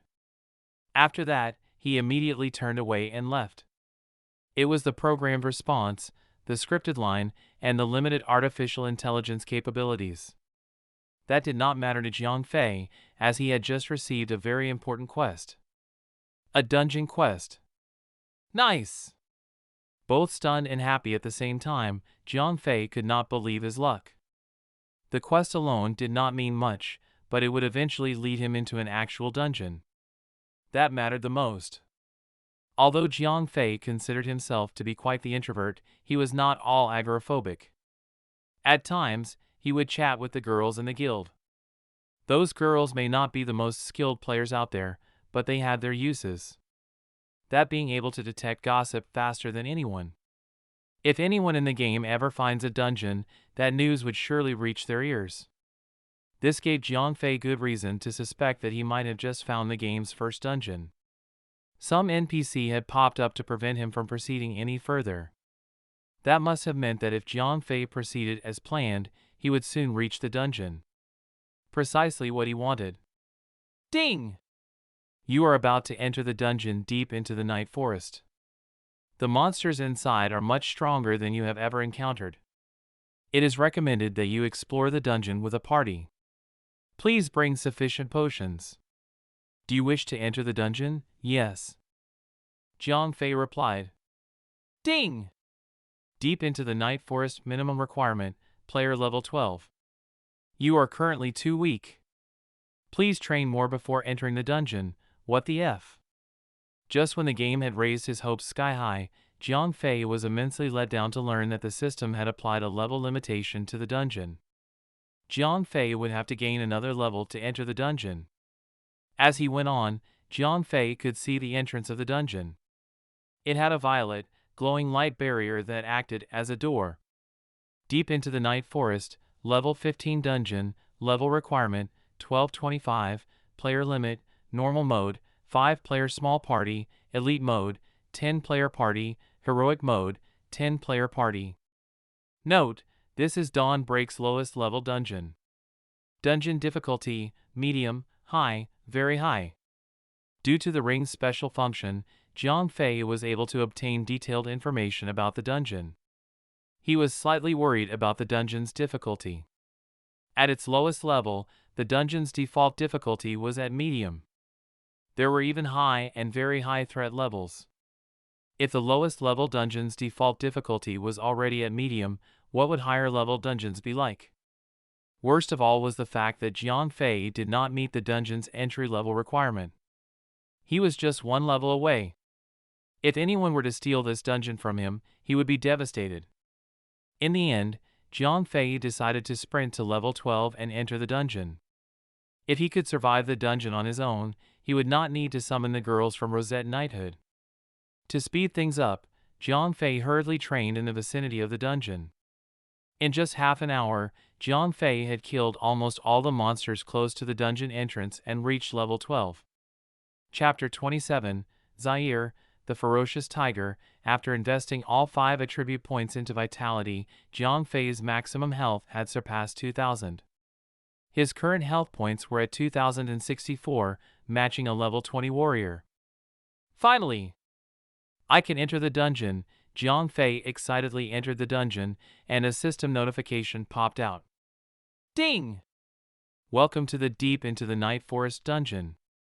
Please select your difficulty, normal. Since Jiang Fei was the only player, he would not dare to try the harder difficulty. Might as well clear the easiest one to gauge the difficulty level. Whoosh, a bright white light flashed by as Jiang Fei made his way past the violet light barrier and into the dungeon. Once Jiang Fei was inside the dungeon instance, he was greeted by an empty space with no monsters around. It was a small, mini-sized, safe zone. This existed in all dungeons, allowing party members to prepare themselves.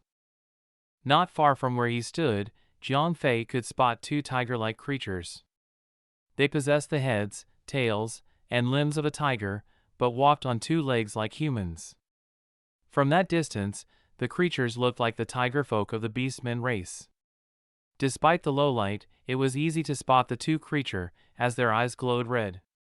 Demonized Tigerman, humanoid being, normal, level 14, heath points 1,150, attack power 95, note, berserk and demonized for an unknown reason. Low threat level. Berserk, huh?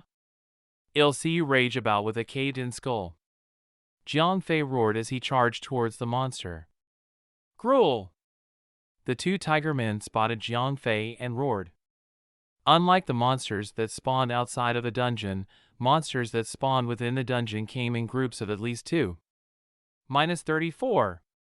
Jiang Fei smashed the monster with his hammer and dealt just slightly lower damage than usual. It was expected, as monsters in the dungeon would always be stronger. Still, it was not much of a problem. -1. -1. Both the tiger men slashed away at Jiang Fei, but could only deal the bare minimum amount of damage due to Jiang Fei's insanely high defense.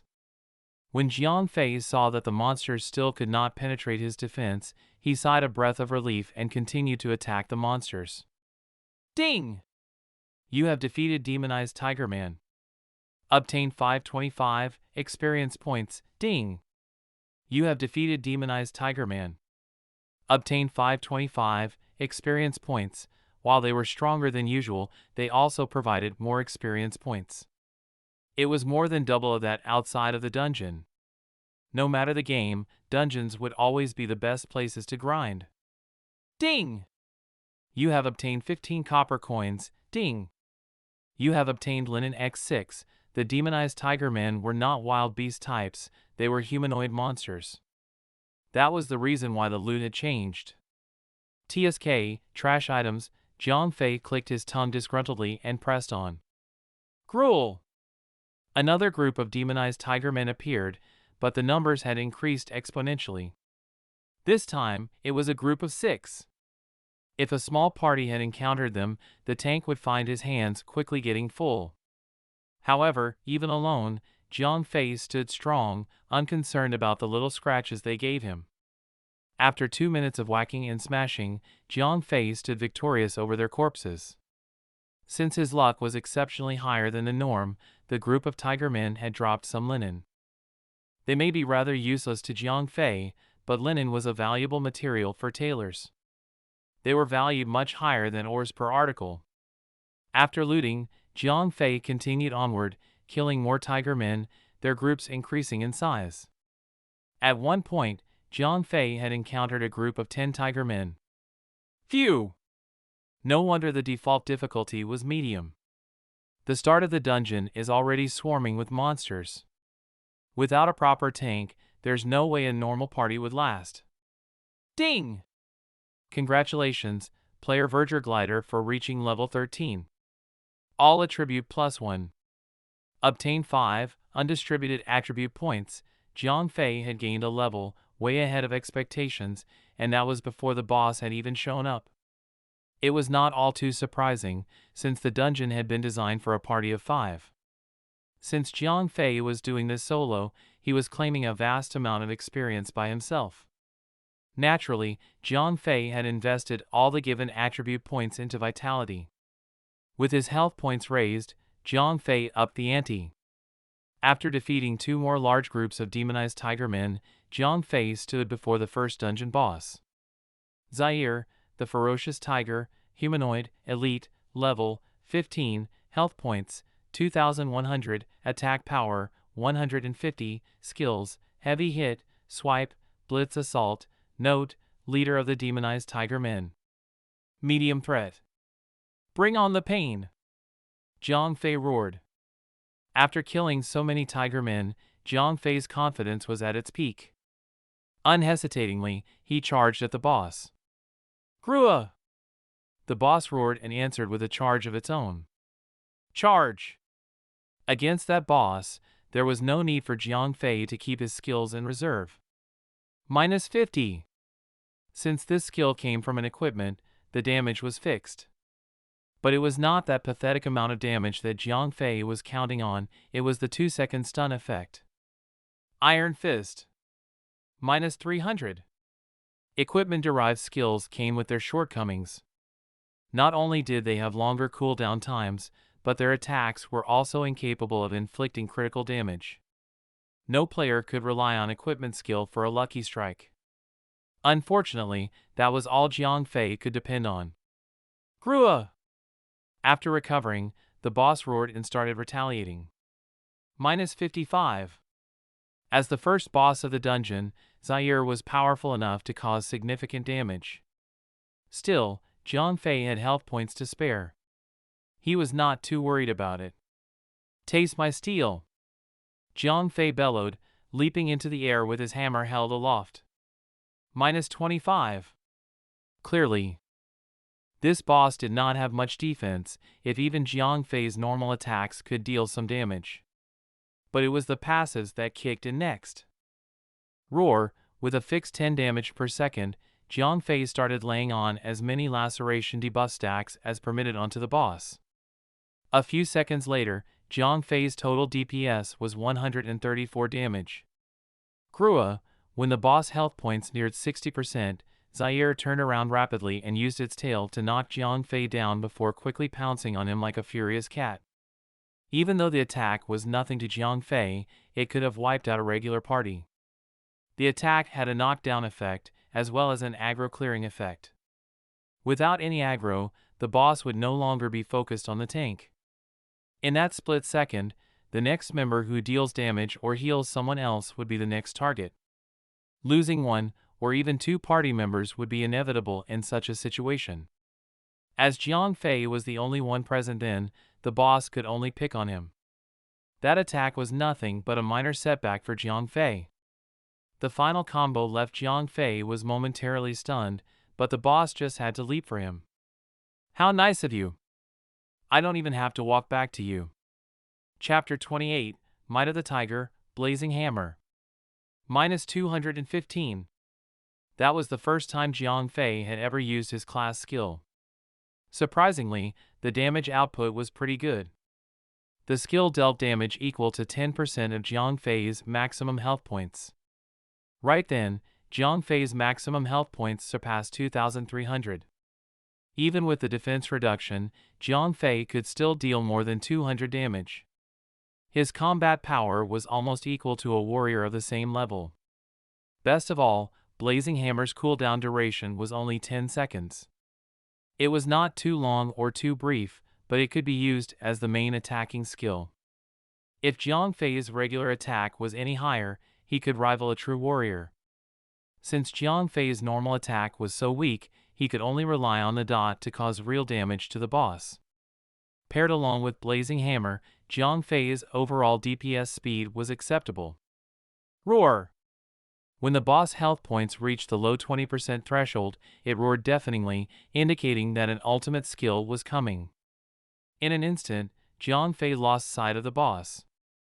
The boss had suddenly gained an insane burst of speed, causing Jiang Fei to completely miss on all his attacks.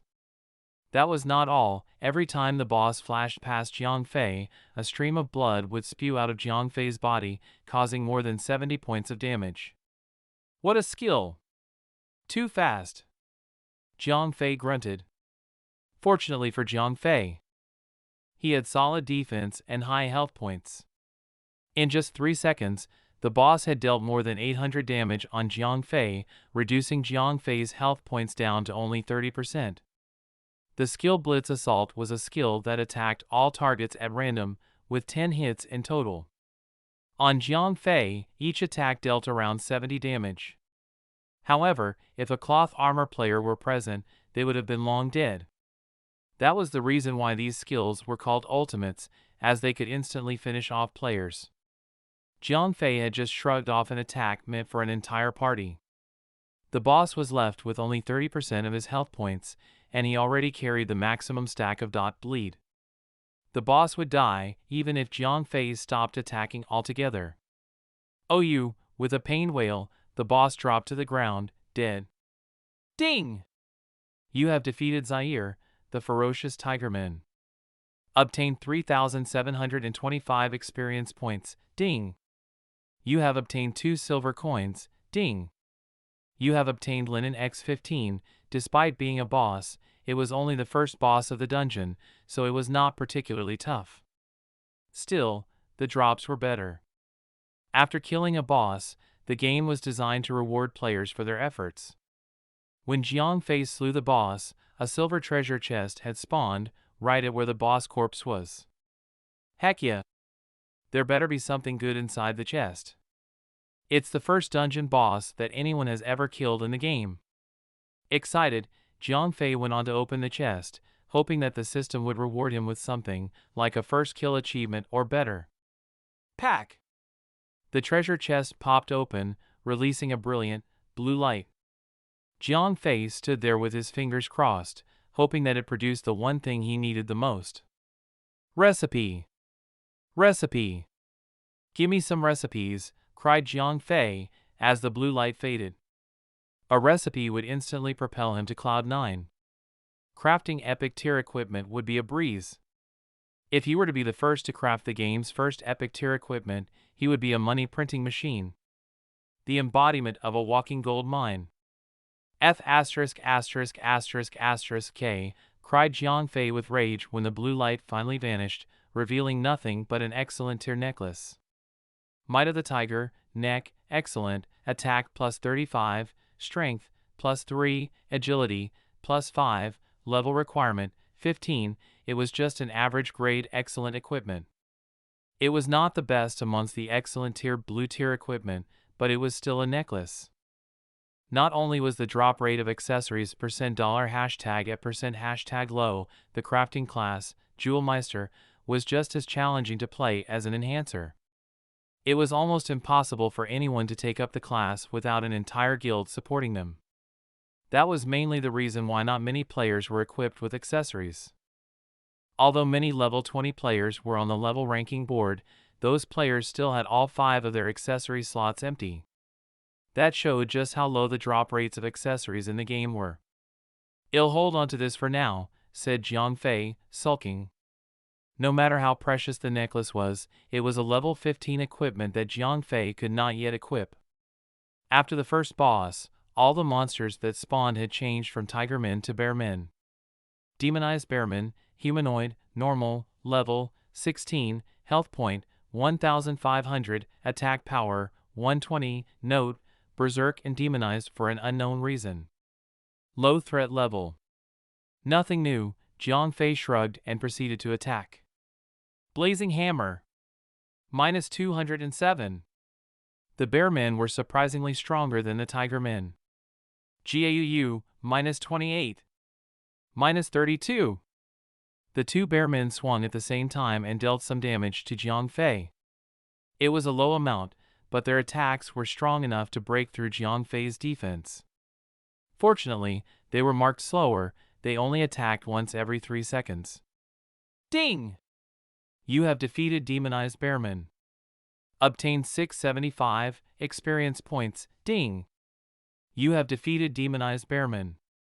Obtain 675 experience points. Tisk, things will be slightly harder now, said Jiang Fei. After the battle with the two bearmen, Jiang Fei was only left with 15% health points. The dungeon had overwhelmed Jiang Fei's lifesteal. Thank God I brought some potions.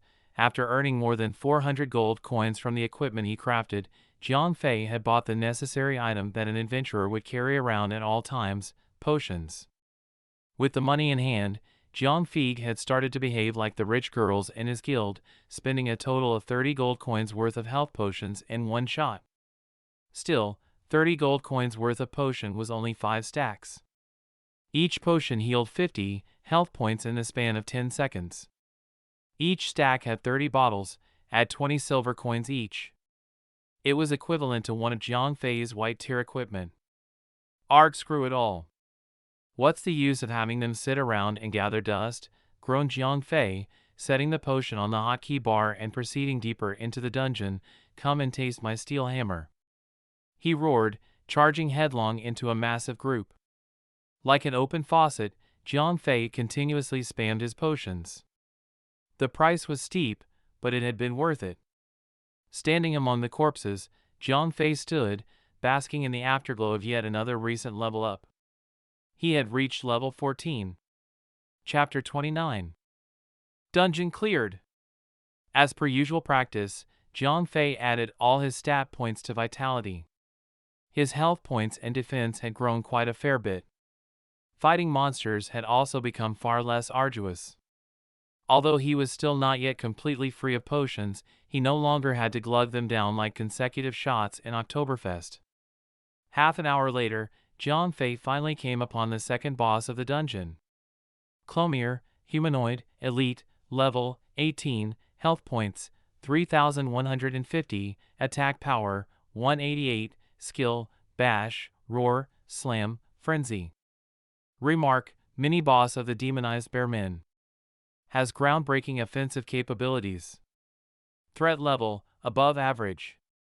Clearly, this bearman's boss was way more ferocious, compared to the previous tigerman's boss. It had much higher attack and health points. Besides, the mysterious ring actually deemed it to have an above-average threat level. Alright, let's give it a shot. Jiang Fei had already cleared the dungeon up to this point. He was not one to lay down without first trying. Besides, the death penalty within dungeons was not as severe. If a player died in regular maps, he would lose an entire level. Even if a healing class resurrected him, he would still lose 50% of that level's experience points. The death penalty within dungeons was way lower. It only entailed a loss of 20% experience points. This also served as an incentive for players to challenge dungeons. If stepping into a dungeon risked the loss of their hard-earned levels, why even try? Dash! Minus 50, Jiang Fei went right up to the bearman's boss. It was just a named elite boss. It was not strong enough to be immune to disabling skills, and thus, it could be staggered and interrupted.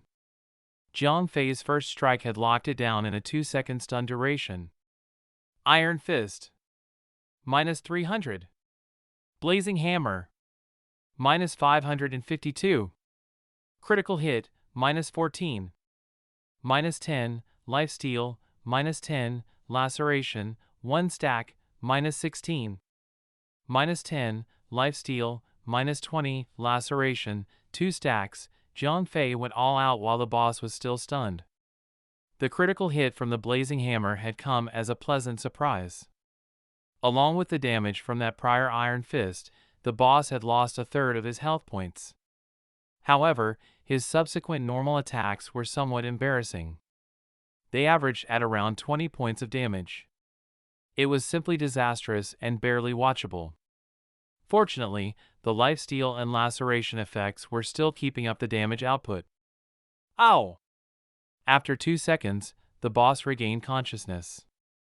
The spike in damage output had sent the boss into an immediate frenzy. Minus 187. The boss's entire body started glowing red. Its attack value had multiplied. With one bash, it had dealt almost 200 damage on Jiang Fei. Roar! As if triumphant with his counterattack, the Bearman's boss let out a furious roar. Gray light flashed through Jiang Fei's body. He looked at his own attack value. It had dropped to 12. The boss roar could drastically weaken a player's attack. But this skill was really too much of a waste to be used against Jiang Fei. Jiang Fei's attack originally sucked, to begin with. Reducing his attack was pointless. Minus 1. Minus 10, lifesteal, minus 30. Laceration, 3 stacks. As expected, Jiang Fei's normal attacks no longer penetrated the boss defense. But the special effects from lifesteal and laceration were still as lethal as ever. As the man and bear fought on, the laceration effect on the boss was now at 10 stacks. However, Jiang Fei's health points was now below 50%. He had already started drinking potions. Blazing hammer. Minus 247. After Jiang Fei leveled up, his vitality had once again increased. In extension to that, he had gained even more hit points. The damage by the blazing hammer had also relatively shot up. At the same time, the laceration count was up to 10 stacks.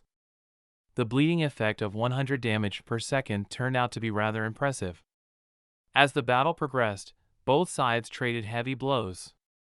Even though Jiang Fei had begun drinking potions, he was quickly losing ground. Even his recovery effect from lifesteal barely helped. This was even when the boss frenzy was unsustainable. Otherwise, Jiang Fei would have long been bear-slapped to death. Roar! Just when the boss had only 20% health points remaining, it suddenly swooped over towards Jiang Fei. Its entire gigantic body rose in the air and attempted to frog splash Jiang Fei. Bang! Minus 325. You have been stunned. Jiang Fei had no way of reading ahead of that move. He was caught like a deer in the headlamps of a car. Besides, he was not an agility-type class. Even if he wanted to, he would not have been able to evade it. A huge damage value that exceeded 300, as well as a 1-second stun left Jiang Fei immobilized, allowing the boss to land yet another merciless blow. Minus 112. F***CK. This is insane. When Jiang Fei recovered, he was already below 300 health points. On the other hand, the boss health points still exceeded 700. Arg! YOLO! Jiang Fei roared. Desperately, he swung his blacksmith hammer at the boss' head. Blazing hammer. Minus 237. Oh wow! What a godsend! Just as Jiang Fei was worried about not being able to last another 2 hits from the boss, he suddenly realized that Iron Fist had already cooled down. Iron Fist. Minus 300. Minus 100. Right after Iron Fist, the bleeding icon reappeared on the boss's head. Ow! Along with a mournful howl, Clomere the demonic bear keeled over and died. Ding! You have killed Clomere, the demonic bear. 5575 experience points obtained. Ding! You have killed all the bosses of Deep in the Night Forest, normal. You have cleared the dungeon Deep in the Night Forest in normal mode. Ding! Your party is the first team to clear deep in the night forest in normal mode. Please name your party, hide the name. Jiang Fei intended to remain low. Ding! Citywide announcement. The party team hide the name has cleared the dungeon deep in the night forest in normal mode. Please cheer for the team members, Verger Glider, ding! Citywide announcement. The party team hide the name has cleared the dungeon deep in the night forest in normal mode. Please cheer for the team members, Verger Glider, ding! Citywide announcement. The party team hide the name has cleared the dungeon deep in the night forest in normal mode. Please cheer for the team members, Verger Glider. The announcement was repeated thrice. The entirety of Dawnbreak City fell into a sudden silence. Not only were the rest of the players were dumbfounded, but Jiang Fei was probably the most alarmed. F***CK. I asked you to hide the name, not name it that way. Jiang Fei had never expected such a sophisticated system to be this idiotic. He was commanding it to hide the name of his party, not name his party hide the name. What the F***CK? There's a dungeon, F***CK. There's a dungeon. Hurry, send someone to search for it. So, someone found a dungeon and even soloed it. That's insane. Ordinary players merely started discussing about the matter. Those who knew Jiang Fei had turned into a jumble of nerves. What's going on? Isn't that Verger Glider a blacksmith? How did he actually solo the dungeon? What the heck? Southern Azure Sword muttered to himself, his eyebrows furrowed. This guy is quite something. He's able to play a crafting class to such an outrageous extent. Demon's Grimace husky voice sent goosebumps across the skins of every onlooker around him. Ha! Ha ha ha. Interesting. Looks like he'll have to pay more attention to this Verger Glider in the future. Zui Xiao Yao smiled. His interest had most definitely been piqued. Little brother, you've truly got me worried. Where the heck do you find a forge with such a freak? Lady Casanova muttered to herself, flicking the blood and gore off her mace, right after extricating it from the bashed skull of a level 22 monster. Chapter 30, The Strongest Tank, ding! Congratulations! Player Verger Glider's level has increased to 15. All stats +1. Obtain 5 attribute points. Along with the system's announcement, Jiang Fei received 50,000 experience points and 1 gold coin. It could be considered as the reward for being the first person to clear the dungeon. With such abundant experience points, Jiang Fei leveled up once again. He had achieved level 15. One dungeon for 3 levels could only be achieved by soloing it. Ding! Obtained 9 silver coins, ding! Obtained Linen X20, apparently, this boss was also an elite grade monster. It had nothing good to offer. The big prize should still coming through from the treasure chest. Whoosh, with a sudden flash of white light, the boss corpse disappeared. A golden treasure chest replaced it. Recipe! Recipe! Jiang Fei chanted to himself as he approached the treasure chest. Swish! After a sudden, blue flash of light, Jiang Fei was once again left disappointed. It was no recipe. Power of the Wild Bear, offhand, shield, excellent, physical defense +50, magical defense +20, parry rating +5, strength +5, vitality +5, level requirement 15, not bad. Although Jiang Fei had not acquired any recipes, he was still rather content. As a crafting class, Jiang Fei could only equip the blacksmith hammer. However, his secondary weapon slot was empty. He may not be able to wield offensive-type weapons. Even so, he was able to put on a life-saving shield. Jiang Fei withdrew the previous, blue necklace from his bag and equipped it. It was not exactly eye-catching, but the shield drew as much attention as one could imagine. It was humongous, almost half the size of a man. Emblazoned on its center was the image of a roaring bear on its hinds. The shield emitted a cold, silver metallic gleam. Holding it in front of one's body would instill a sense of heartfelt, confident security. After adding all 5 ability points into the vitality attribute, Jiang Fei stepped back to survey his final results. Name, Verger Glider, Level, 15, Class, Beginner Blacksmith Level 2, Experience Points, 1, 730/125,000, Health Points, 2, 921/2, 921, Mana Points, 350/350, Physical Attack Power, 70 plus 35, Physical Defense, 97 plus 210. Magic Defense, 70 plus 20. A short half-hour later in another normal mode dungeon, Jiang Fei had gained another 3 levels. Suffice to say, his stats had increased drastically. His health points was almost at the 3,000 mark. His physical defense had exceeded 300. He might not be the #1 tank in the world, but no one else throughout the entirety of Dawnlight City could possibly be more of a tank than Jiang Fei. Ding!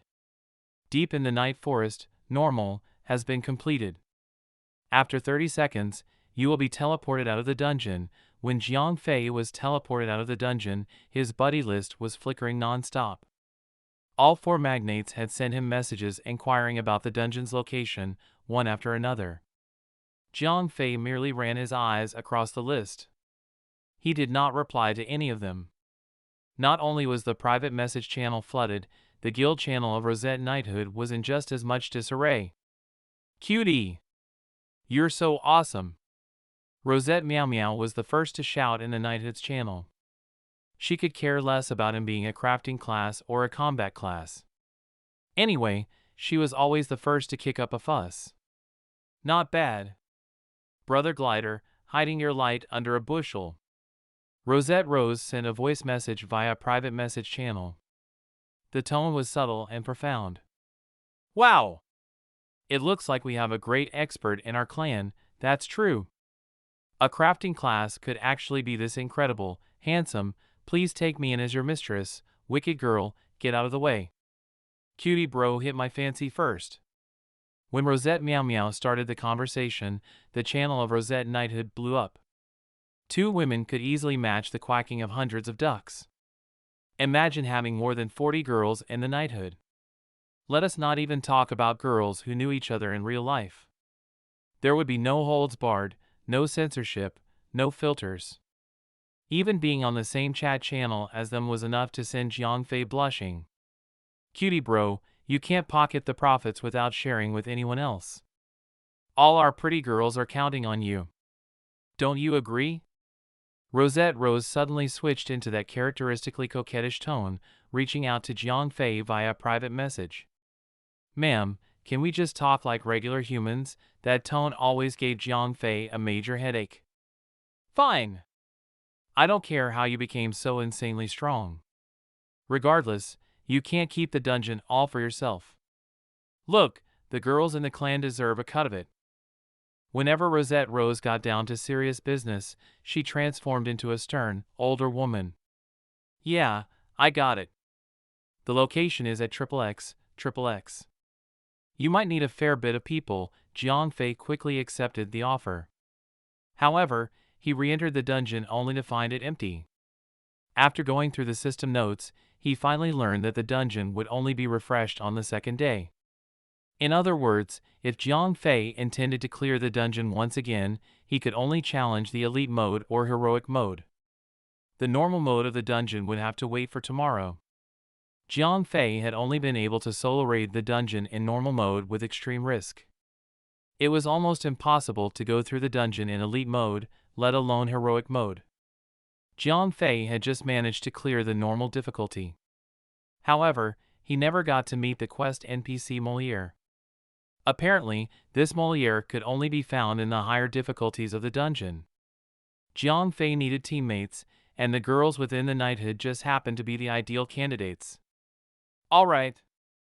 Well, arrive in no time, Rosette Rose immediately mobilized all the girls in the knighthood. That pretty tailor aside, the others had streamed towards the night forest. Many were already wandering about in the night forest. The dungeon name had clearly stated, Deep in the Night Forest. It did not take rocket science to deduce that it was somewhere in the night forest. All the big guilds had already sent scouts to the location. Since so many were already searching for the dungeon, Rosette Rose's sudden entry with her band of sisters did not seem out of the ordinary. Jiang Fei had given them the precise coordinates. Even if the dungeon was well hidden, it would only be a matter of time before this group of ladies met up with Jiang Fei. Wow! Cutie, you really went ahead and did it. The moment Rosette Meow Meow saw Jiang Fei, she ran up to him. She walked around Jiang Fei, surveying him from head to toe, left and right, as if she did not recognize him. Wow! I'd never quite noticed it before, but you actually look pretty good. At that moment, Rosette Fox came up as well. She started prodding his body with her fair, white hands. Among the girls of the knighthood, Rosette Fox was probably the most brazen of them all. Well, after upgrading into the angular, functional-looking bronze equipment set and slinging an iron shield over his back, Jiang Fei's overall outlook had changed. However, the blacksmith hammer hanging off his waist seemed to be a little nondescript. Ah, let's cut the chatter. Ma'am, we can't sit around for long. Give me 9 of your best.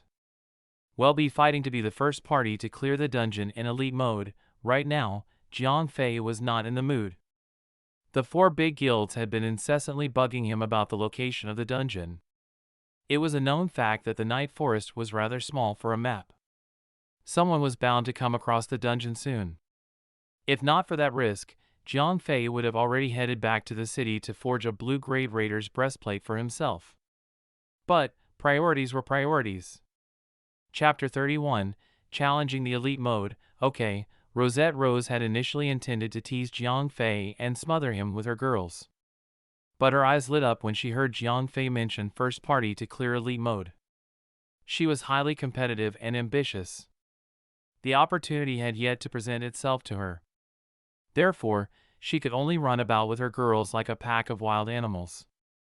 Now, here was her chance to earn a name for her Rosette knighthood. How could she possibly let such golden opportunities slip through? 9 elites were chosen from among the 40-odd girls. The remaining divided themselves into 5 teams of 5-member parties to challenge the dungeon in normal mode. Within 10 minutes, they had hurriedly filed into their new places. The Rosette knighthood girls only had average gaming skills. But thanks to Jiang Fei, these girls were well equipped, especially those who were able to equip heavy armor. Therefore, Rosette knighthood had more than an ample supply of tanks. They were thus able to concurrently form multiple parties for the dungeon. While some parties were complete and at the ready, about half a dozen girls had to be stuck outside the entrance, training. At that moment, they were unable to enter the dungeon due to the mismatch of classes. All was still good, for they could easily switch positions with the ones within the dungeon anytime the need arose. After Rosette Rose turned her adult lady mode on, she distributed her members in good order. She certainly had the potential to be one of those premium guildmasters. Soon after, Jiang Fei found himself in a solid 10-member party. Obviously, he was their main tank. But there were up to 4 other heavy armor class girls ready to share the load. Once again, thanks to Jiang Fei. The heavily armored girls within the knighthood most probably had the highest attributes and raw statuses. When it came to a first-time attempt on an elite dungeon, every little bit mattered. This party comprised of Rosette Rose the Knight, Rosette Meow Meow and Rosette Peach the 2 priests, Rosette Fox and Rosette Narcissus the 2 magicians, Rosette Dragoness and Rosette Dazzle Dance the 2 warriors, Rosette Phantom the bandit, and Rosette Bubbles the hunter. Brother Glider, since you've already been through this once, take the lead. We'll be right behind you. After the party was formed, Rosette Rose transferred the party leadership to Jiang Fei. Okay. Jiang Fei quickly took up the offer. After all, as the party leader, he had the right to mark the monsters himself. It gave him the finesse and fine control over the battle. Ding! You're entering the dungeon, deep in the Night Forest. Please select the difficulty, Elite Mode, answered Jiang Fei in sonorous. Swish! After a white light enveloped them, Jiang Fei and the others found themselves standing on dungeon soil. In normal mode, a miniature safe zone could be found at the entrance of the dungeon. It gave players the sanctuary to make ample preparations for their adventure. Close to the entrance, doorkeeper NPCs actually stood watch over the players. This time, Jiang Fei was in for a big surprise. Deep within his heart, he considered himself lucky for not being arrogant enough to challenge the elite mode solo. It would not have ended well for him. Instead of doorkeepers, 2 demonized tiger men were there to welcome them. They may just be demonized tiger men, but in elite mode, they were freaking bosses. Demonized tiger men, humanoid, elite, level 17, health points 2000, attack power 152, remarks, demonized ferocious tiger, immense offensive capabilities. Medium threat level.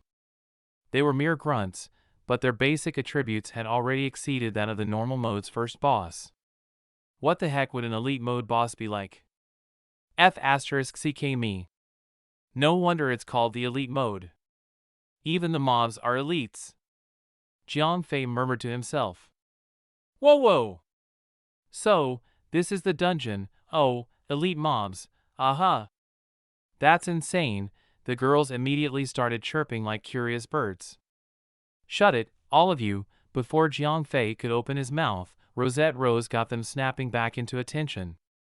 After all, this was serious. They could possibly be the first party to clear the dungeon in elite mode. Girls were girls, but Rosette Rose could not possibly allow these girls to waste time with chatter. Okay, the girls answered in unison. Rosette Rose stood atop quite the pedestal within the hearts of these girls. One line was enough to silence them. Brother Glider, take the girls and get a formation up. We must fight for the first place, said Rosette Rose, bunching her little fists up together.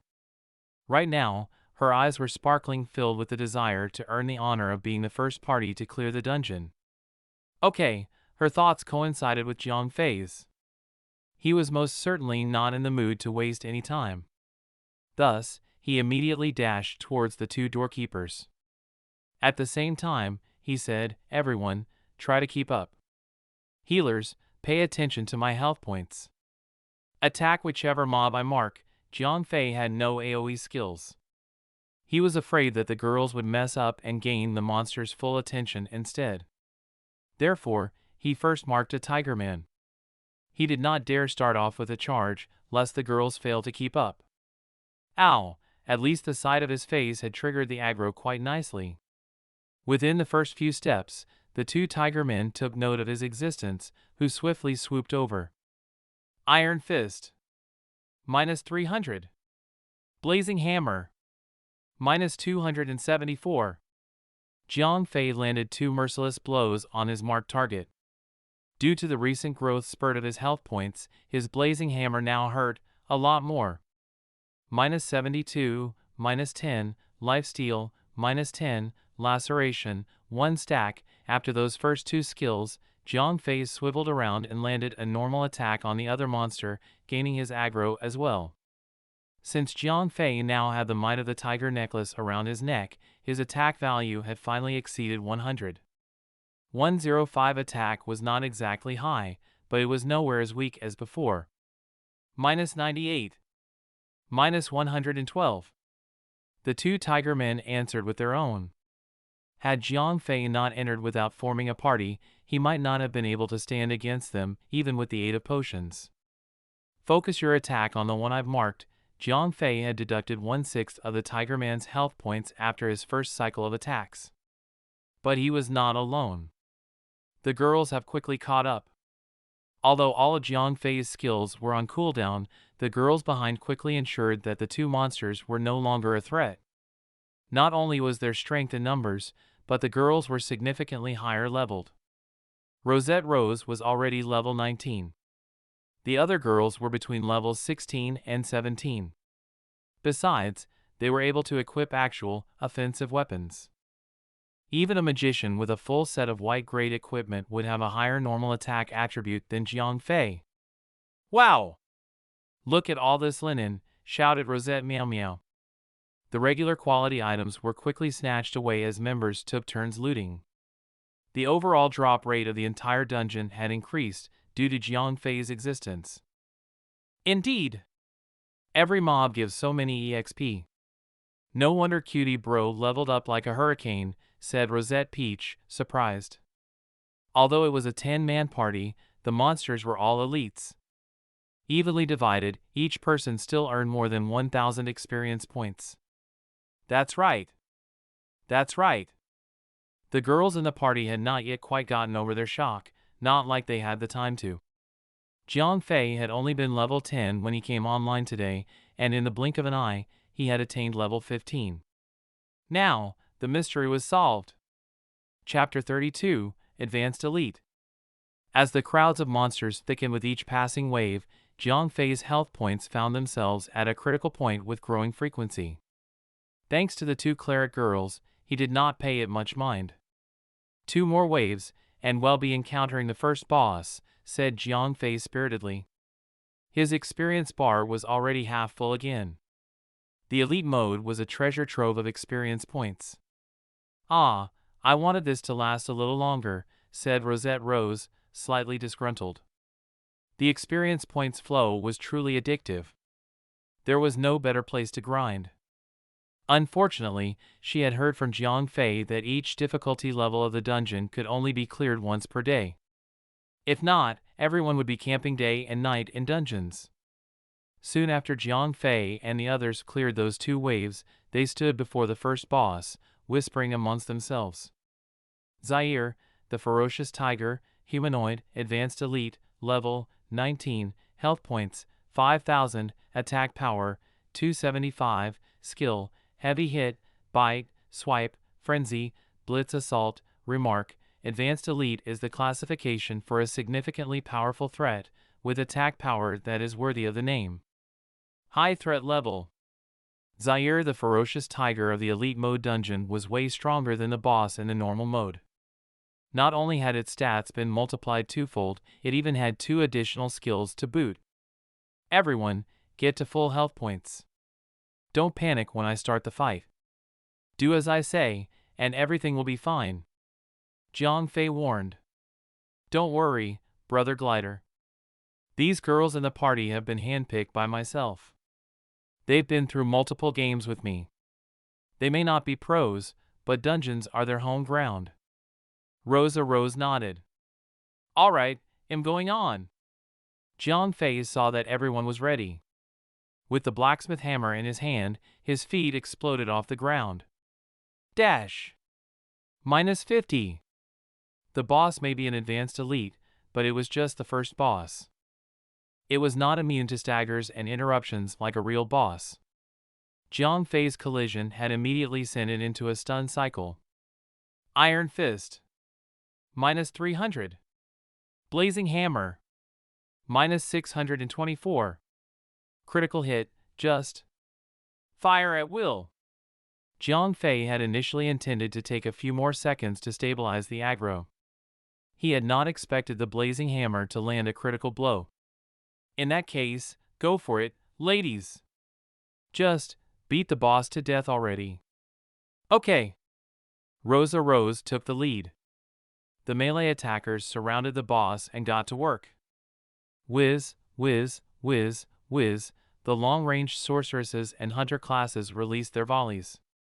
Their magic spells and arrows flew at Zaire the ferocious tiger with a generosity that could rival that of nature and its oxygen.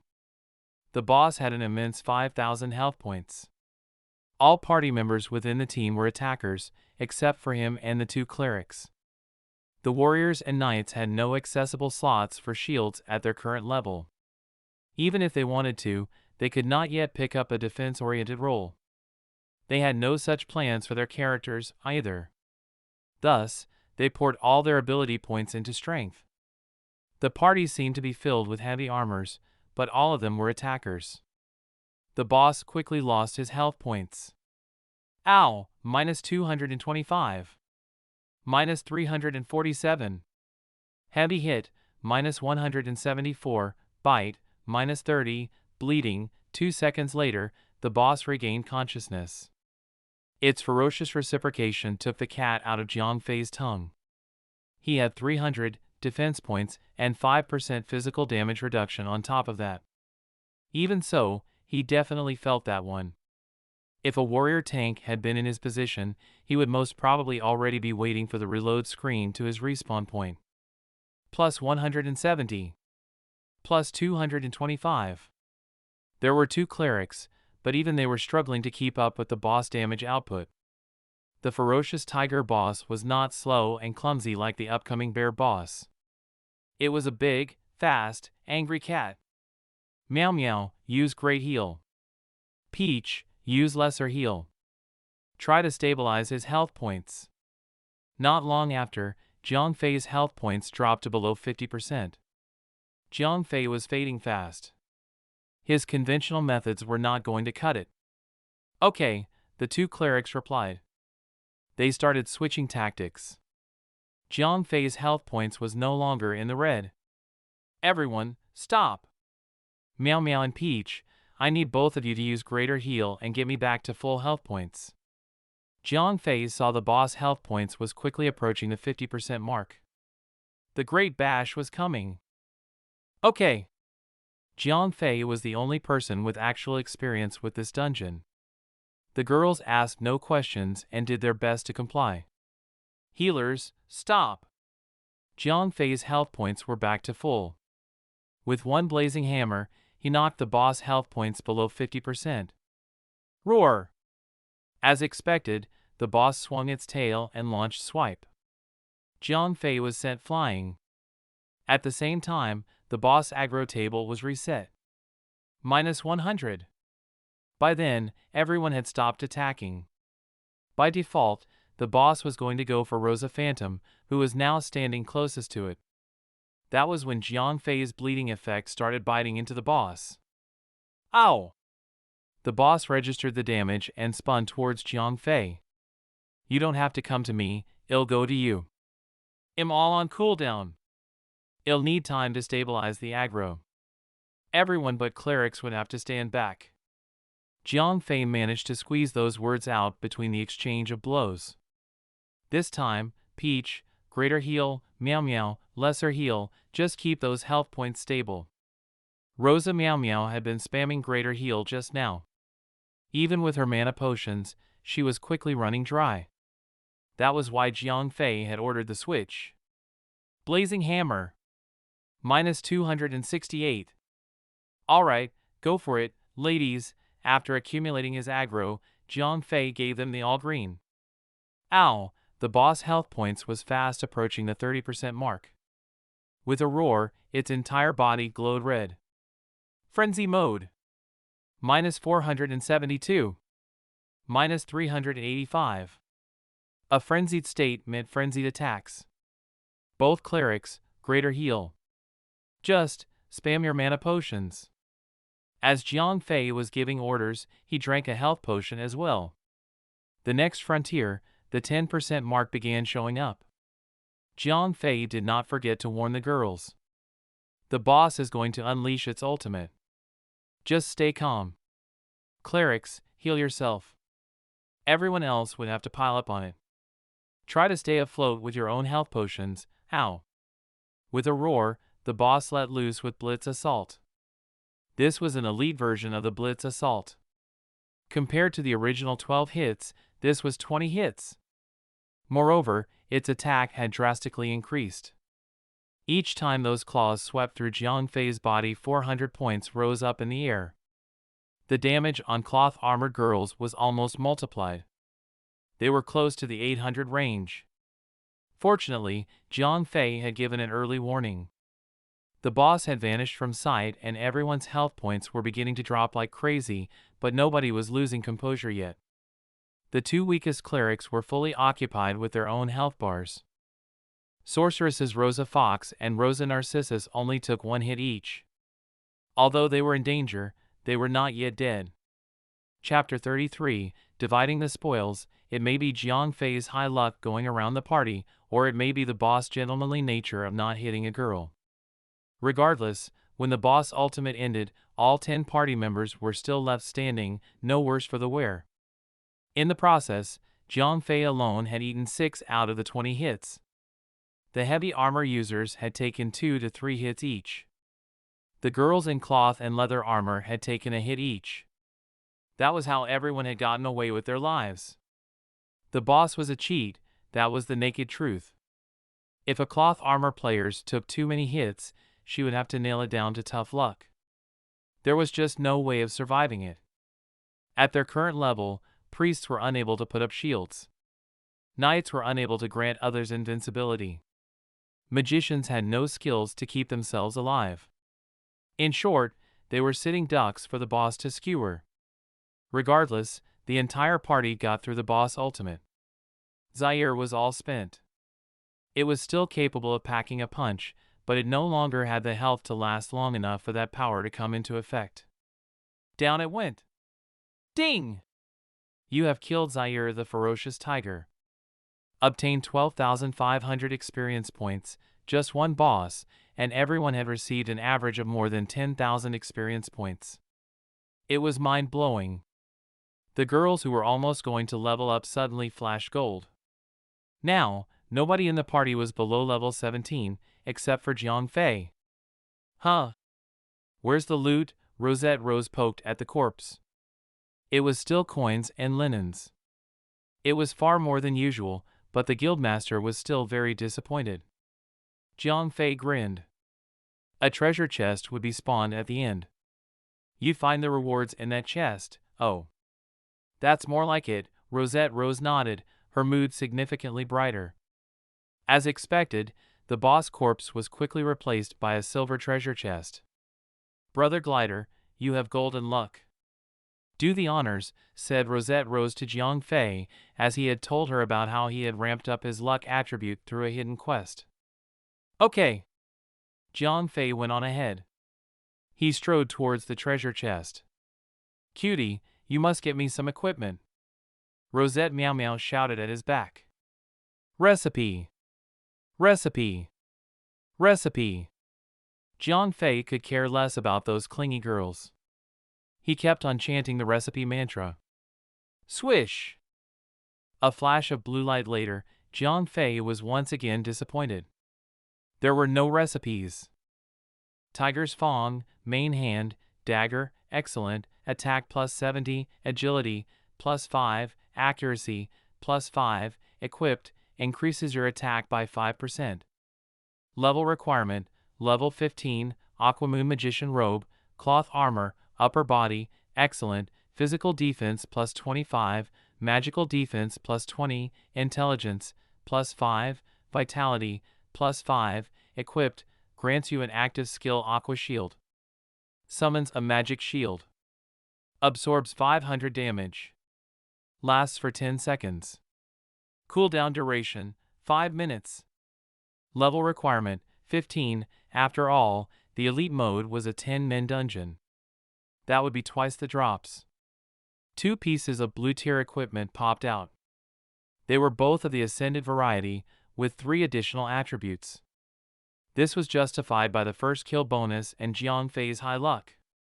Cutie, hurry and give me the dagger already. Unknowingly, Rosette Phantom had already ran up to Jiang Fei's back. When she spoke, her fragrance flowed over the back of Jiang Fei's neck. It was akin to a warm breath of wind, but Jiang Fei was still taken aback. What the hell? Seriously, miss, why can't you make some noise when moving? You'll give me a heart attack. Rosette Phantom had not spoken much. She had never joined in whenever the girls teased Jiang Fei. Jiang Fei had thought that she was one of those rare introverts. He had never expected her lady to be filled with dirty tricks too. Oh, just hurry up and give it to me. If not, it'll climb up the window of your house and frighten you to death. Rosette Phantom stretched her slender white hands out, groping for Jiang Fei. Here it is. Here it is. You terrify me, no one else within the party needed this dagger anyway. Jiang Fei hurriedly sent her away with the dagger. Handsome, who do you think this magician robe belongs to? Teased Rosette Fox, ogling at Jiang Fei. It was Jiang Fei's turn to have a headache. The dagger just now was an easy call. Rosette Phantom was the only one who needed it. Now, there were 4 girls standing before him. 2 magicians and 2 priests, all staring at him anxiously. Jiang Fei was a blacksmith. Therefore, even if a male-type equipment dropped from the boss, the heavily armored users would not be as anxious. Jiang Fei had already produced a generous amount of ascended equipment. They were pleased enough with their gear. The girls with cloth armor were not as fortunate. The four of them only had 3 level 10 white tier equipment between them. The rest were all equipment received from the quest rewards of the beginner's village. Therefore, the sight of a level 15 blue tier equipment was enough to turn them into raving lunatics. Guildmaster, what say you? Jiang Fei was not stupid. He could not make this decision. No matter how he went on with this, he would make himself an enemy out of 3 girls. How would I know? Rosette Rose huffed and turned away. You do not want to make an enemy out of anyone, well so do I, forget it. In not making this decision. Settle it yourselves, after all, the girls within the knighthood knew each other better. This could not be their first time experiencing such a scenario. Okay. Rock, paper, scissors. Rosette Meow Meow was the first to agree. Looking at how she had already dug her feet in the dirt, she seemed more interested in the game than the equipment. After a few rounds, the results were out. Rosette Narcissus had defeated the rest of the cloth armor girls and won the blue-grade magician robe. This is unfair. Narcissus is a freak. All these years, she has never once lost this game. Rosette Fox took him aside and whispered. That's right. That's right. Rosette Peach nodded frantically. Hee hee. Stop being sore losers. Cutie bro, hand it over. These beginner's village rewards are just hideous. Rosette Narcissus rolled her eyes at the two of them. She excitedly donned the newly acquired Aquamoon Magician robe. Wow! Sister Narcissus, you're so beautiful. Rosette Meow Meow cooed. The Aquamoon Magician robe was quite the looker. It was like an aqua blue, Han-style robe that really accentuated the curves on the top front portion. It truly brought out Rosette Narcissus' voluptuous figure.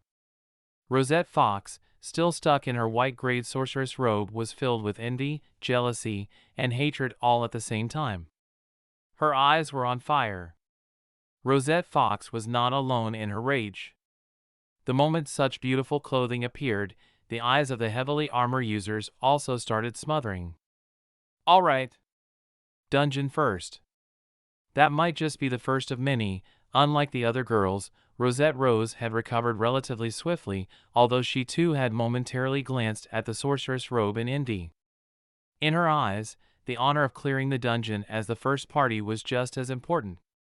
By the time Jiang Fei and the others had taken down the first boss of the elite mode, other players have finally found the entrance of the dungeon. Within 5 minutes, word of mouth had ensured that the location of the dungeon, deep in the night forest, was now public knowledge within the entirety of Dawnlight City. Chapter 34, The Importance of a Powerful Tank. Get the main guild members in parties and make sure that they have competent leaders. We're going for the dungeon ASAP. There's no time. We're heading directly for the elite mode.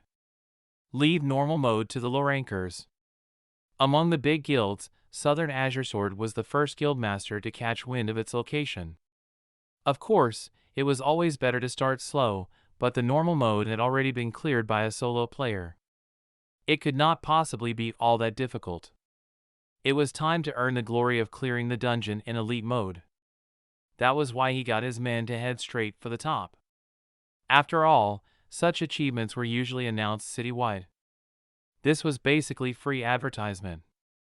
The early stages of the game would be the perfect time for all the big guilds to develop and grow.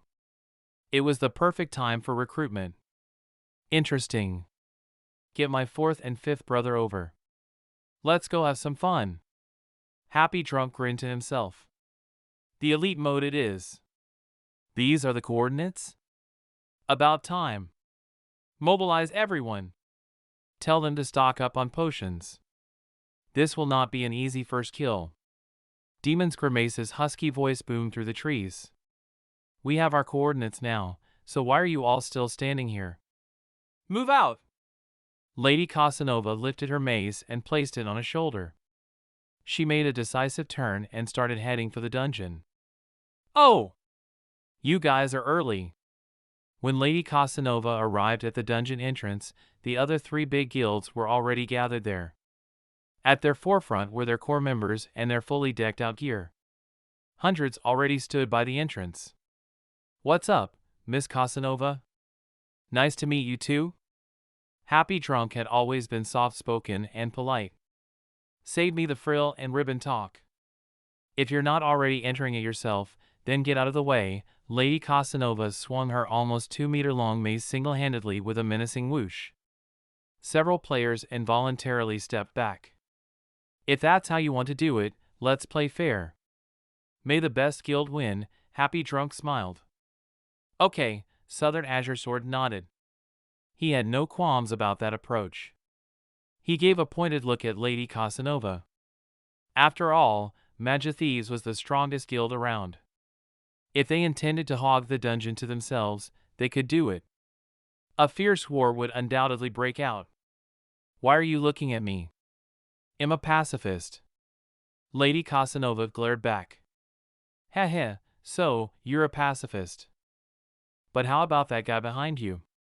Master Billy, since you're here, why not show yourself? Demon's Grimace had very keen eyes. Behind Lady Casanova's huge frame was the target of his latest dig. Ha ha ha. Old Demon, still quite the sharp knife. At that moment, a human player stepped out. He seemed to be in his 30s. He had to be a warrior or knight. Master Billy, what do you say? Asked Happy Drunk, his eyes narrowing. No one would be free of an impending headache upon the sight of Billy Boy. This guy was a professional PvP guildmaster. He enjoyed killing people for pleasure. Whenever there was a big skirmish, he would be in the thick of things. The PvP system within Dawnbreak was almost devoid of rules and regulations. This guy might just stir up the game's first major guild war this early in the game. Me? I'm not interested. Talk to my wife when comes to dungeon stuff.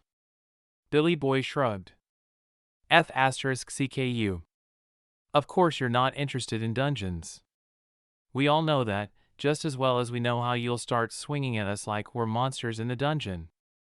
The three guildmasters most definitely had thoughts along these lines, but none dared verbally provoke this lunatic. That's enough. None of these pussies are going in, so get lost already. We're going in, and with you here, we shan't be expecting company. Lady Casanova grabbed Billy Boy by his collar and dragged him along. 180-something man was nothing to a 2.5-meter-tall shrew cow. I'm leaving. You boys play nice. Billy Boy shrugged. Fighting was in his blood, but this was the best time to race for levels and strengthen his guild. He did not want his pastime to affect the guild's growth. Phew, when Billy Boy disappeared through the entrance, only did everyone else breathe a sigh of relief. That guy was one loose cannon. All right. Gauge your individual capabilities and determine your places. Don't even think of causing trouble with the other guilds while we're inside, said Southern Azure Sword. No problem. Let's go. The others nodded. Now that they got the fair play agreement down, they could breathe easy. It resulted in a total of almost 20 10-man parties entering the elite mode dungeon at the same time. The other players and members of the small guilds had also started organizing parties to challenge the normal mode dungeon. More confident guilds even attempted the elite mode. It was not like they wanted the first kill. They were only asking for equipment and experience points. 15 minutes later, Southern Azure Sword appeared at the dungeon entrance. At the 16th minute, Demon's Grimace also came plodding from the graveyard along with his people. They had all been wiped out. Yo! What an early elimination. He was in a pot kettle situation, but could not resist throwing a jab at Southern Azure Sword. As if you've not been eliminated yourself. Southern Azure Sword rolled his eyes. Either get going already, or get the F***CK out of my way. As the two of them continued poking fun at each other, Lady Casanova appeared behind them. What the F***CK? You guys have been eliminated as well? Asked Southern Azure Sword, his eyes the size of shields. Go to hell. You're allowed to be eliminated, but am not? Lady Casanova roared menacingly. Fellas, we meet again. What a coincidence. This time, Happy Drunk showed up, his party members defeatedly dragging their souls along. Yo! Old brother, you seem to have lasted the longest. Where did you guys reach? Demon's Grimace asked. The 7th wave. Happy Drunk shrugged and told them the truth. There was nothing to gain from omitting anything out. You guys got caught at the 7th wave as well? Lady Casanova asked, dubious. Yeah. This dungeon is broken. 5 elite monsters at the 6th wave were fine. But F** King Hell, 10 of them turned up in the 7th wave and turned our main tank to mush. Southern Azure Sword lamented. Haha, the others smiled with embarrassment. It was clear as day. They had all been eliminated in the exact same manner. Cut the bullsh *T. Go and tank biased, the 4 of them looked at each other. They had no choice. Their tank was nowhere near as tough as Jiang Fei. Their only option was to throw more tanks in to share the damage. Party configurations were adjusted. The 4 of them rallied their best players and went in again. The other 10-man parties were all disbanded entirely. They changed into 5-man parties and went for the normal mode dungeon. Even the main tanks of the elite guilds had failed to hold up. What did that mean for regular tanks? Tanks made up the soul of a party. He was their footstone. The durability of a tank determined the success or failure of a challenge. Gaming skills, reaction time, and microcontrols, the girls within the Rosette Knighthood, not even Rosette Rose, could not be compared to the elites of the 4 big guilds. It was thanks to Jiang Fei's ridiculous durability that gave them such a smooth sail. This was how this noisy, disorganized band of girls had been able to take down the first boss of the elite mode dungeon. On the other hand, the Big 4 had been wiped out before they could even look into the nostrils of the first boss. Chapter 35, Advancing to the Second Boss. While the Big 4 were still picking up their asses from the floor, Jiang Fei was powering on the girls of the Rosette Knighthood, tailing him closely. Roar, along with the furious roars, were 7 to 8 bare pan-fry palms smacking Jiang Fei across the face. Each hit had dealt more than 200 damage even when it was Jiang Fei. Fortunately, these bear men were significantly slower. If not, the 2 priests behind him would have trouble keeping his health points up. Ah! This one's coming my way, cried Rosette Dragoness. It was hard to pick out a particular target from the mass of bodies before her.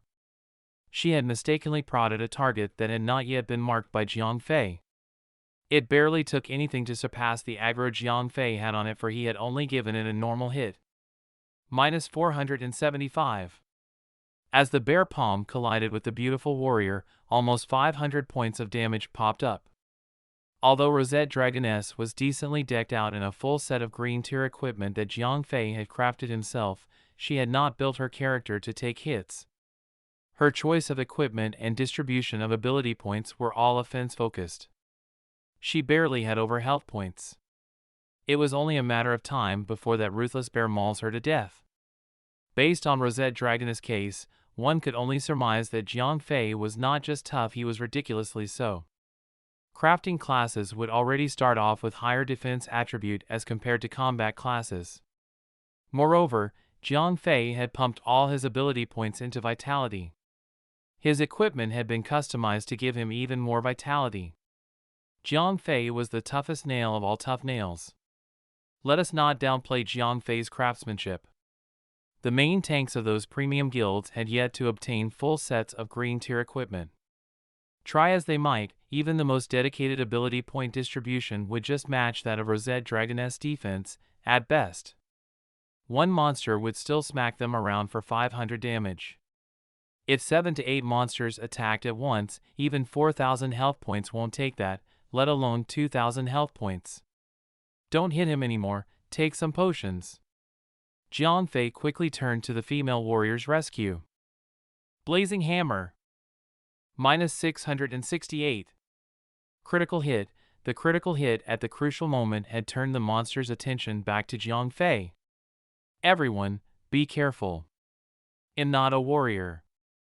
I can't grab aggro like those specialized tanks. Just look out for my marks, Jiang Fei sighed in relief. He had been extremely fortunate to have landed a critical hit. Otherwise, he might have been too late. Ironically, Jiang Fei was not a true tank, but he was far tougher than most. But there was a flaw in his tactics that could not be rectified. He had no skills that could generate aggro. Warriors had taunt. Druids in bear form had the skill provoke. Jiang Fei had nothing. He could only stand on equal footing and wrestle for the aggro with the offense classes. At least, Jiang Fei had solid equipment and high luck. His constant critical hits enabled him to maintain his footing with the girls within the party. Also, he was often the first person to initiate an attack. That was why he would be able to keep the monster's aggro to himself. If such a delicate balance was ever offset, Jiang Fei would be helpless. He had no way of salvaging the situation. Okay, Rosette Dragoness stuck her tongue out, half sheepish, half cheeky. She knew full well how her carelessness had almost brought disaster upon the party. The battle continued. The monsters were slain, wave after wave. Bear men even started coming in groups of 10.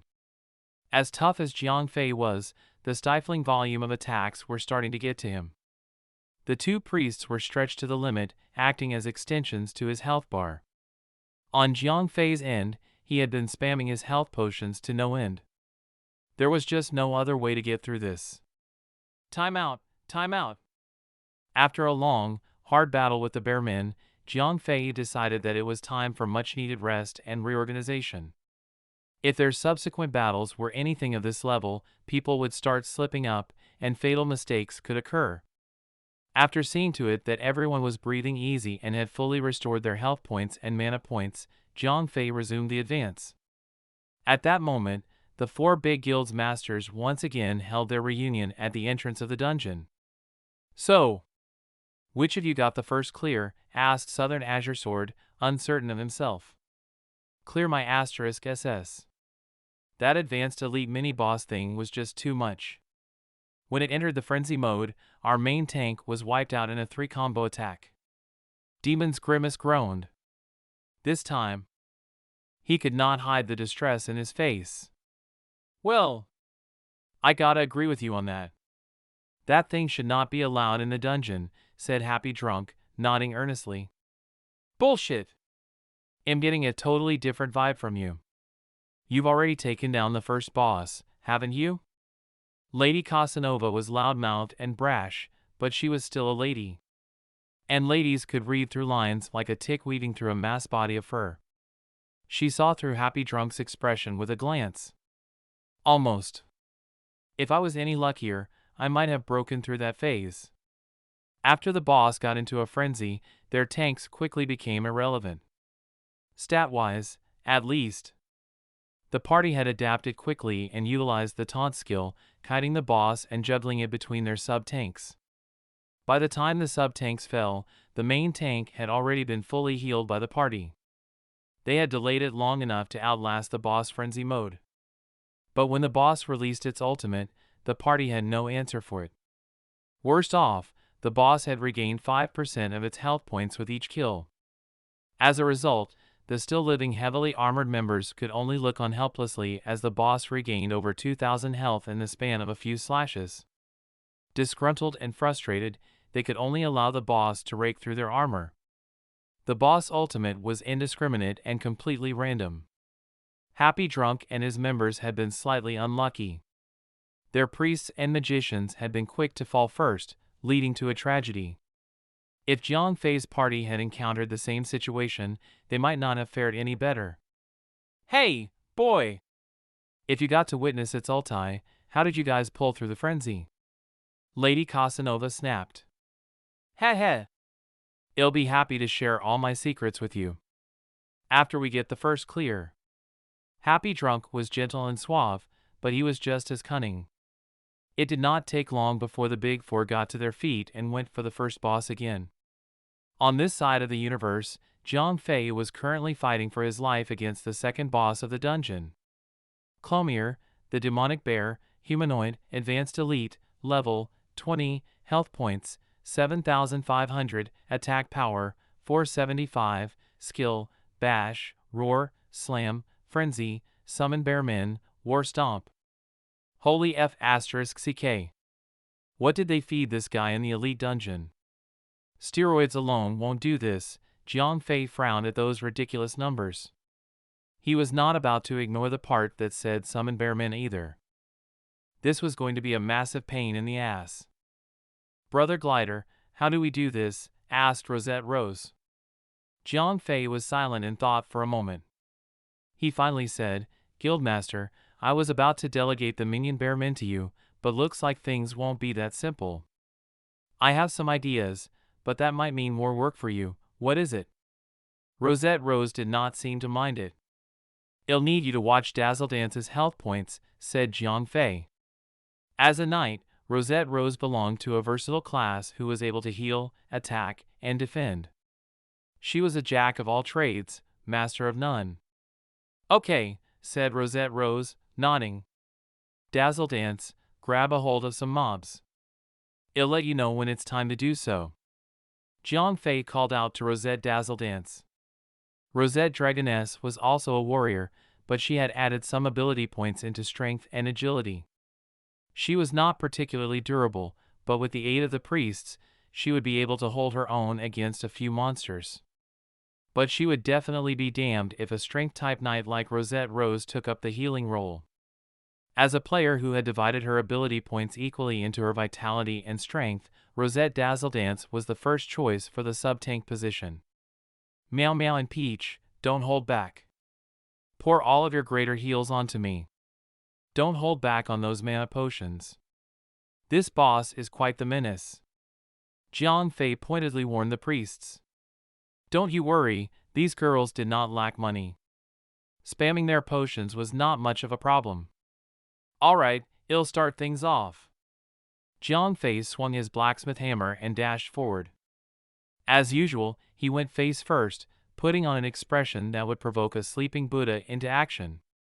Chapter 36, Fighting the Demonic Bear, Roar. The Bearman boss saw the little man heading towards him and roared in welcome. It swung its massive pair of paws about before bounding towards Jiang Fei. Iron Fist. -300. Just as Jiang Fei mustered up a blow of his own, the boss had promptly replied. Bang! A massive bear paw slammed into Jiang Fei's body. -382. Holy shit! F asterisk CK me.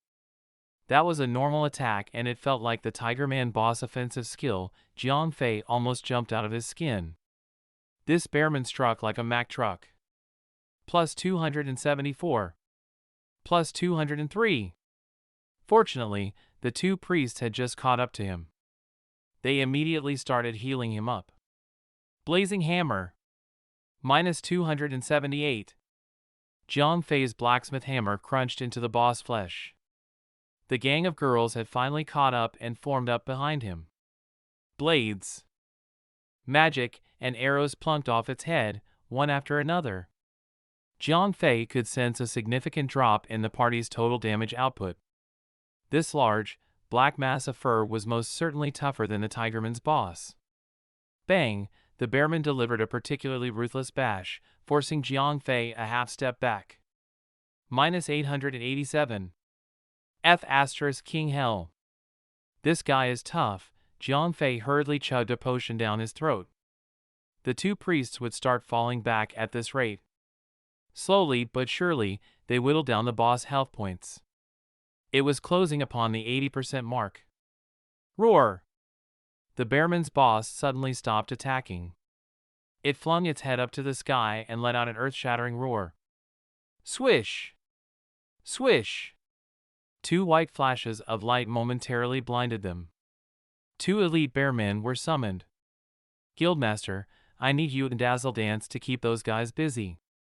Jiang Fei shouted.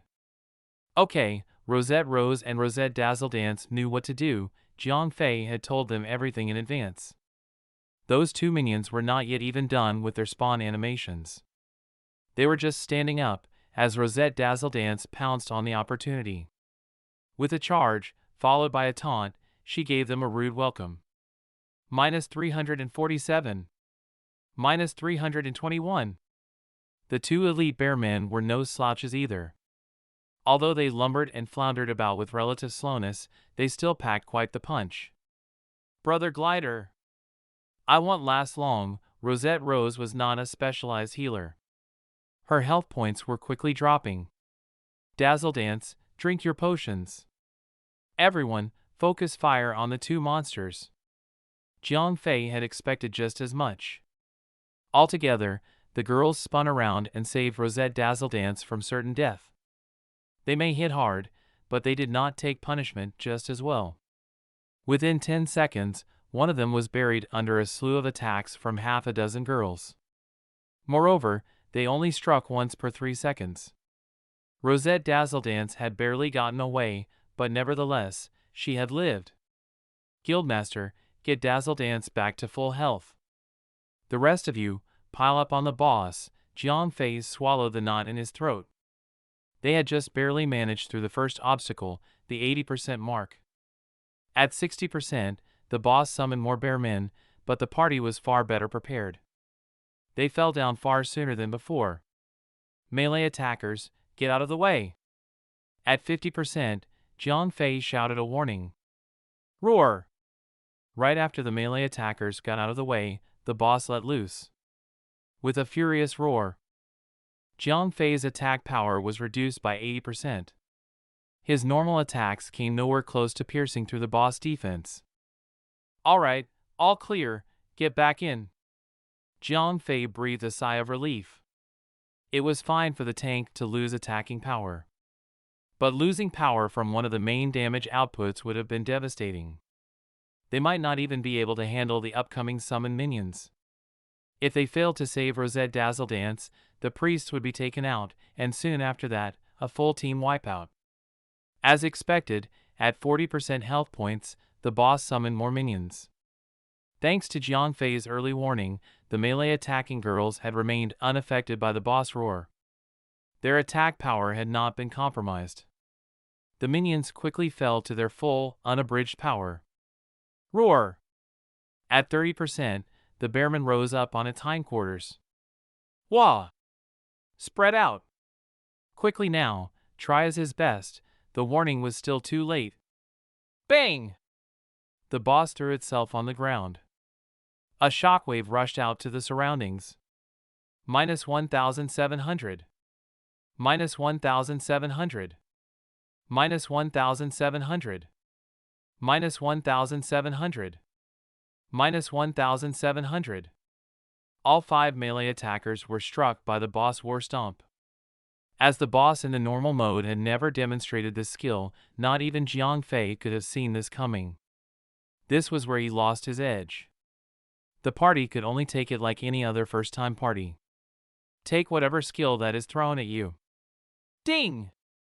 Your party member, Rosette Phantom, has fallen in battle. The 5 melee attackers were Jiang Fei and the 4 heavy armored party members. Even the strength and agility-based warrior, Rosette Dragoness, had more than 1,700 health points. The blow had almost taken her out, but she was still standing. Rosette Phantom the bandit had not been as fortunate. She only had 1,300 health points and was taken out on the spot. Healers, I still need your help. The others would have to depend on their potions. Guildmaster, heal Dazzle Dance up. Jiang Fei shouted between the gulps of a red potion. It had been a merciless blow, but the bulk of the party's attack power still remained. They still had the fighting chance. Prioritize survival first. Don't be in such a hurry to get it down to 20%, reminded Jiang Fei. If they triggered the boss ultimate at that moment, it would be certain death. Slightly over 10 seconds later, and the party had recovered. The boss health bar was swiftly approaching 20%. Jiang Fei cried, healers, go full ham. Don't worry about overhealing. Just keep piling the heals on me even if I'm full. I need everyone else to keep an eye out for the minions, don't even let them exist. 20% was when the normal mode boss went into a frenzy. Not only was this boss significantly tougher, it was also capable of summoning minions. Roar! Along with a furious roar, the boss summoned the monsters. I've got the mobs. Don't mind me, Rosette Dazzledance was quite the veteran. She had proficiently grabbed hold of the entire bunch. Ow! A red glow appeared on the boss body. Frenzy! Jiang Fei's health points started plummeting. The two priests were working overtime, unable to afford any distractions. Buzz! The red glow on the boss body spread outwardly. The frenzy had driven the two minions mad as well. Minus 485. Minus 478. Whoa! I do not got this. Do mind me please, shouted Rosette Dazzledance, her eyes widening in alarm as the monsters facing her started foaming at the mouth furiously. *T. Jiang Fei cursed. If he had known earlier, he would have had Rosette Dazzledance drag the monsters away from the boss. No one would have expected a virulent form of frenzy. Chapter 37, Taking Down the Boss, Full Power, Focus Fire on the Mob. Jiang Fei roared. The only option left was to swing to victory, or go down swinging. No way! My healing can't keep up, shouted Rosette Rose. Ding! Your party member Rosette Dazzledance has fallen in battle, Dragoness. Take her place, shouted Jiang Fei while running circles around the frenzied boss. Okay. Rosette Dragoness knew better than to protest. With a taunt, all the minions were sent running towards her. Fortunately, one beast had already fallen to the focus fire. The other one was left reeling with half a bar. Ah! Dragoness is dying fast. I can't keep her alive. Rosette Rose shouted. After all, Rosette Dragoness was an attack-type warrior who had not invested anything into her vitality stat. Despite her heavy armor, one hit from the elite bearman still took off 500 health points. Moreover, Rosette Rose was not a specialized healer. The two priests were too preoccupied on healing Jiang Fei. They could spare nothing. 2 hits had almost sent Rosette Dragoness to the graveyard. Kill it quickly. Jiang Fei was out of options. Ding! Your party member Rosette Dragoness has fallen in battle. Before Rosette Dragoness even hit the ground, Rosette Rose had decisively dashed forward. With a cast of conviction, she grabbed hold of the monster. As a knight, she was undoubtedly tougher than priests and magicians. She was the best option at the moment. Ow! Fortunately, Rosette Rose had only received 1 strike from the massive paw. The magicians have managed to blast it to death. Full damage output on the boss. Healers, don't let up now. I need to remain at full health points if possible. Clan Master, if I die, take over. Jiang Fei called out. As the boss health points was quickly approaching 10%, it also meant an impending slam. Even Jiang Fei could not be certain of his survival. Roar! The boss took a breathtaking leap to the ceiling. Bang! And came down on Jiang Fei's head like a sledgehammer.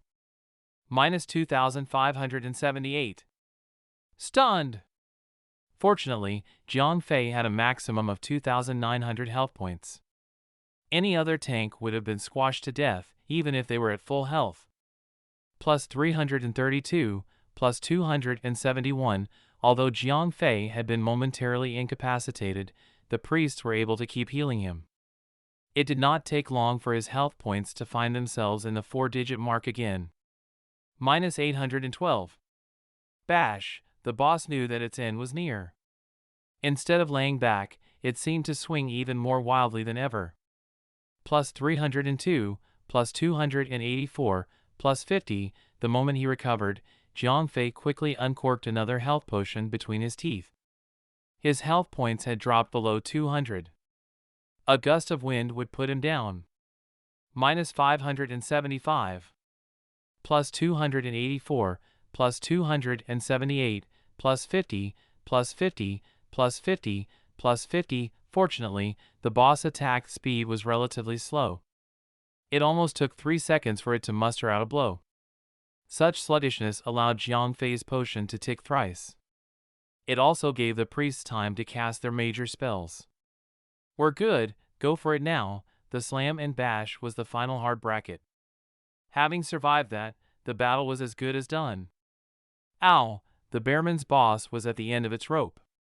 With a mournful wail, its health points was finally emptied. Ding! You have killed Clomir the demonic bear. Obtained 22,000 experience points, ding! Congratulations to player Verger Glider for reaching level 16. All attribute +1. Obtained 5 attribute points. Along the way, the waves of monsters had almost filled Jiang Fei's experience bar to the brim. The boss was all he needed to push him over the edge. I'll wait for the three of you. 1. We'll open the treasure chest later, said Jiang Fei to the 3 fallen party members. As the priests had not yet learned resurrection, they could only run all the way back from the graveyard. So many linens, it was Rosette Mayo's turn to use gathering again. As a result, they had abruptly received more than 30 linens. Aha! When we get back this time round, Tinkerbell would be delighted, said Rosette Rose with a big smile on her face. As the game's drop rate was merciless. It was incredibly difficult to procure materials for tailors to work on. Even if one was filthy rich, there would be nothing to purchase. Therefore, Jade Tinkerbell was in even more of a predicament than Jiang Fei. However, Rosette Knighthood had walked away from this excursion with a huge yield. Thanks to Jiang Fei, the dungeon was dropping loot to the left and right. Almost every monster had dropped some linen. The boss even dropped dozens of it at a time. By the end of it all, they probably had enough linen for Ling Long to sprint her way to level 2 tailorship. When Rosette Phantom and the others returned, the 4 big guilds were once again gathered around the entrance. They took no notice of Rosette Phantom and the others jogging past them from the graveyard. After all, many others were attempting the normal mode. It was common enough to see people running from the graveyard. Even the 4 big groups had been repeatedly wiped out. Therefore, there was an endless stream of the recently deceased coming from the graveyard. Son of AB***. How do we even get through that frenzy? Southern Azure Sword was beyond approach. The ferocious tiger boss had one-shot their main tank. The entire team had been eliminated for the 3rd time. LOL, Happy Drunk had the same smile on his face. Kid, you guys took the first boss down, didn't you? Asked Lady Casanova, glaring menacingly. By luck. By luck. Happy Drunk seemed to have given a modest, unassuming reply, but his eyes betrayed a twinkle of pride. After all, the masters of the other 3 big guilds were stuck at the first boss. He was the only leader to have successfully taken down the first boss. Although they had not cleared the dungeon, no announcements had claimed any other party to have done so. If even the 3 big guilds could not take down the first boss, no one else could.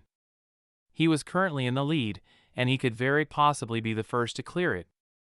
Besides, the treasure chest from the Tigerman's boss had produced 2 pieces of equipment. One of them was even a blue tier.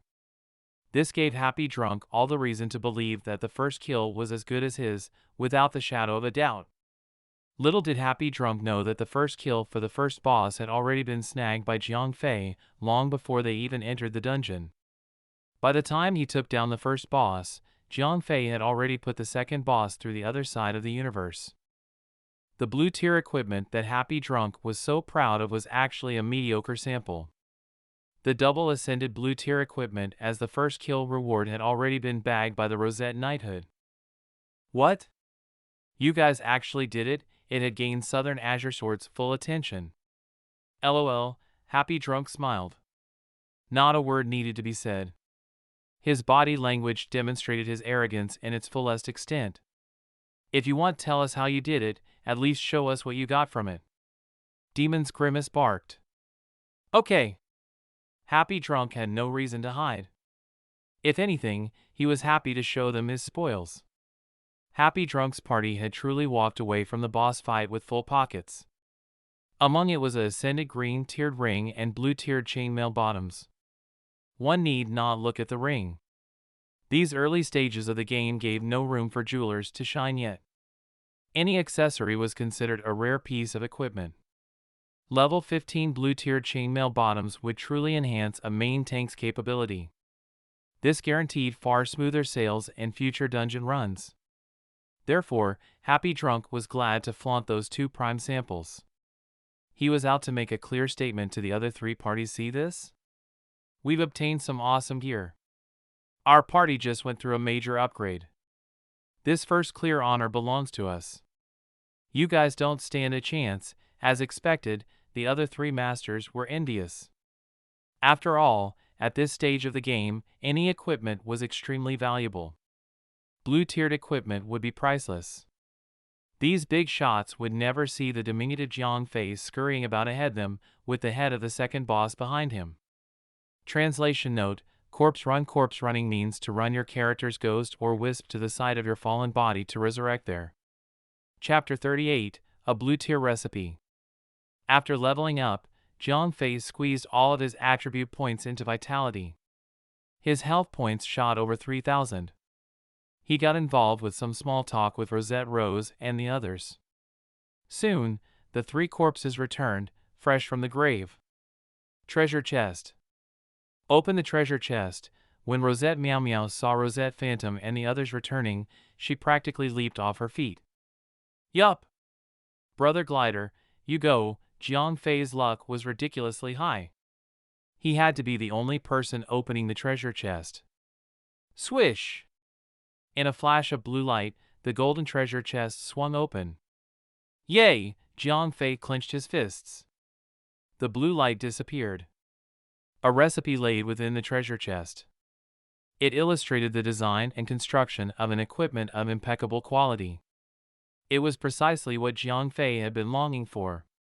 Recipe: Furious Bear Roar, Smithing Recipe, Shoulder, Excellent, Requirement, Beginner Blacksmith Level 2. Wild Force, Two-Handed Sword, Excellent, Attack plus 127, Strength, plus 9, Vitality, plus 3, Equipped, grants you a skill Wild Force. Instantly increases your attack speed by 50%. Lasts for 10 seconds. Cooldown, 5 minutes. Level requirement, 15, nice sword. It was love at first sight for Rosette Dragoness. The sword had almost 3 times the attack of the white tier weapon she had obtained for free from her class advancement. After all, there was a considerable gap between a level 15 ascended blue tier equipment and a trash white tier equipment that the system handed out for free. Besides, the 9 points of strength was a world changer. This was the ultimate offensive weapon. Be it the warriors or the knights, this was good stuff. You guys, decide it yourself. The recipe is mine. Jiang Fei threw the two-handed sword over to Rosette Rose. It was only in the way of his smithing recipe.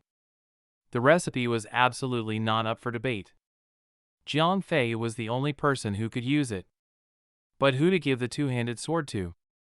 This became a problem. 3 members here could wield a two-handed sword. The 2 warriors, Rosette Dragoness and Rosette Dazzledance, followed by Rosette Rose the Knight. Even if Rosette Dazzledance had chosen to be some sort of hybrid tank healer, Rosette Dragoness and Rosette Rose were utterly competent wielders of the weapon class. Forget it. Dragoness, you have the sword.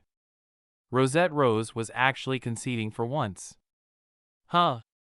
Lady Boss, you don't want it? Rosette Dragoness was dumbfounded. She had been prepared to leave it to her guildmaster, Rosette Rose. Moreover, was she not the lady boss of the sisterhood? Rosette Dragoness could not hold a candle to her. Nope. I've decided to go back and reset my ability points. In the future, it'll be a full-blown healer, said Rosette Rose. Huh? After listening to what Rosette Rose said, all the girls were dumbfounded.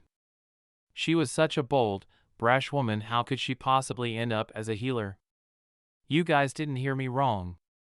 I've made up my mind. You may have the sword, said Rosette Rose, handing the wild force over to Rosette Dragoness. If it was in the past, the old Rosette Rose would never take the healer's path. But things have changed. Jiang Fei had been far too dazzling. The rest of the girls might not have seen the depths of this dungeon, but Rosette Rose was not stupid. The girls who had challenged the normal mode dungeon had been whining and crying about the absolute torture. Very few parties had been able to defeat the first boss. Rosette Phantom had updated Rosette Rose about the situation via a private message. As she was making her run from the graveyard, she overheard the 4 big guilds conversing at the dungeon entrance.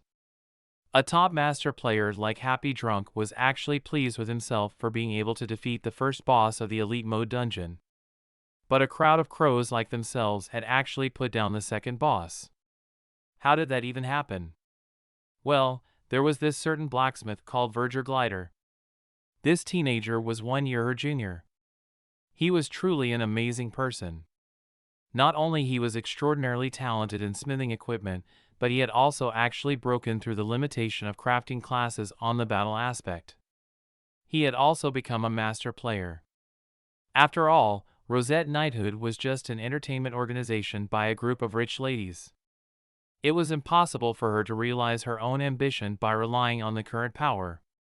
But after this amazing guy came in, Rosette Rose's heart was suddenly steady and sure. Women were so. No matter how strong their character was on appearance, no matter how versatile their capability, they still hoped to be able to search for a solid backing deep within their heart, enabling them to rely on. Although this guy Verger Glider was 1 year old younger than herself, Rosette Rose knew that she could count on him. Rosette Rose knew that her power could only take her so far. That was why she had decisively decided to place her faith in Jiang Fei. Within any party, the 2 most important footstones were the tanks and the healers. Now that she already had a formidable tank called Jiang Fei, she needed to bolster the healing division. If no one else was willing to offer themselves up, she would roll the first stone. Fortunately, Dawn Break was not all that ruthless. Players were given a free opportunity to reset their ability points before level 20. This allowed players to have a taste of the game and determine their palette. Otherwise, status reset points would be a major pain in the neck. After Rosette Dragoness took the wild force in her hands, Jiang Fei had added the recipe to his skill tree.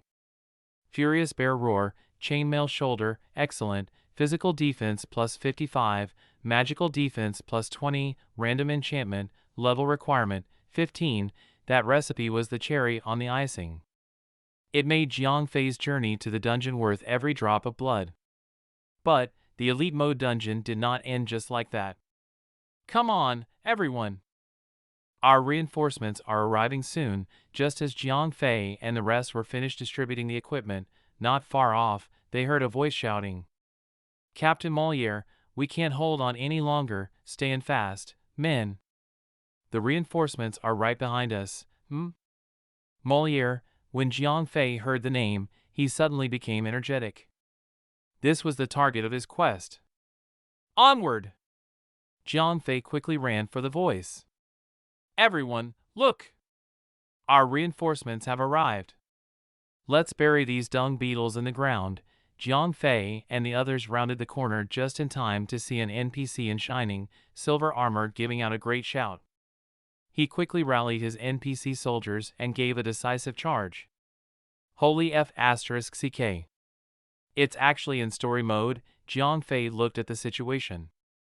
This won't be easy. If this bunch were to fall to the enemies, his quest would be at a fatal end. Healers, catch up. Attackers, look for my mark. Jiang Fei shouted over his shoulder to the girls behind. The Corruptor, humanoid, elite, level 18, health points 2,300, attack power 200, skill, contagion. If the wound is not taken care of after being attacked by the Corruptor, corruption would take a hold of you, and you would be more demon than human. Remark, contagion is ineffective on players, but effective on players' pets. Corrupted pets would betray their masters. At the same time, it would have highly elevated attributes. Phew! Jiang Fei quickly calmed down. The only class within his party to command a pet was the hunter. Even so, Rosette Bubbles intended to advance to the second class as a hunter. Therefore, she had not yet captured any pets of her own. That nasty-sounding contagion would hold no power over his party. Chapter 39, Demon Lord, The enemies were numerous, but the soldiers were better trained. Both parties were more or less equal in power. Jiang Fei's party had broken that fragile balance. It would only be a matter of time before the threat was annihilated. Excellent! Are you guys our reinforcements? Molière turned towards Jiang Fei and the others, tugging his blade out of a monster. Nope. We're just some adventurers passing by. We've been sent by your subordinate to search for you, said Jiang Fei. Ah. You're here now, that's all that matters. As you can see, we're caught up in something here. Adventurers, I am hereby invoking my right as a lieutenant of the Empire and recruiting your services. Please. Help us exterminate the remaining demons. Molière said. Ding! Obtain 15,000 experience points. Obtain 5 silver coins. Quest updated. Quest, the Variant Forest, Dungeon. The first phase has been completed. Second phase, assist Patrol Captain Molière. Sure thing. This may have started off as Jiang Fei's quest, but it had been upgraded into a dungeon quest, so the entire party was eligible to take part. Captain! We got a situation. Just as Jiang Fei and the others were prepared to take a step forward, one of the soldiers called out. What happened? Molière turned and asked, concerned. Captain, look, huh? Molière followed the soldier's finger and looked. His face betrayed the alarm and shock. Oh, *T. Jiang Fei was just as alarmed. His party had gotten away relatively unscathed, but some NPC soldiers had fallen during the fight. Now, those very soldiers were actually staggering to their feet. Contagion, Jiang Fei instantly surmised the situation. His party members were not as calm. They had no mysterious cheat rings, and were thus unaware of the corruptors possessing such a skill. Rip, crack, these NPC soldiers stood up once again. Their muscles and tendons ripped and tore. Their bones crackled. And then, their bodies started swelling rapidly. Pieces of fabric and armor flew off. In the blink of an eye, they had turned into 2-meter-tall abomination, their bodies covered with disgusting sarcomas. Eliminate them, Molière was quick to regain his bearings. Although still visibly unnerved, he took action. But Captain! His soldiers were still hesitant, despite the direct order from their superior. After all, these were their former comrades. Those men are dead. Do not let these monsters sully their flesh any longer. Molière roared, charging into the fray alone. Let's help him, Jiang Fei called out to the girls and quickly joined the captain. Bloody humanoid demon, humanoid, elite, level, 19, health points, 3,000, attack power, 275, skill, contagion. If the wound is not handled promptly, corruption would take hold of you and you would join their ranks. Remark, when regular human soldiers are infected, their attacks are enhanced drastically, and they would gain the ability to infect others. Medium threat level. Although Jiang Fei and gang were significantly stronger than other players of their levels, these monsters hit quite hard like the elite tigermen at the beginning of the dungeon. To the NPC soldiers, they were downright terrifying. Arg! My God! Are you okay? A soldier had let out a blood-curdling scream, clutching his wound that did not seem life-threatening. It was not the scream that frightened his comrades, but the fact that he was transforming into another one of those monsters. Everyone, be careful. Do not let them touch you. You'll join their ranks. Jiang Fei called out. It was sound advice, but much easier said than done. These soldiers were no match to the monsters. Asking them to not take any hits was like asking them to stand still yet remain dry in a rain shower. Arg, more and more soldiers became new victims. A little nick here, a little graze there. It was enough to infect and turn them into screaming demons. Soon, the bloody humanoid demons were seen swarming about the place. Kill! The soldiers took their last stand. It was heartbreaking enough to watch their comrades fall to the corruption, one after another. 10 long minutes later, the demons lay motionless. However, aside from Jiang Fei and the other players, only Molière the patrol captain remained standing. Phew, Jiang Fei breathed a sigh of relief, but he did not dare take his eyes off the corpses just yet. Adventurer, it appears that we'll have to part here. Molière strode towards, his steps heavy, his face gaunt. What do you mean, Captain? Asked Jiang Fei. This is the report on the Night Forest. Please deliver it to Bishop Philip in Dawnlight City. May he end the demons once and for all. Molière solemnly extracted a scroll from his cloak and handed it to Jiang Fei. Ding! Quest updated. Goal: deliver the investigation report to Bishop Philip. Reward: 50,000 experience points, 10 silver coins. What about you, Captain? Jiang Fei asked, stowing the scroll away with great care. Me? Haha, Molière managed a weak smile, laughing bitterly. He pointedly gazed down at his side. What? Jiang Fei had followed the captain's sight. 3 visible scratches could be seen on the captain's left rib. His shining armor had been torn open, and dark red blood was welling up. It could not be considered life-threatening. It would barely even faze a seasoned warrior like the captain. But the contagion skill was what's killing him. Hurry on now. I can't hold it back any longer. As Molière's voice rose, his facial features started morphing before their eyes. It's too late. Hurry! Kill me! Now! Molière's eyes started turning red. Arg! The girls behind Jiang Fei had let out screams of grief and terror. They sympathetically gazed at the captain. Ow! At that moment, Molière had completed his transformation. Molière, the humanoid demon lord, humanoid, advanced elite, level 22, health points 8,800, attack power 585, skill, great smash, great swipe, flesh phagocytosis, flesh rip, death gaze. Remark, a demonized, human low-ranking officer. His attack has been enhanced drastically. Extremely high threat level. After the transformation was complete, the boss towered over them, standing over 3 meters. Disgusting sarcomas grew all over its body. It looked like a bloated, skinless giant. Its muscles were visible from head to toe. This must be the third F*King boss, I suppose? Jiang Fei stared up at the giant, muttering to himself. Chapter 40, A Desperate Fight Against the Demon Lord. Ow, the boss did not remain standing idly for long.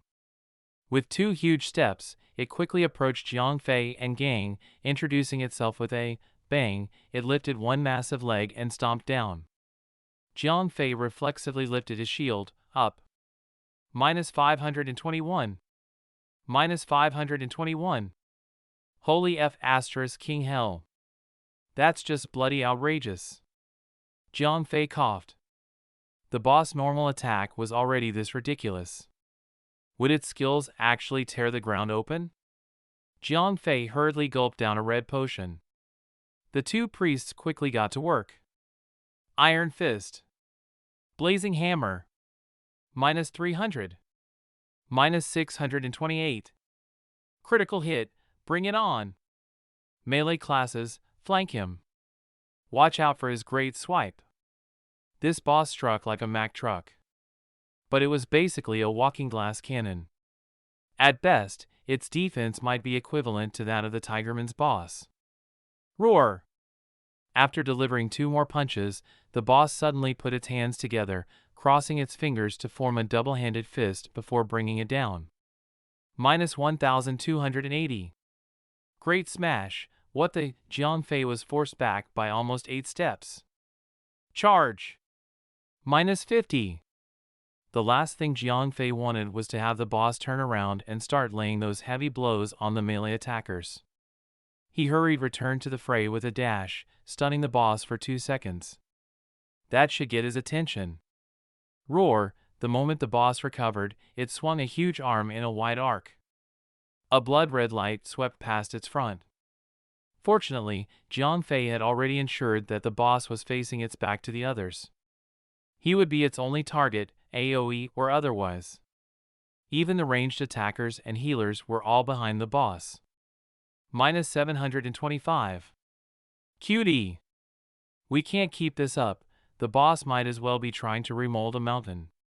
Despite their continuous greater heals, Jiang Fei's health was quickly fading.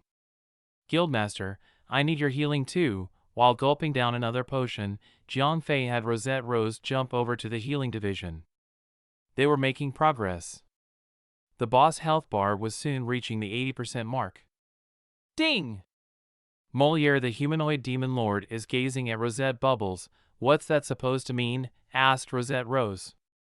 The target of the boss' apparent affection, Rosette Bubbles was also staring at Jiang Fei in a mixture of confusion, disgust, and horror. I don't know. Just stay on your toes. Jiang Fei barely knew any more about the boss than they did. The mysterious ring dropped a hint or two, but other than just Death Gaze listed as one of its skills, Jiang Fei could not tell what that actually did. At that moment, the boss had stopped attacking. Both its eyes were firmly fixed on Rosette Bubbles. Splat! Splat! All of a sudden, the sarcomas on the boss started blowing up. Clusters of rotten meat splattered on the ground before crawling towards Rosette Bubbles like adorable slimes. Whoa! I'm cornered, shouted Rosette Bubbles. Butcher that rotten meat! Jiang Fei roared, dashing towards a cluster of rotten meat. Blazing hammer! Minus 298. Pile up on them, priests, you too! Jiang Fei called out. A total of 7 pieces of rotten meat had parted from the boss. Each rotten meat had 1,000 health points. And they were all creeping towards Rosette Bubbles. Poof! A piece of rotten meat was smashed into pieces. Ding! You have obtained life nourishment effect. Your attack speed has increased by 5%. Lasts for 60 seconds, kill them quickly. Jiang Fei was delighted. The boss was basically throwing them a bone. Or in this case, rotten meat. Bang! Minus 1,000. Although Jiang Fei and gang had worked rather efficiently, one piece of rotten meat had still made it to Rosette Bubbles, where it dramatically blew up. Phew! Not so bad. Jiang Fei exhaled in relief. Also, he had learned much about the skill. Death Gaze would prevent a player from attacking and moving. At the same time, the boss would activate the skill, Flesh Phagocytosis. Rotten meat would creep towards the paralyzed player and blow themselves up, dealing 1,000 damage each. On the other hand, other players would receive an attack speed buff upon a successful kill. Having completed that skill combination, the boss was free to pummel Jiang Fei once again. Bubbles, drink those potions. Lay it on the boss when you're ready. That was one less mystery about the boss. It had not seemed like much, but that was only because of Jiang Fei's timely judgment. Any later, 2 chunks of rotten meat would have blown anyone else up, save him and Rosette Dazzle Dance.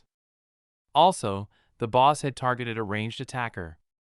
If it had targeted a melee attacker, it would have been near point blank. An instant kill. Bang! There came another great smash. This skill was not triggered by the boss' current health points, but by fixed intervals. It was a general skill, but it almost struck like a full-fledged ultimate. Up to this point, only the boss' Great Swipe had quickly been removed from its repertoire of potential party wipeouts, as Jiang Fei had quickly figured it out. With its back facing the party, that skill had been neutralized. However, the Super Smash and Death Gaze and Flesh Phagocytosis combination was insane.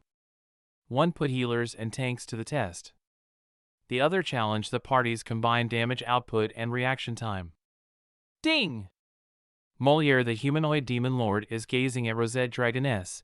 At 60% of its health points, the boss activated Death Gaze once again. Dragoness, make some distance between yourself and the boss. Jiang Fei shouted. At the same time, he dragged the boss away from her. The targeted player would only be rooted on the spot, 2 seconds after the boss activates the skill. That was also when those chunks of rotten meat would show up.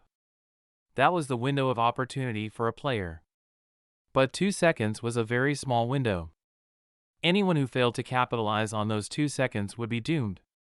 Oh God, Rosette Dragoness had been caught off guard. Fortunately, her legs had subconsciously obeyed Jiang Fei, and she had scurried off. Splat! Splat! 2 seconds later, she stopped moving. Rotten meat fell off the boss body and started squelching their way towards her. Everyone, focus fire! Everyone had already started firing away before he could finish his sentence. Bang! -1,000. Again, they killed all but one was never enough to take anyone out. Dragoness, drink your potions. The rest, as you were. Jiang Fei brought the battle back on track. At the 40% health points, the boss attempted the same stunt. This time, it targeted Rosette Peach. As she was a ranged priest, the party did not lose any damage output and quickly wiped out all 7 chunks of rotten meat.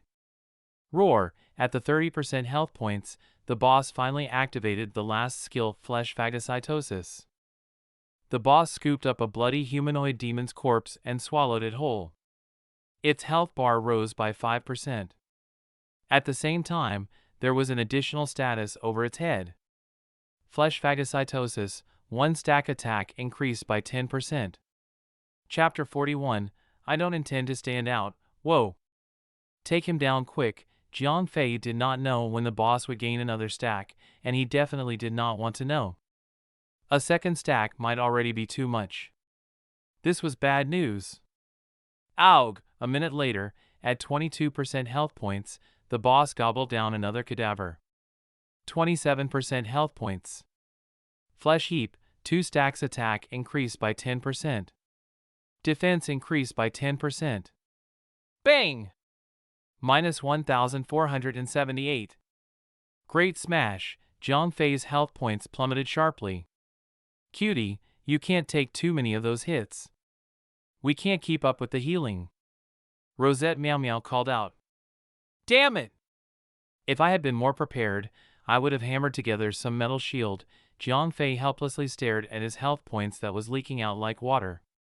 He regretted taking things for granted. He had originally gone out to the field for some light grinding and had dressed lightly. All he had on was a full set of level 10 green tier equipment. A shield was just slightly out of budget, but with it, he would not be so close to death. Ding! Moliere the Demon Lord is gazing upon Rosette Fox. Fox, retreat. Healers, try to keep me in range of your healing. Let's wipe those rotten meat out. Jiang Fei called out. The boss combination attack was Jiang Fei's current lifeline. If its onslaught had gone on uninterrupted, Jiang Fei would have already fallen. At that moment, the boss health points had dropped to 20%. The combination skill was once again triggered. The boss stopped hammering on the little blacksmith, giving the 3 healers the room to catch up. Bang! -1,000.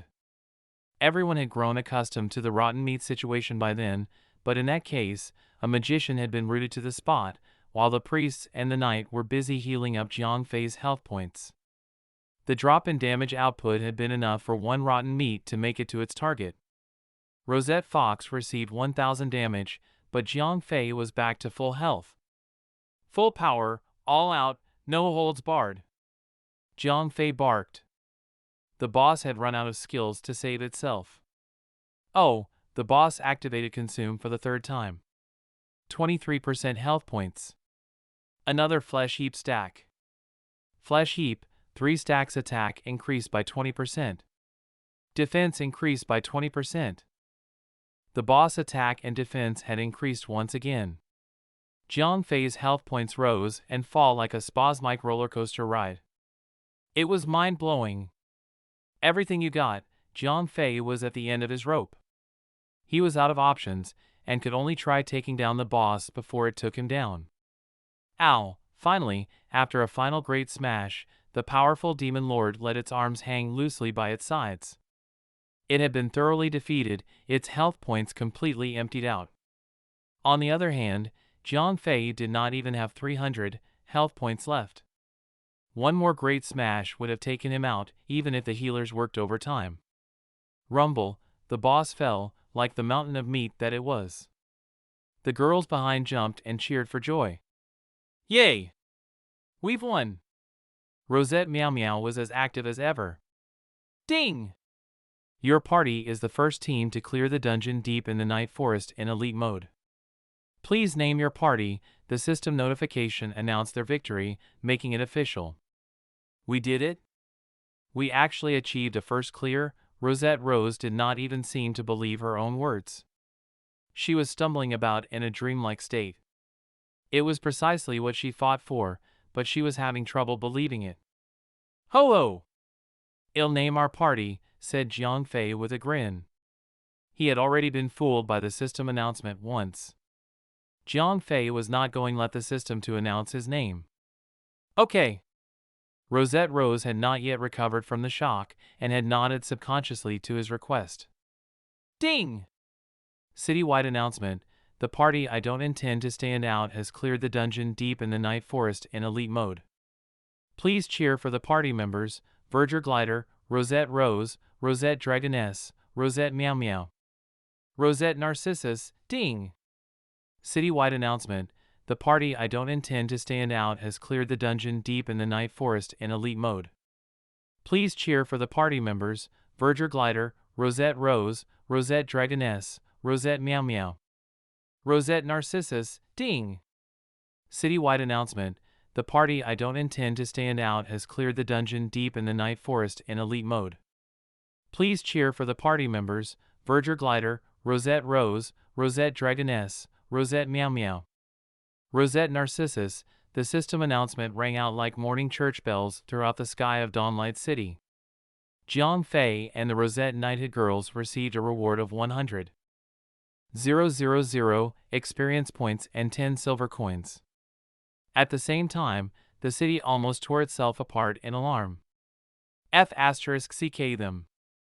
The F*CK, do you mean don't F*King intend to stand out? How the F*CK do you call that not standing out? F*CK me. The normal mode is already F*King my brains out, and someone actually cleared the elite mode, F*CKU. They must have exploited a bug. Those monsters are F*King broken, F*CK me sideways. I'm reporting the F*CK out of them. As the normal players continued cursing each other out, the Big Four were standing motionlessly.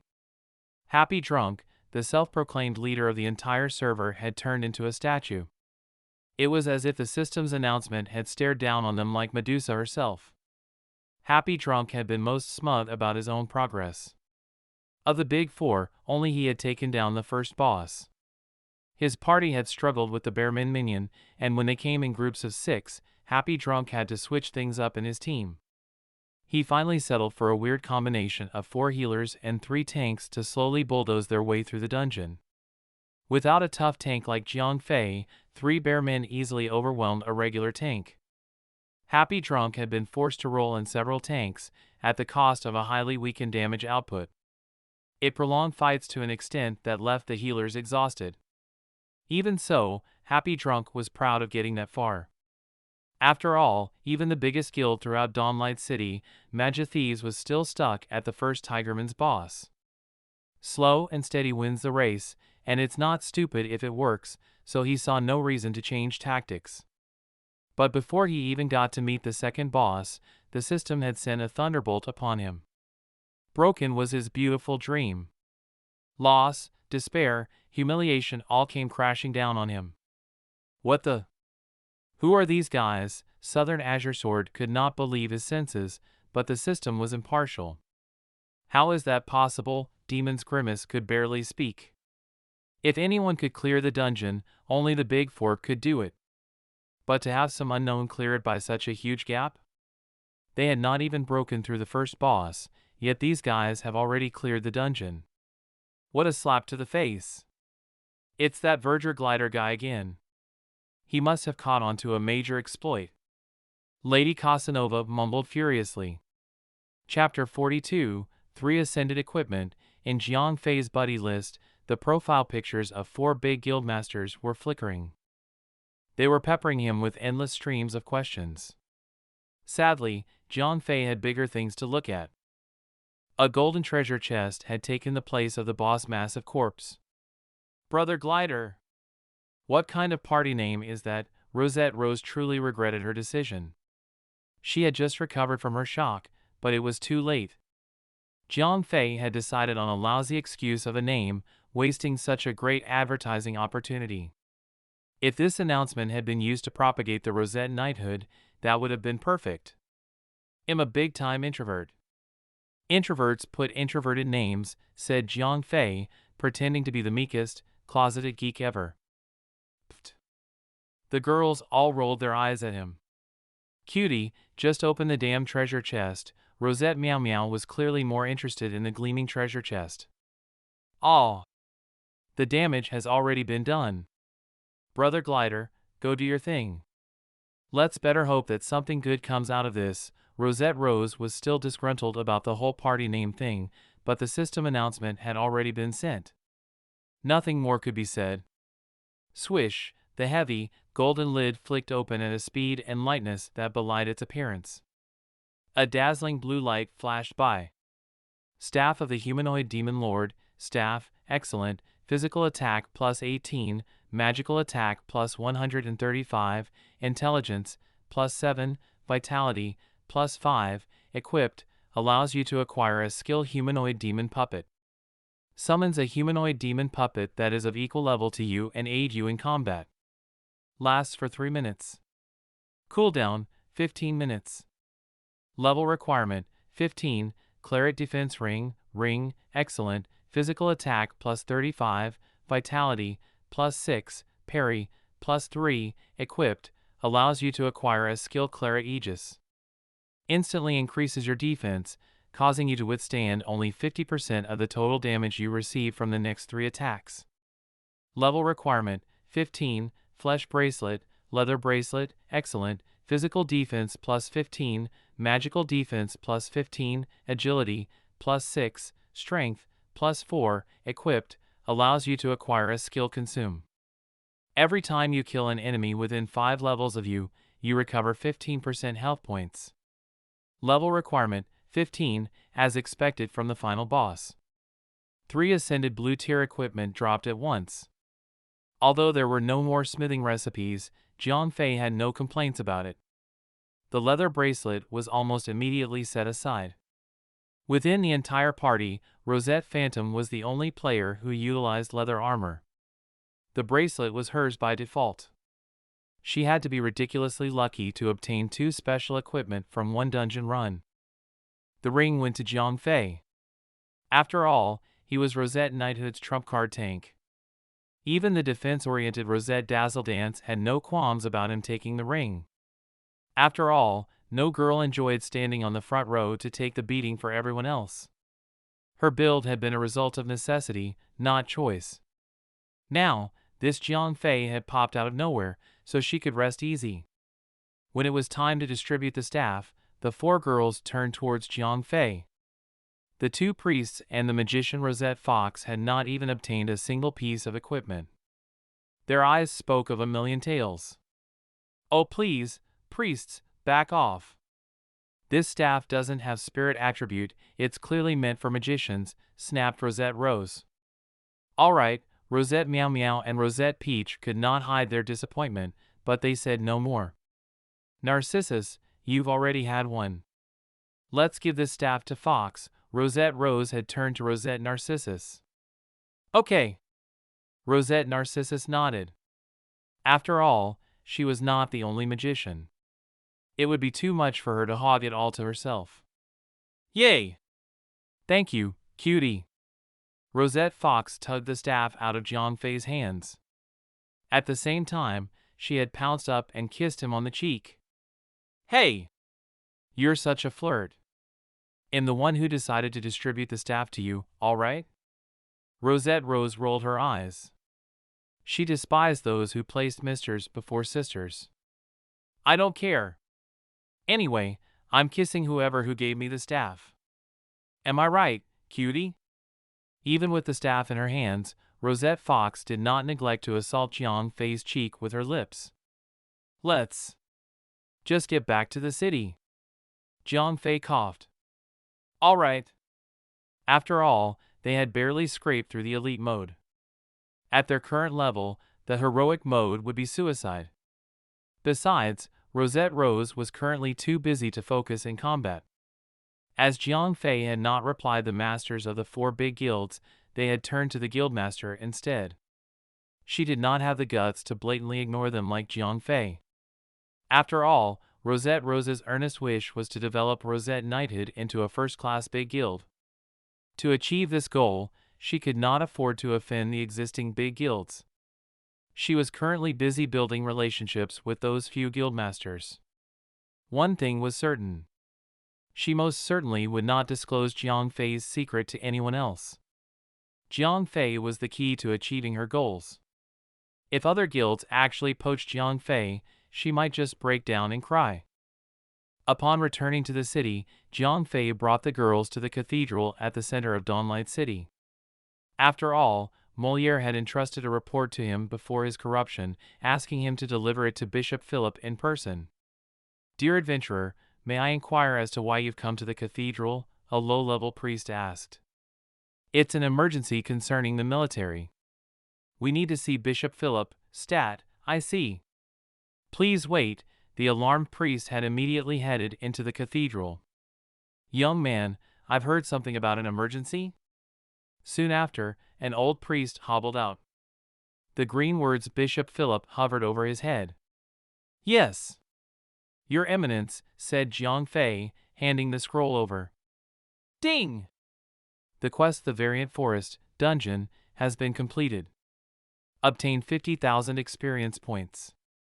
Obtain 10 silver coins. The moment the scroll made contact with the bishop's fingers, Jiang Fei and the girls within the knighthood received the quest rewards altogether. With 50,000 experience points shoved into the pocket, Jiang Fei's experience bar shot up. Once again, he was close to leveling up. Sigh. May the Lord comfort their souls. All right. I'll deal with this matter. Thank you very much, said Bishop Philip, turning and walked back into the cathedral. It looked like that was the end of it. No more follow-up quests.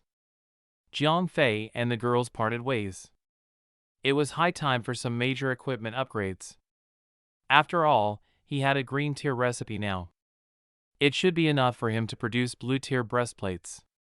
He even had a blue tier recipe that might actually produce violet tier legendary shoulder armor. The prospect almost got him weak at the knees. Of course, the higher quality the recipe, the more materials required, and the higher the cost. Although Jiang Fei almost had 400 gold coins on his person, he could not mass-produce the armor like before. Chapter 43, Secret Disclosure. An ordinary player would be plenty pleased with a blue tier equipment, let alone a legendary tier. But Jiang Fei was not ordinary. He was a crafting class. Without the support of stronger equipment, he would fall behind in combat. Jiang Fei's skills came solely from his equipment. Therefore, his only way of going forward was with better equipment. His combat skills were literally tailor-made. And to do that, he needed more materials, which were in grossly scarce supply. Hey, bro, may I know what you're equipped with? While Jiang Fei was still worrying about where to outsource for more materials, the great victim had flung himself on the doorstep. Southern Azure Sword himself had taken the initiative to reach out to Jiang Fei. The man had been left without a choice. Let alone clearing the dungeon, he could not even break through the first boss. The first person he had reached out to was that enigmatic Verger glider, but he had been promptly ignored. His second option had been Rosette Rose, but this beautiful girl was the only daughter of a business family. She had been brought up as a businesswoman, along with the tight defense and light-footed negotiation capabilities. He had not been able to get anything useful from her, other than get increasingly frustrated at her elusive omission of key details. At most, she only said that the first boss was just the beginning. The latter stages of the dungeon would make the first boss look like a baby's toy. If the first boss was already giving you this much trouble, prepare to be wiped out by the subsequent monsters. At first, Southern Azure Sword and the rest had thought that Rosette Rose was just playing some mental games to increase the gap. But Happy Drunk had made himself a personal example as an effective means of convincing others. The Bearmen monsters that came in 10 had toyed with them like infants. Even their formation of 4 tanks and 5 healers was unable to hold out. When Happy Drunk was done speaking, the other 3 guilds were utterly dumbfounded. As one, the 4 guildmasters unanimously realized their actual obstacle was the fact their tanks were made of paper. So, how do we reinforce paper? Put them in a hardcover file. However, they first needed to kill a boss to get some hardcovers. The blacksmith players within the guild would only waste materials producing white tier equipments. Jiang Fei was the only alternative left. Equipment? Of course! Level 15 blue and green tier plate mail breastplates, blue tier plate mail shoulders, I have them all. Jiang Fei pounced upon the opportunity. This big fat sheep had delivered itself to his door. He would feel sorry for himself if he spared it. How about the price? When Southern Azure Sword heard that Jiang Fei had some actual blue tier equipment, he was just as shocked as he thought himself fortunate. He would not be the first party to clear the dungeon, but he could still organize 2 parties, 3 parties, 4 parties, 5, 6, 7, 8 parties to attempt sending a tsunami through the elite mode dungeon.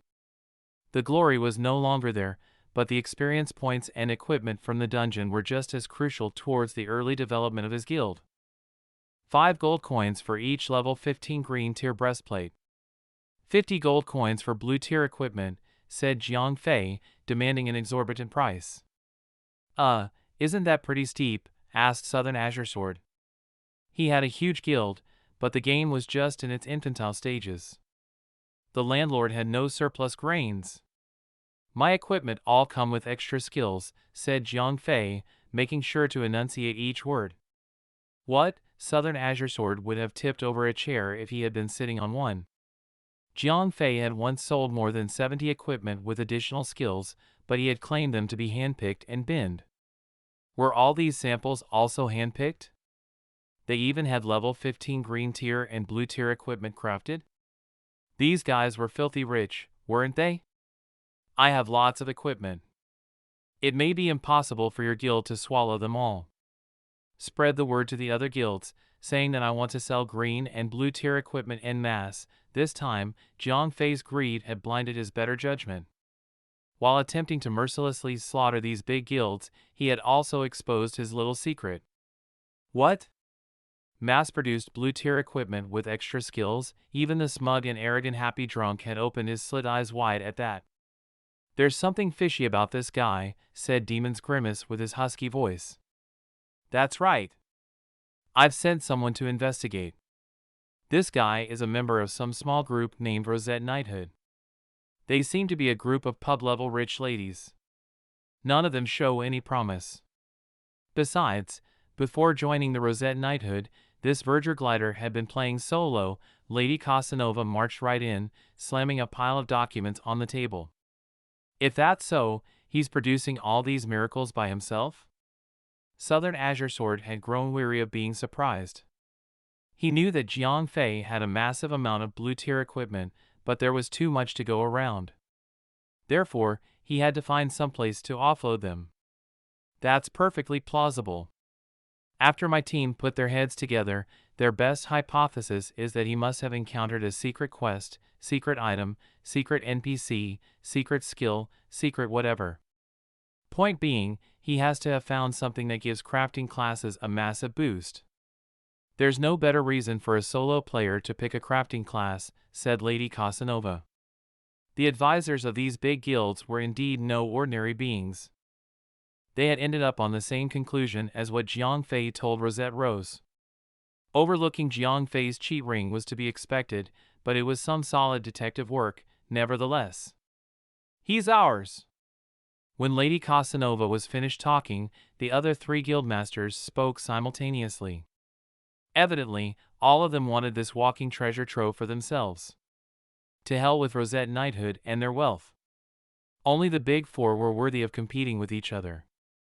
If they intended to poach someone, a small clan like Rosette Knighthood was only bound to be trampled upon. Hey!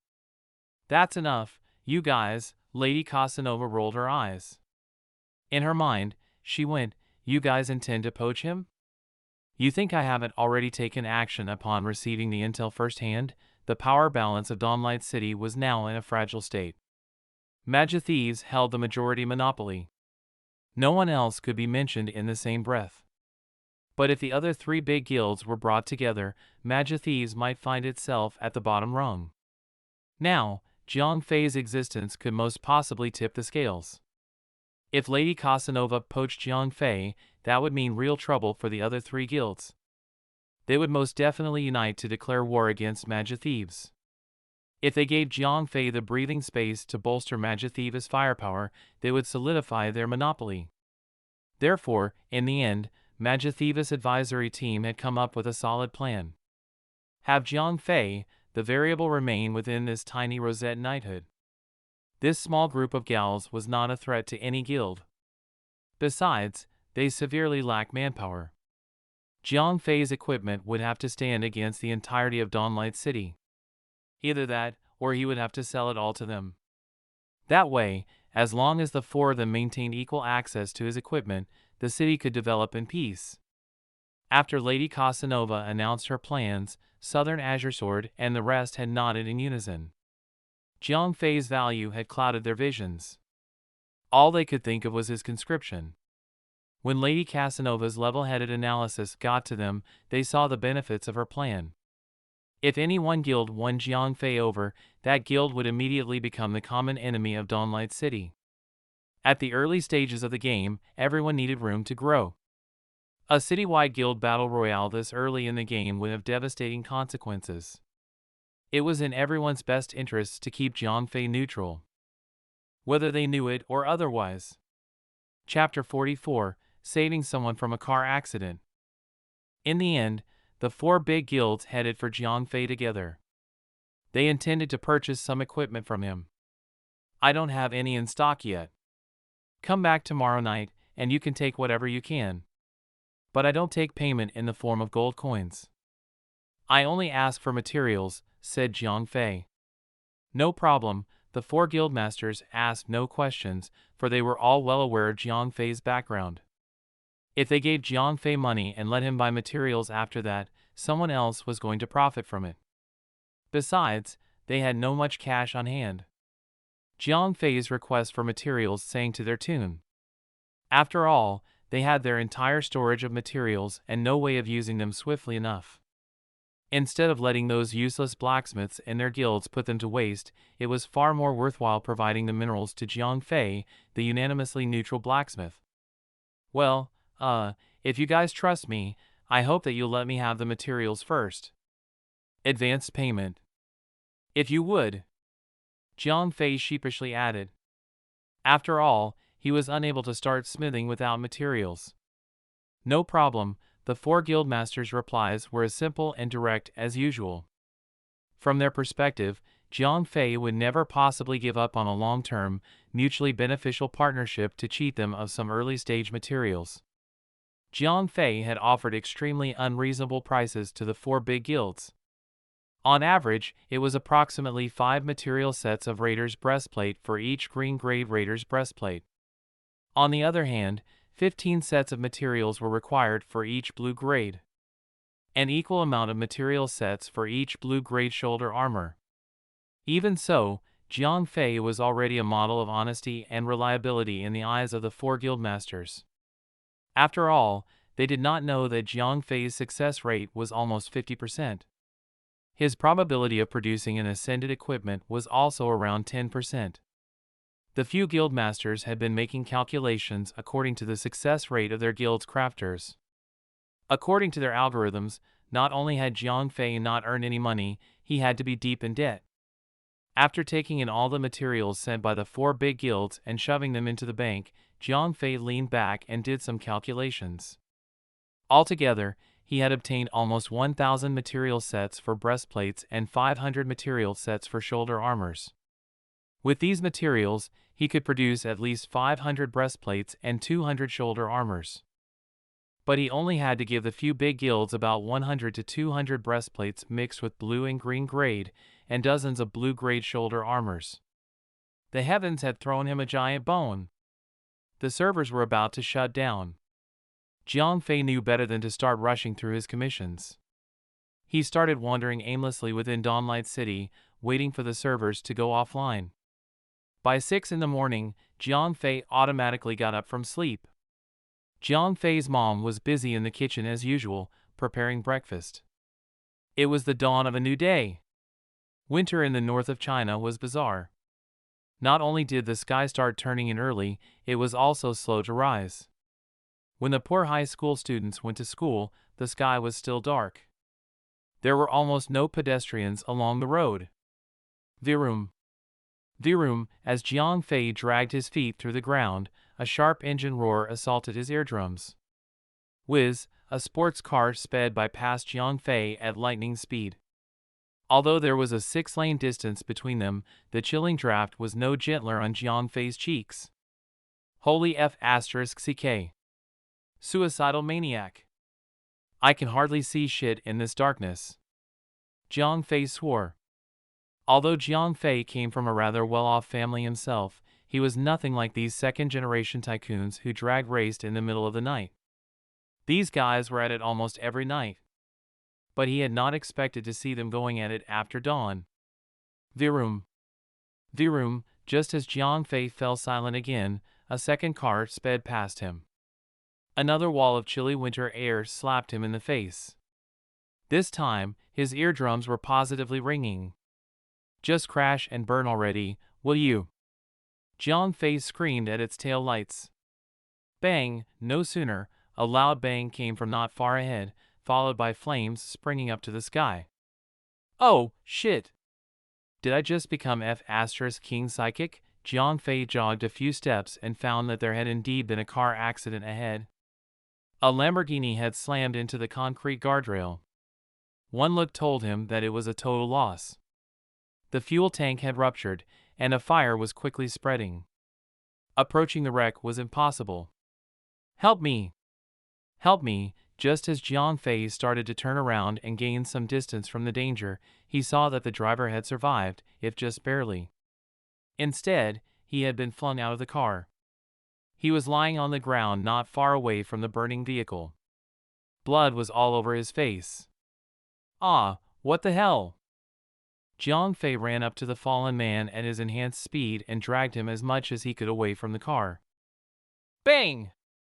Just in the nick of time, the Lamborghini blew up. The hot gust of wind sent the both of them flying. Fortunately, they had their thick, winter clothes on. Any less, and they would already be suffering severe burns. Puff, the young lad was already so weak to begin with. The explosion had not helped one bit. He spat out a mouthful of blood. Hey! Are you alright? Jiang Fei tapped the guy's face. Help me! More blood was spat out. Whoa, hang in there, I'm calling the ambulance right away. Jiang Fei laid the guy on the ground. He whipped out his phone and got dialing. Stay with me, alright.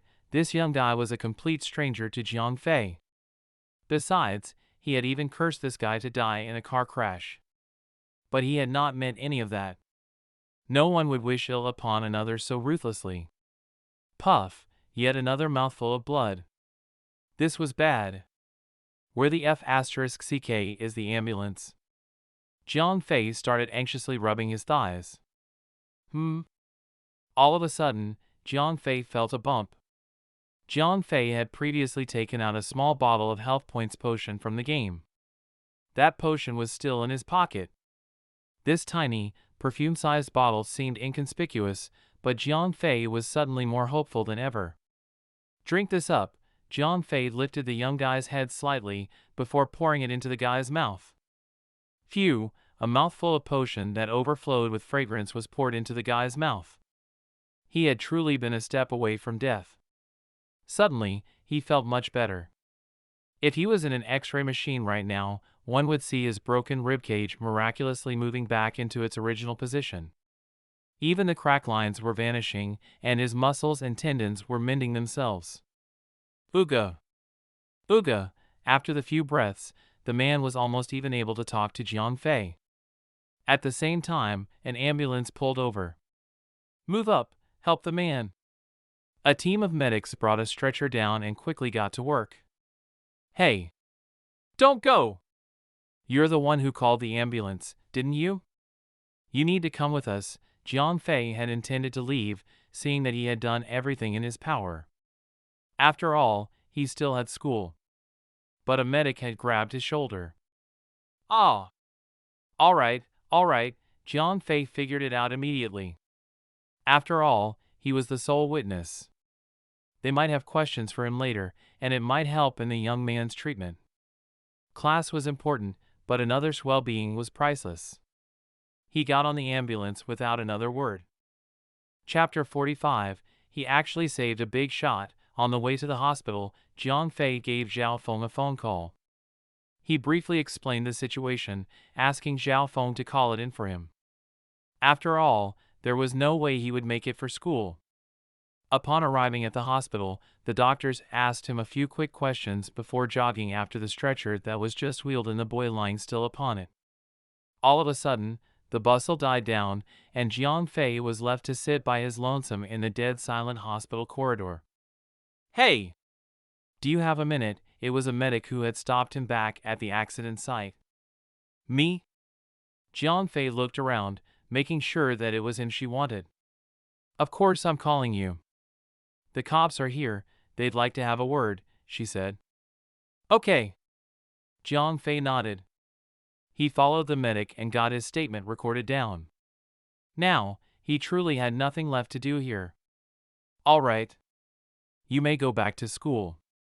Well, make sure to have a word in about your courageous conduct." All in all, the traffic police were rather amicable. "Wait!"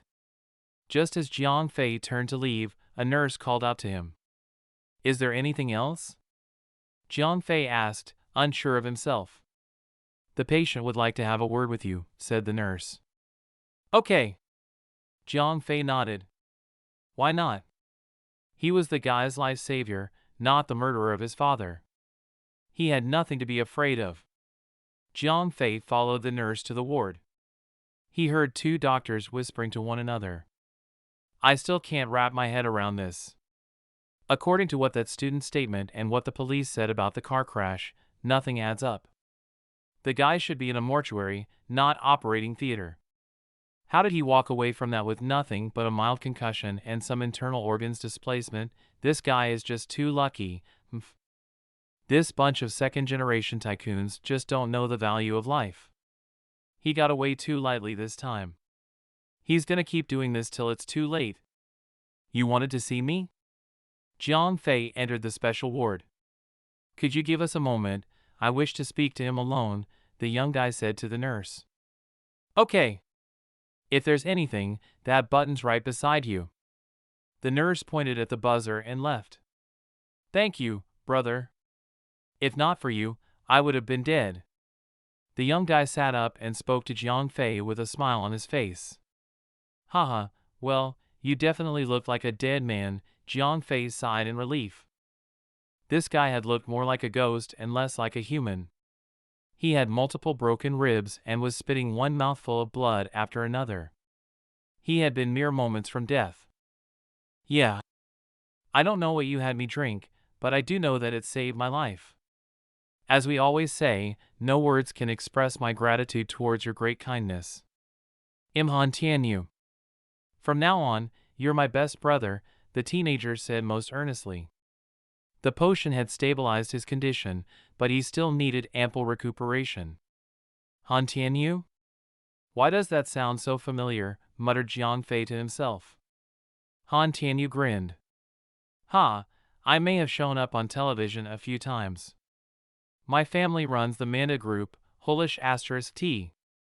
The Octopus Group?" Jiang Fei's voice unwittingly rose. Manda Group was not some ordinary company. It was called the Octopus Group because they were involved in every single industry known to mankind. From arms trade to daily necessities, from aircraft carriers to bits of threads and needles. The Manda Group took part in just about everything. At the core of it was this Han Tianyu, the only son of the Manda Group's owner. He could be said to be the crown prince of the entire business empire. Jiang Fei had only caught a glimpse of him on television. He would have never expected to one day save this prince's life. Bang! Right then, the ward doors were almost flung off their hinges. "Master, are you all right?" A middle-aged man ran in, followed by 8 larger, younger men. They quickly spread out into a tight, organized formation. Some guarded the entrance. Some took watch by the windows. 2 of them got between Jiang Fei and Han Tianyu so swiftly and fluidly that it was hard to tell if it had been by coincidence or by design. And not dead yet, Han Tianyu rolled his eyes at the theatrical entrance. "My great young master, are you trying to frighten me to death? If anything happened to you, what should I say to the old master?" After seeing that Han Tianyu was fine, the middle-aged man started catching his breath, as if he had just taken part in a long marathon. "It's all right, Uncle Da, I'm fine. Go make the arrangements. They'll discharge me soon enough," said Han Tianyu, waving his hand towards the middle-aged man. "Are you really all right? I heard the traffic police saying that the car accident scene looked like a bomb site." Uncle Da did not seem convinced. "Well, thankfully I wasn't wearing a seatbelt, so the car flung me through the windshield before the big crash. I only suffered a mild concussion." For some reason, Han Tianyu had omitted Jiang Fei and his health points potion out of the story. He had basically boiled it down to luck. "Master, I'll sort things out with the doctor. If everything's all in well, we'll get you back home in no time," Uncle Da said. "Okay. And send these guys out as well." "I was in the middle of a private conversation with this boy," said Han Tianyu. All right." The thought of leaving the young master alone with a stranger did not sit well with Uncle Da, but he gave a regular high school student the benefit of the doubt. "Thank you very much." After everyone had left, Jiang Fei nodded towards Han Tianyu. "Ah well, I figured that you don't want others to know that you were packing that sort of life-restoring elixir. Everyone has his own secrets. I can't say that I'm not curious, but I'm not going to impugn on you either," said Han Tianyu. "Ah." Jiang Fei gave Han Tianyu a big thumbs up. The 2 of them had achieved some sort of silent agreement about today's incident. This was a tacit understanding between smart people. "I've called you as my brother all day long, yet you haven't even told me your name. Are you looking down on me?" Han Tianyu grinned. "Whoa, listen to yourself for one moment. Who would dare look down on the prince of the Manda Group? I'm Jiang Fei." Jiang Fei blinked. "Cut the prince crap. From now on, we're brothers. You seem to be slightly younger than me. Call me brother you if you will. If not, just call me by name," said Han Tianyu, casually waving a hand. "All right, brother you it is." Jiang Fei had no qualms about calling Han Tianyu a brother.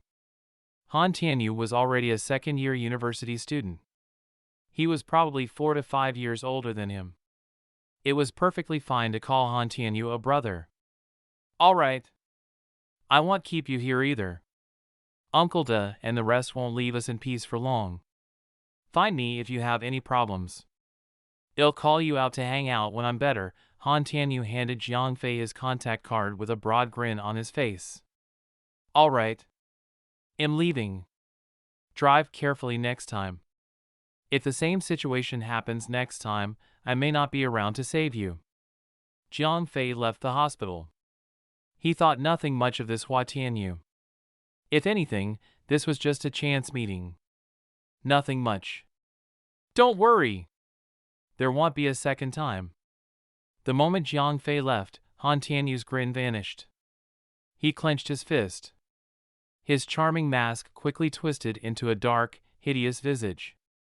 "Since you've taken the initiative to break the rules of the game first, don't blame me for what happens next." Han Tianyu's cold voice reverberated in the empty ward. Chapter 46, Class Advancement Quest. Jiang Fei returned to school. Although he had missed a few classes, it was due to his courageous conduct in a time of need. Therefore, not only did he get away scot-free, he was praised and commended. In the afternoon, it was another basketball match for Class 9. Jiang Fei went into action once again. Since even those students of the specialized sports class were no match for him, so the other classes could not stop him. It was another easy victory. After the afternoon classes ended, Jiang Fei returned home. As he personally did not care much about the matter of saving Han Tianyu, he therefore did not talk to anyone about it, not even to his own parents. When it was 10 p.m., Jiang Fei logged on, accurate to the dot. When Jiang Fei went online, he rushed straight to the bank. After retrieving the materials, he kicked off with his smithing.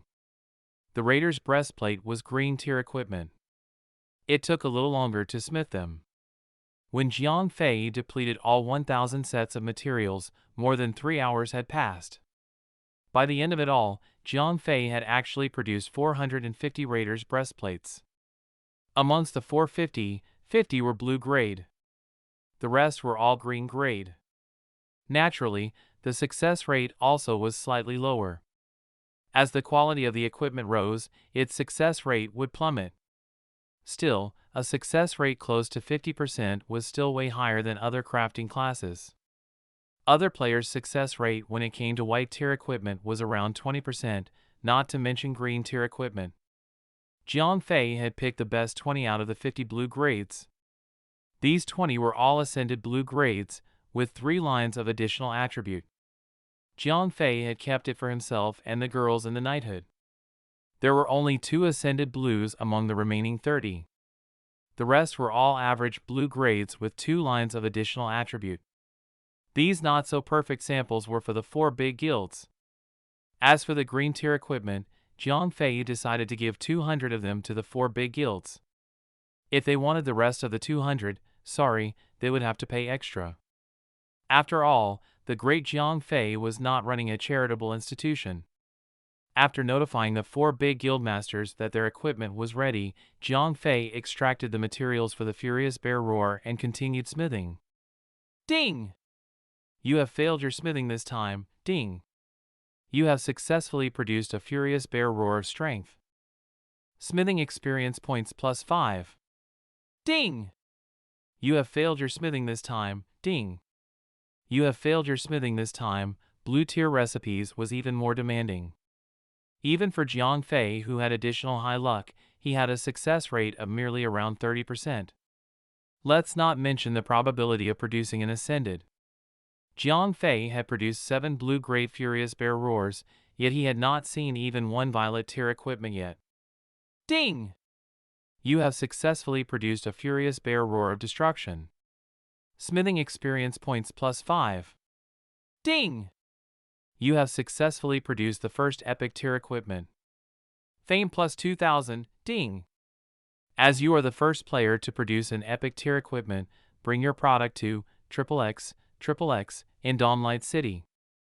The nameless blacksmith master wants to talk to you, Holish *T. The repeated notification dings jolted Jiang Fei out of his zone. He had not expected to earn fame points as a reward for producing a violet tier equipment. On top of that, he had apparently triggered a hidden quest. Furious Bear Roar of Destruction, Chainmail Shoulder, Epic, Physical Defense plus 65, Magical Defense plus 35, Strength plus 8, Vitality plus 10, equipped, grants you a skill Destructive Strike. Immediately attacks the enemy target, dealing 300 damage. At the same time, reduces 20% of the enemy target's armor defense, and pulls excellent aggro. Cooldown duration, 1 minute. This equipment was not an ascended violet grade. It had only 3 lines of additional attribute. Still, it had far surpassed the standard of an ascended blue equipment. Jiang Fei had originally intended to continue smithing. As for the hidden quest, that could always wait. At least, that's what he thought, until he took a closer look at the quest bar. It was one of those stinking, time limit bound quests. Quest name, the Nameless Blacksmith Master's Call. Quest goal, arrive at XXX within 30 minutes. The Nameless Blacksmith Master wishes to speak with you. Quest reward, unknown. Jiang Fei flung the freshly produced epic shoulder armor into his bag and started dashing for the prompted location. When Jiang Fei arrived at the prompted location, he found that the place was a forge. But it was a simple and crude one located in the slum. "Kid, you're the adventurer who just produced an epic?" asked a scruffy man who was sitting squat-legged on the ground, an elbow leaning upon an anvil. His other hand scratched away at his legs, while giving Jiang Fei a one-eyed squint. Jiang Fei intended to observe the man for a little. However, the ring was actually failing him for once. Not only did it not reveal the man's information, it did not mention his name. One should know that NPCs would have their names hovering above their heads. This man was an anomaly. "You're the nameless blacksmith master?" Jiang Fei spoke up. The man's brows furrowed. "If you produced that special piece, you must be somewhat smart. Why would you ask such an idiotic question? Did any of your family members get named as nameless? Whose family would be so devoid of culture? My name isn't Nameless Blacksmith Master. They call me that because those idiots don't know my name." The man went back to scratching his legs. "Ho ho ho," Jiang Fei let out a hollow laugh. "What bullsh *t, NPCs aside, even players are unable to see your name. If they don't call you nameless, what do we put your name as? Blank." Jiang Fei thought to himself. "Enough, cut the crap. I called you here to take a look at your hammer-swinging arm. If you're able to produce a legendary tier equipment using this recipe within one day, I'll accept you as an apprentice," the leg-scratching man drawled, tossing a recipe at Jiang Fei with his scratching hand. Jiang Fei held the recipe up with 2 fingers, but his face had a look of wonder. "Ding! ______ has given you a quest, the Blacksmith Master's Test. Quest name, the Blacksmith Master's Test. Quest content, produce the designated equipment within one day according to ______S request. Quest reward, becomes ______S apprentice. Holish *t, what the hell?" Both the quest prompt and system announcement blanked out this guy's name. Who's this guy exactly? Jiang Fei roared within his heart. This quest was clearly a class advancement quest. One should know that crafting classes found themselves very little action. Those who never left the city area generally went for their class advancement at the class advancement hall. The chances of them meeting with the mentor of a rare class, or even a hidden class, was almost 0%. But now, such an opportunity had been laid out in front of Jiang Fei's eyes. As he ran his eyes across the recipe in his hand, the astonishment within his heart grew stronger.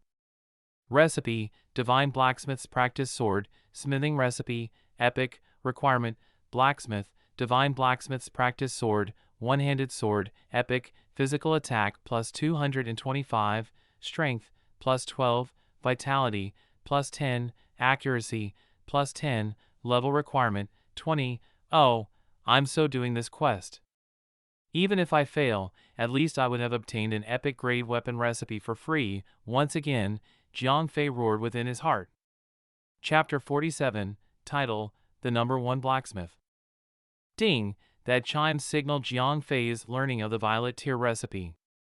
When he read through the requirements and potential outcome, his heart got caught in his mouth. Recipe, Divine Blacksmith's Practice Sword, remaining tries, 10 times, materials required, gold ingot x 35, silver ingot x 20, tin ingot x 55, ruby x 2, moonstone x 3. Those ingredients were reasonable.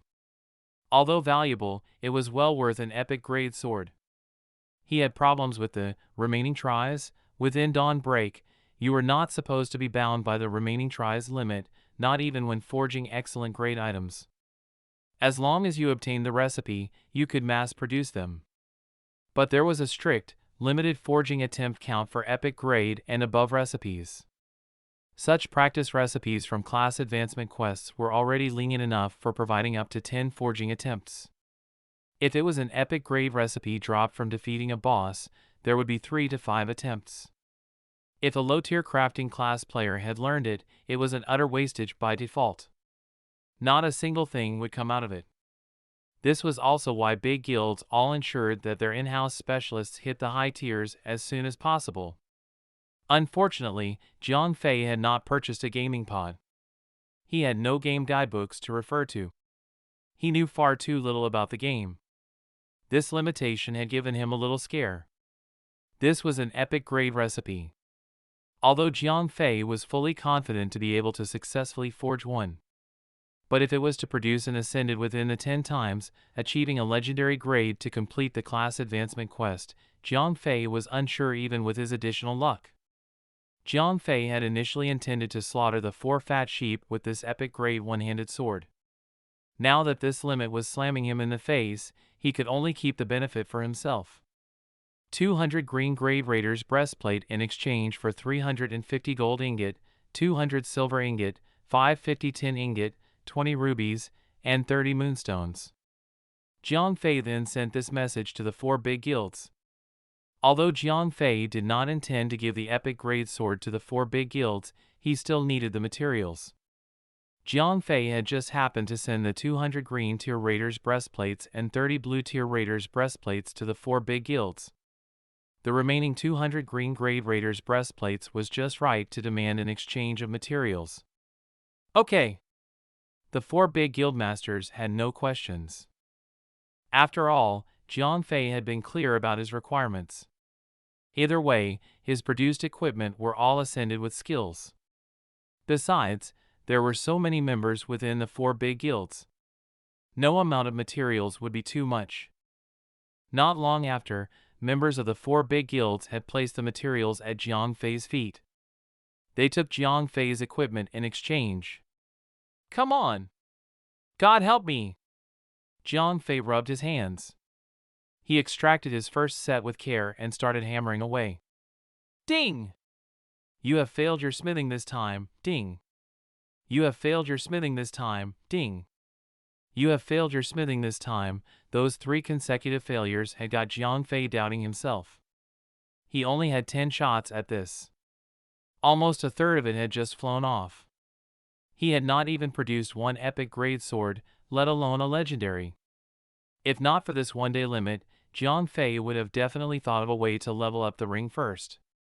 He would have attempted anything to increase his odds. But time was now the constraining factor. He simply had no choice at that moment. Ding! You have successfully produced a Divine Blacksmith's Practice Sword of Assault.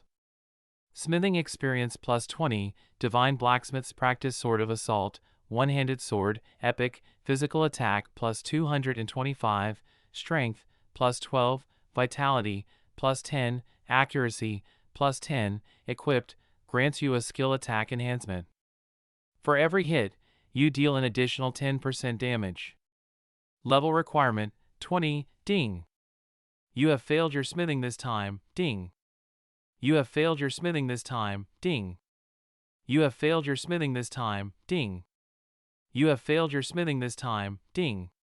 You have failed your smithing this time, ding. You have failed your smithing this time. That one mild success had given Jiang Fei some hope. Now, he was not so sure. He was down to his last chance. Phew!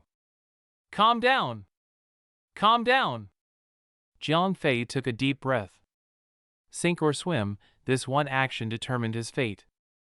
Well, even if he fails, at least he would be walking away with an epic grade weapon. There was nothing to lose. Forget it. I've got nothing to lose. Even if I don't gain a class advancement, so what? With my mysterious, cheating ring, I'm already as good as a hidden class. Jiang Fei finally made up his mind. He swung his blacksmith hammer with abandonment and got started. This time, Jiang Fei no longer worked the metal as meticulously as before. His swings became bold and unrestrained. Bang went the hammer on the anvil. Sparks were sent flying in all directions. Ding! You have successfully produced Ares Divine Blacksmith's Practice Sword. Smithing experience plus 20, it's done, the very moment the forging was complete. An orb of golden light blossomed with a gentle pulse. Jiang Fei raised his fist in triumph. Who could have known a free spirit and open mind was what he needed? Ding!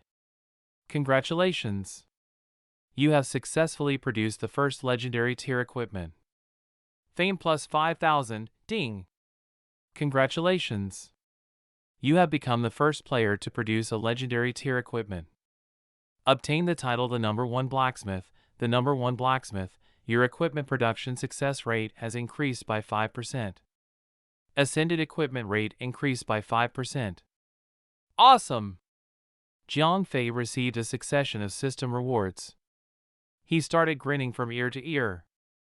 Ares Divine Blacksmith's Practice Sword, One-Handed Sword, Legendary, Physical Attack plus 275, Strength plus 18, Vitality plus 15, Accuracy plus 15, Equipped, grants you a skill the power of Ares. Instantly receives a blessing of 50 strength points. Your maximum health points increase by 500, and you are immune to disabling skills. Lasts for 15 seconds. Cooldown duration, 15 minutes. Level requirement, 20, damn. A legendary grade weapon indeed. Such damage, such a stat increase, and such a skill. This is broken. Jiang Fei stared at this one-handed sword. His eyes filled with envy, jealousy, and hatred. He was a blacksmith. He could only equip blacksmith hammers. Other weapons had nothing to do with him. Although he was unable to use this legendary tier equipment himself, at least he had completed the nameless blacksmith's quest. Oh! Not bad at all, kid. The leg-scratching man was still sitting on the ground, leaning against the anvil. But he was no longer scratching his legs. He was drinking a bottle of wine while nibbling a drumstick that he clutched in his dirty hand. Hey! I've completed your request. I've produced a legendary tier equipment. Jiang Fei handed the golden weapon to the leg-scratching man. Chapter 48, Hidden Class, Divine Blacksmith, what a kid! You really did it. When the leg-scratching man saw the golden weapon in Jiang Fei's hand, he tossed aside the wine bottle and drumstick. Oh well, in that case, I'll take you in as my apprentice. The leg-scratching man seemed to be playing a magic trick. All of a sudden, his appearance changed. One moment, he was a filthy, big drunk, now he was clad in a glittering golden helmet and body armor. Even the dirt on his face had vanished. His goofy face was now resolute and grim. Ding! Divine Blacksmith Oyezi has offered you the opportunity to advance your class into a Divine Blacksmith's apprentice. Do you agree? Agree! Only fools would choose NO at this moment. Ding! Your class has changed, ding! Obtain the Divine Blacksmith's Blazing Hammer, Holish *T. Jiang Fei was dumbfounded. The opportunity of holding an ascended class would have been enough. Little did he expect to actually get through with it. Divine Blacksmith's Blazing Hammer, Blacksmith Hammer, Chromatic Equipment, Success Rate plus 15%, Ascended Equipment Production Rate plus 5%, Equipped, every time your character levels up, you obtain 1 Vitality stat point.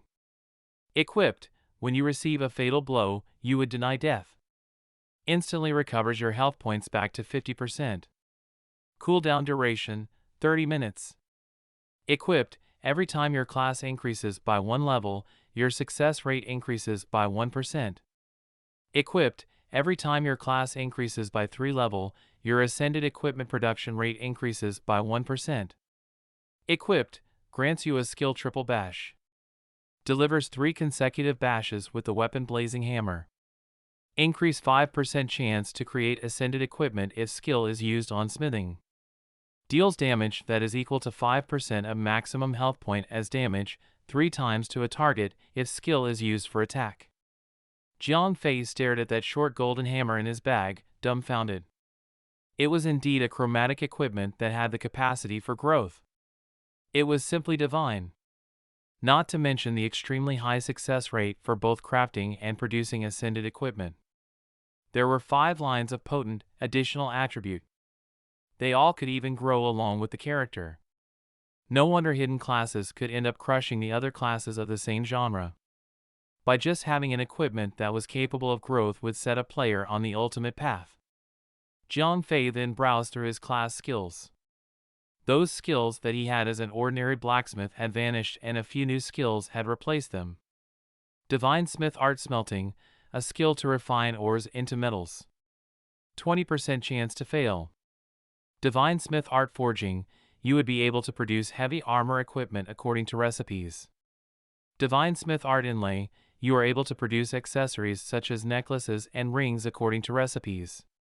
Divine Smith Art Rapid Cooling instantly blasts an icy gale ahead of you in a conical area. If used on an almost complete equipment, ascended equipment production rate increases by 1%. If used on an enemy, 10% of your maximum health points would be dealt as damage. The enemy would be frozen solid for 1 second. After 1 second, the enemy's movement speed would be reduced by 50%. Lasts for 5 seconds. Cooldown duration, 1 minute. I'm invincible. Jiang Fei was so excited that he almost shouted out loud. A hidden class had the power to crush other players of the same class genre. As a divine blacksmith, not did Jiang Fei have a higher production efficiency, but he now had access to Jewel Meister-like abilities. Although Jewel Meister burned through money in the early stages of the game, they became money-making monsters in the middle-late stages of the game. Besides, to Jiang Fei, those additional attributes from equipment were not enough for him to function on the front lines. He could only grow stronger if he widened his avenues of craftable equipment. As a blacksmith, Jiang Fei could only produce heavy armors and weapons. But weapons were useless to Jiang Fei. Therefore, Jiang Fei could only depend on those armor. But now, things had changed. Jiang Fei was able to produce 3 additional types of equipment: rings, necklaces, and other accessories, giving a total of 5 slots. The possibilities were endless. Besides, Jiang Fei now had the perfect alibi. Why am I so good with my hammer? Well, I dunno. Oh, maybe it's because I'm a hidden class, like a divine blacksmith, maybe? Boom, anyway, hidden classes were all one-offs. Nobody else would be able to verify the truth behind his statement. Alright. Practice hard, kid. I'm leaving. After Jiang Fei completed his class advancement, the nameless blacksmith vanished into thin air. Hey, Jiang Fei did not expect that.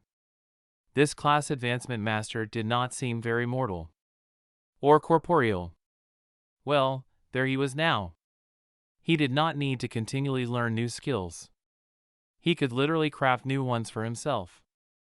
As for those white-grade recipes, he could sell them off to the ordinary blacksmith master. The class advancement was complete. The skill master had ran off. Jiang Fei could only return to the previous workshop to continue producing equipment. After all, he had not yet finished his blue-tier shoulder armor consignment for the 4 big guilds. 2 hours of smithing later, Jiang Fei finally completed all the Furious Bear Roar shoulders. As a divine blacksmith and the additional attribute of the chromatic tier weapon, Jiang Fei's success rate had shot up. Jiang Fei had originally assumed that less than 200 shoulder armors would come out of the 500 sets of material. He had not expected more than 300 sets. Moreover, 30 of them were epic-grade shoulder armors. In line with the benefits should always be kept for one's own people hidden rule, Jiang Fei stashed the 30 violet tier shoulder armors in the knighthood storage. He then went on to pick the worst of that 30, ready to raise hell on the 4 major guilds. Aside from the epic grade shoulder armor, Jiang Fei also had 280 blue tier shoulder armor. By the ratio of 1:15, Jiang Fei only had to provide more than 30 of them to the 4 major guilds. But he would not be able to hold on the remaining 250 forever. They would only remain relevant for so long. When the average player got to level 20 or so, they would be next to useless. He had to liquidate them, fast. These were the blue tier shoulder armors that should have been given to you guys. According to our agreement yesterday, the 500 material sets should have produced 33 items in total. I'll be slightly generous and give you 35 instead. You guys, divide them among yourselves, said Jiang Fei, while handing all the equipment to Lady Casanova. Ah, little brother, such a good chap. Southern Azure Sword gave Jiang Fei a thumbs up. 2 extra blue tier equipment, just like that? He was a great man. Little did Southern Azure Sword know that Jiang Fei simply had too much of that garbage in his hand, therefore he had grown lazy and resorted to rounding up everything. After the 4 guildmasters were finished dividing the equipments, Jiang Fei revealed the epic grade shoulder armor. It was the worst among 30 other epics, but its violet brilliance had almost blinded the 4 guildmasters. Holish ****. Epic tier equipment, little kid, is that for sale? State your price, brother. They all turned into deers with their eyes caught in the headlights of moving trucks. Aside from Happy Drunk, who had a chromatic weapon, the others have never seen such a high-class weapon. Even their blue tier equipment were all products of Jiang Fei. They could not imagine Jiang Fei actually mass-producing these babies. All of them had believed that this was the first epic tier equipment in the whole of Dawnlight City. This was no longer an issue about the equipment's attribute, but an issue about self-respect. Haha, just put your offers up. Gold coins, recipes for equipment smithing and accessory crafting, I want all of them. By the way, am not afraid to tell you guys this. Am actually not a member of some workshop. I've produced this all by myself. Am a hidden class just like him. Jiang Fei called out, brandishing the blazing hammer in his hands and lifting it high in the air. Might as well clear the air around him. If not, questions would be asked about the 200-odd blue-grade shoulder armor. Chapter 49, Accessory, Ruby Viper, 300 gold coins. Southern Azure Sword spoke first. 350. Demon's Grimace did intend to fall behind. 400. Southern Azure Sword rose to the occasion. 500 gold coins. At that moment, Lady Casanova spoke up. This epic grade shoulder armor had great attribute alright, but it was far more than just a powerful piece of equipment. It was a symbol of status. As the #1 guild in Dawnlight City, Lady Casanova would never allow this treasure to fall in the hands of others. 1,000, said Happy Drunk with a grin on his face. His guild, the aristocrats, may not be as powerful as Magic Thieves, but he was the young master of the Hautian group. Money was the least of his troubles. In terms of wealth, the 4 guildmasters had nothing on him. Hiss, the moment Happy Drunk stated his offer, the other 3 could not help but gasp out loud. It was not like they were unable to afford 1,000 gold coins, but all their money belonged to their guilds. It was alright to purchase equipment en masse from Jiang Fei to arm their members. But if it was merely to purchase an equipment for themselves, that might be stretching. It's yours. Tycoon, Demon's Grimace took the initiative to quit. After all, he was a magician. He could not equip heavy armor. He had only placed an offer to raise the price and discuss the rest of them. The young master who has wealth speaks louder, Southern Azure Sword quit as well. Although an epic grade item could boost his ego and pride, it was just not worth the money. Lady Casanova, how about you? Happy Drunk provocatively looked towards Lady Casanova. He and the aristocrats were totally incomparable to Lady Casanova in other aspects. But when it came to money, he was truly not afraid of anyone. Ha ha ha. Little brother, you're truly good at making things difficult for me. Bullying me for being poor, aren't you? When Lady Casanova uttered that line with a pout, everyone else cringed, including Jiang Fei. Lady Casanova had a passable female voice. But for a cow who was more than 2 meters tall, cow acting like a spoiled child, that was almost impossible to stomach. Happy Drunk grinned. Hey, it's all fair play. If Lady Casanova has no objections, this epic grade armor is mine. I truly cannot stand up to you when it comes to wealth, brother Happy Drunk. But am taking this equipment, no matter what. I'll offer an additional recipe for a level 15 blue grade accessory. Little brother Glider, what do you think? Said Lady Casanova, turning to Jiang Fei. Jiang Fei merely intended to fatten his pockets and rob these 4 big shots while he was at it. He did not expect such an item to come out of it. My man, if you feel that 1,000 gold coins isn't enough, feel free to state your offer. one glance told Happy Drunk that Jiang Fei was very much interested in the recipe. He could play that way too. Happy Drunk might seem poised and cool on the outside, but he was actually an ascended equipment collecting maniac. He wanted to own every single goodie the world could offer. Little Happy Drunk, in taking this shoulder armor no matter what.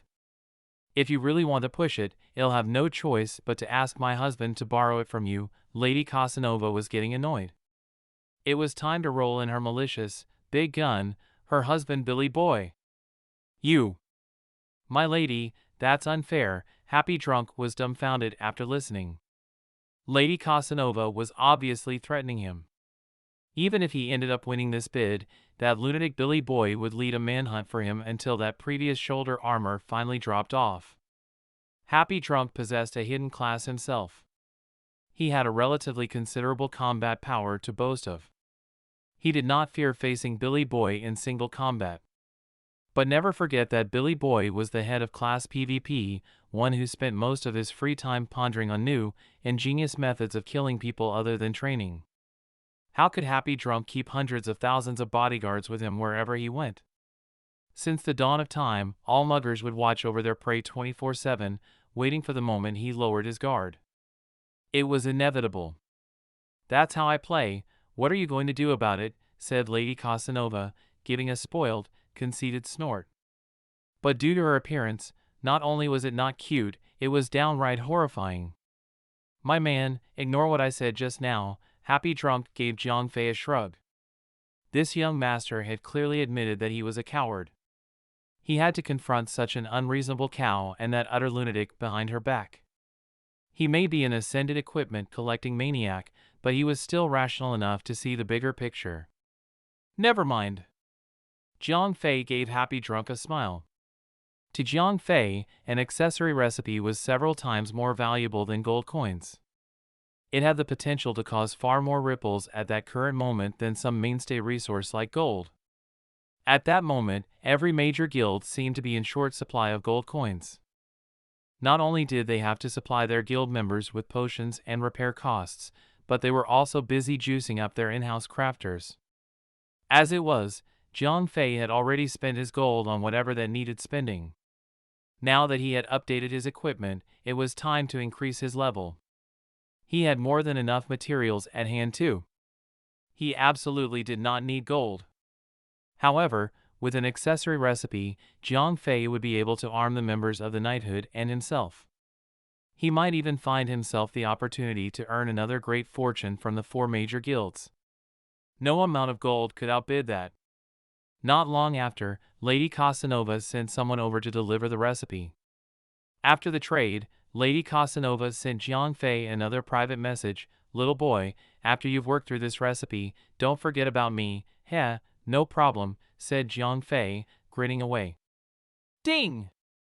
You have mastered the recipe. Ruby Viper, accessory, excellent, physical attack plus 15, magic attack plus 15, random enhancement, level requirement, 15.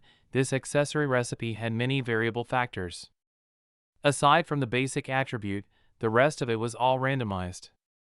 Only luck determined if an equipment was golden or trash. For players who had little to choose from, they would take anything that gave them any edge. An edge was still an edge. Even a mere additional 15 points of attack was a welcome improvement, not to mention the additional attribute from random enhancements. After obtaining the recipe, Jiang Fei did not hold back. There and then, he requested 150 Ruby Viper material sets from the 4 major guilds at a 15-to-1 price. After he was finished, he only had to provide them 10 blue-tier accessories. After that, Jiang Fei found himself a remote blacksmith's workshop and got to work. He had to keep his high success rate a secret, lest his customers grossly lowered their prices.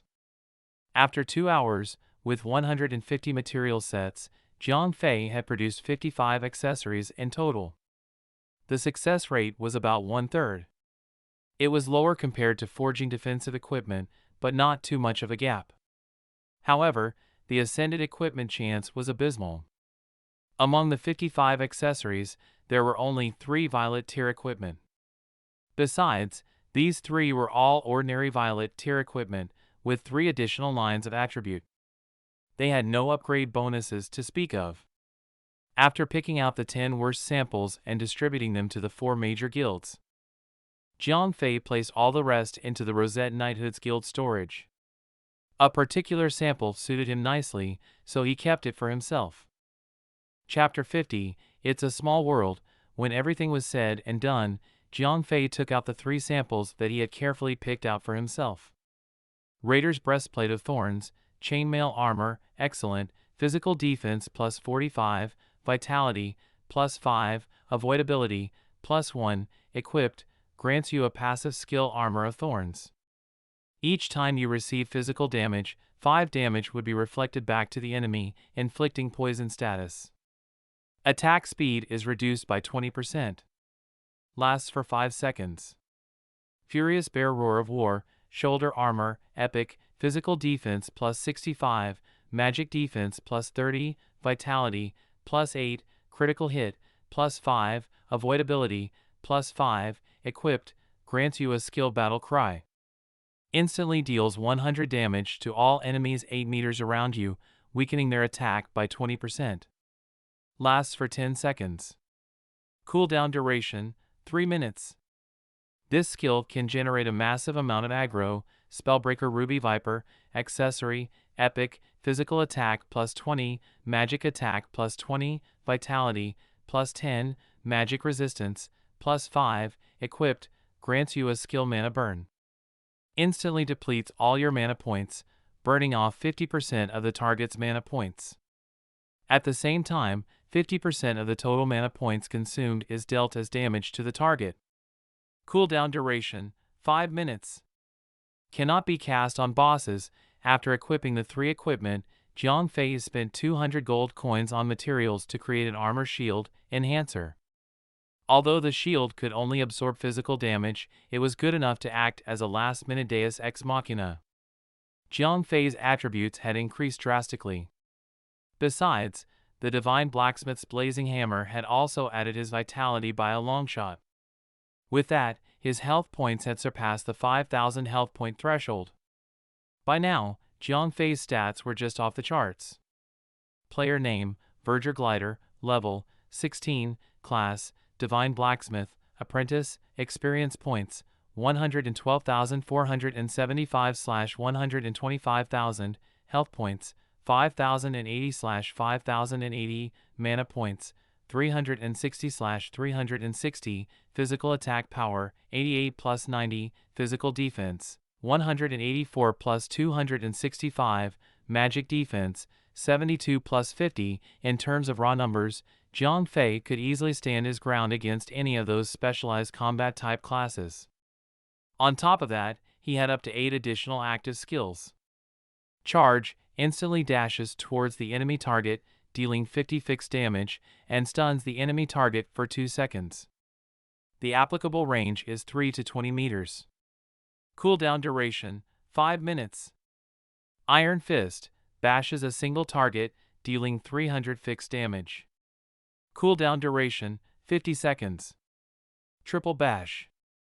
Delivers 3 consecutive bashes with the weapon Blazing Hammer. Increase 5% chance to create ascended equipment if skill is used on smithing. Deals damage that is equal to 5% of maximum health point as damage, 3 times to a target if skill is used for attack. Cooldown duration, 20 seconds. Rapid cooling, instantly blasts an icy gale ahead of you in a conical area. If used on an almost complete equipment, ascended equipment production rate increases by 1%.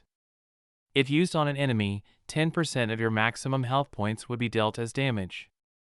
The enemy would be frozen solid for 1 second. After 1 second, the enemy's movement speed would be reduced by 50%. Lasts for 5 seconds. Cooldown duration, 1 minute. Battle Cry, instantly deals 100 damage to all enemies 8 meters around you, weakening their attack by 20%. Lasts for 10 seconds. Cooldown duration, 3 minutes. This skill can generate a massive amount of aggro, mana burn, instantly depletes all your mana points, burning off 50% of the target's mana points. At the same time, 50% of the total mana points consumed is dealt as damage to the target. Cooldown duration, 5 minutes. Cannot be cast on bosses. Claret Aegis instantly increases your defense, causing you to take only 50% of the total damage you receive from the next 3 attacks. Cooldown duration, 5 minutes. Armored Bulwark, upon activation, absorbs physical damage equal to 20% of your maximum health points. Lasts for 10 seconds. Cooldown duration, 5 minutes. Sadly, even though he was undeniable, the strongest tank in the game, he lacked the necessary skill that makes up a proper tank, that is aggro-generating skills. Even so, he was still the game's strongest China's one-of-a-kind, strongest, and most durable tank player. After reading through his skill descriptions, Jiang Fei decided to start grinding levels outside the city. After all, the one-day cooldown duration was finished. The normal mode deep in the night forest had been reset. A solo dungeon run should get him to level 18. Currently, he was just at the brink of reaching level 17. It may be a slippery slope with an ever-increasing gradient up ahead, but a solo dungeon run should fill his bar once over, with some excess to spare. Jiang Fei had planned to raid the dungeon by himself, hence, he had not informed the girls in the guild about his expedition. Even after he had led them to claim the first clear achievement for an elite mode dungeon run, most of the girls in the guild still lacks the proper skill to even do a normal mode dungeon run. Hence, Rosette Rose and the other main party of the guild had led a few of the other members to raid the normal run as training. Hey, kid, look who's out of the closet finally. Just as Jiang Fei was walking into the night forest, a haughty voice came up from behind him. Huh? Jiang Fei looked back. What a small world. It was the very Wild Wolf trio. Hey, kid, you're quite incredible, aren't you? We heard that you soloed a 5-member dungeon, Venomous Wolf drawled, sauntering up to Jiang Fei before staring him down. Kid, tell us the secret of the dungeon. You exploited a bug, didn't you? Well, only kill you once if you do. Or so help me God, we're going to camp at the graveyard and show you what power to leveling looks like. Wanna have a rerun at the beginner's village? Vicious Wolf snarled. Although Jiang Fei had become famous overnight, the concept of profession class players have no damage was deeply rooted among people's heart, including those of the 4 major guilds. Apart from the girls from the knighthood who had seen it themselves, the rest of the players had considered Jiang Fei as a cheater for utilizing an unknown bug to raid the dungeon. They even thought that it was due to the same bug that Rosette Knighthood was able to achieve first clear for the elite mode dungeon. Therefore, no one had paid attention to Jiang Fei's combat power, including this Wild Wolf trio. Venomous Wolf coincidentally saw Jiang Fei at the entrance of a blacksmith's workshop today. Therefore, the 3 of them then began to tail him. After all, they would be caught by NPC soldiers if they beat Jiang Fei up within the city. Therefore, the 3 of them had been waiting for Jiang Fei to leave the city. As a profession class player, you should have been staying still within the city, yet you insist to come out and show off.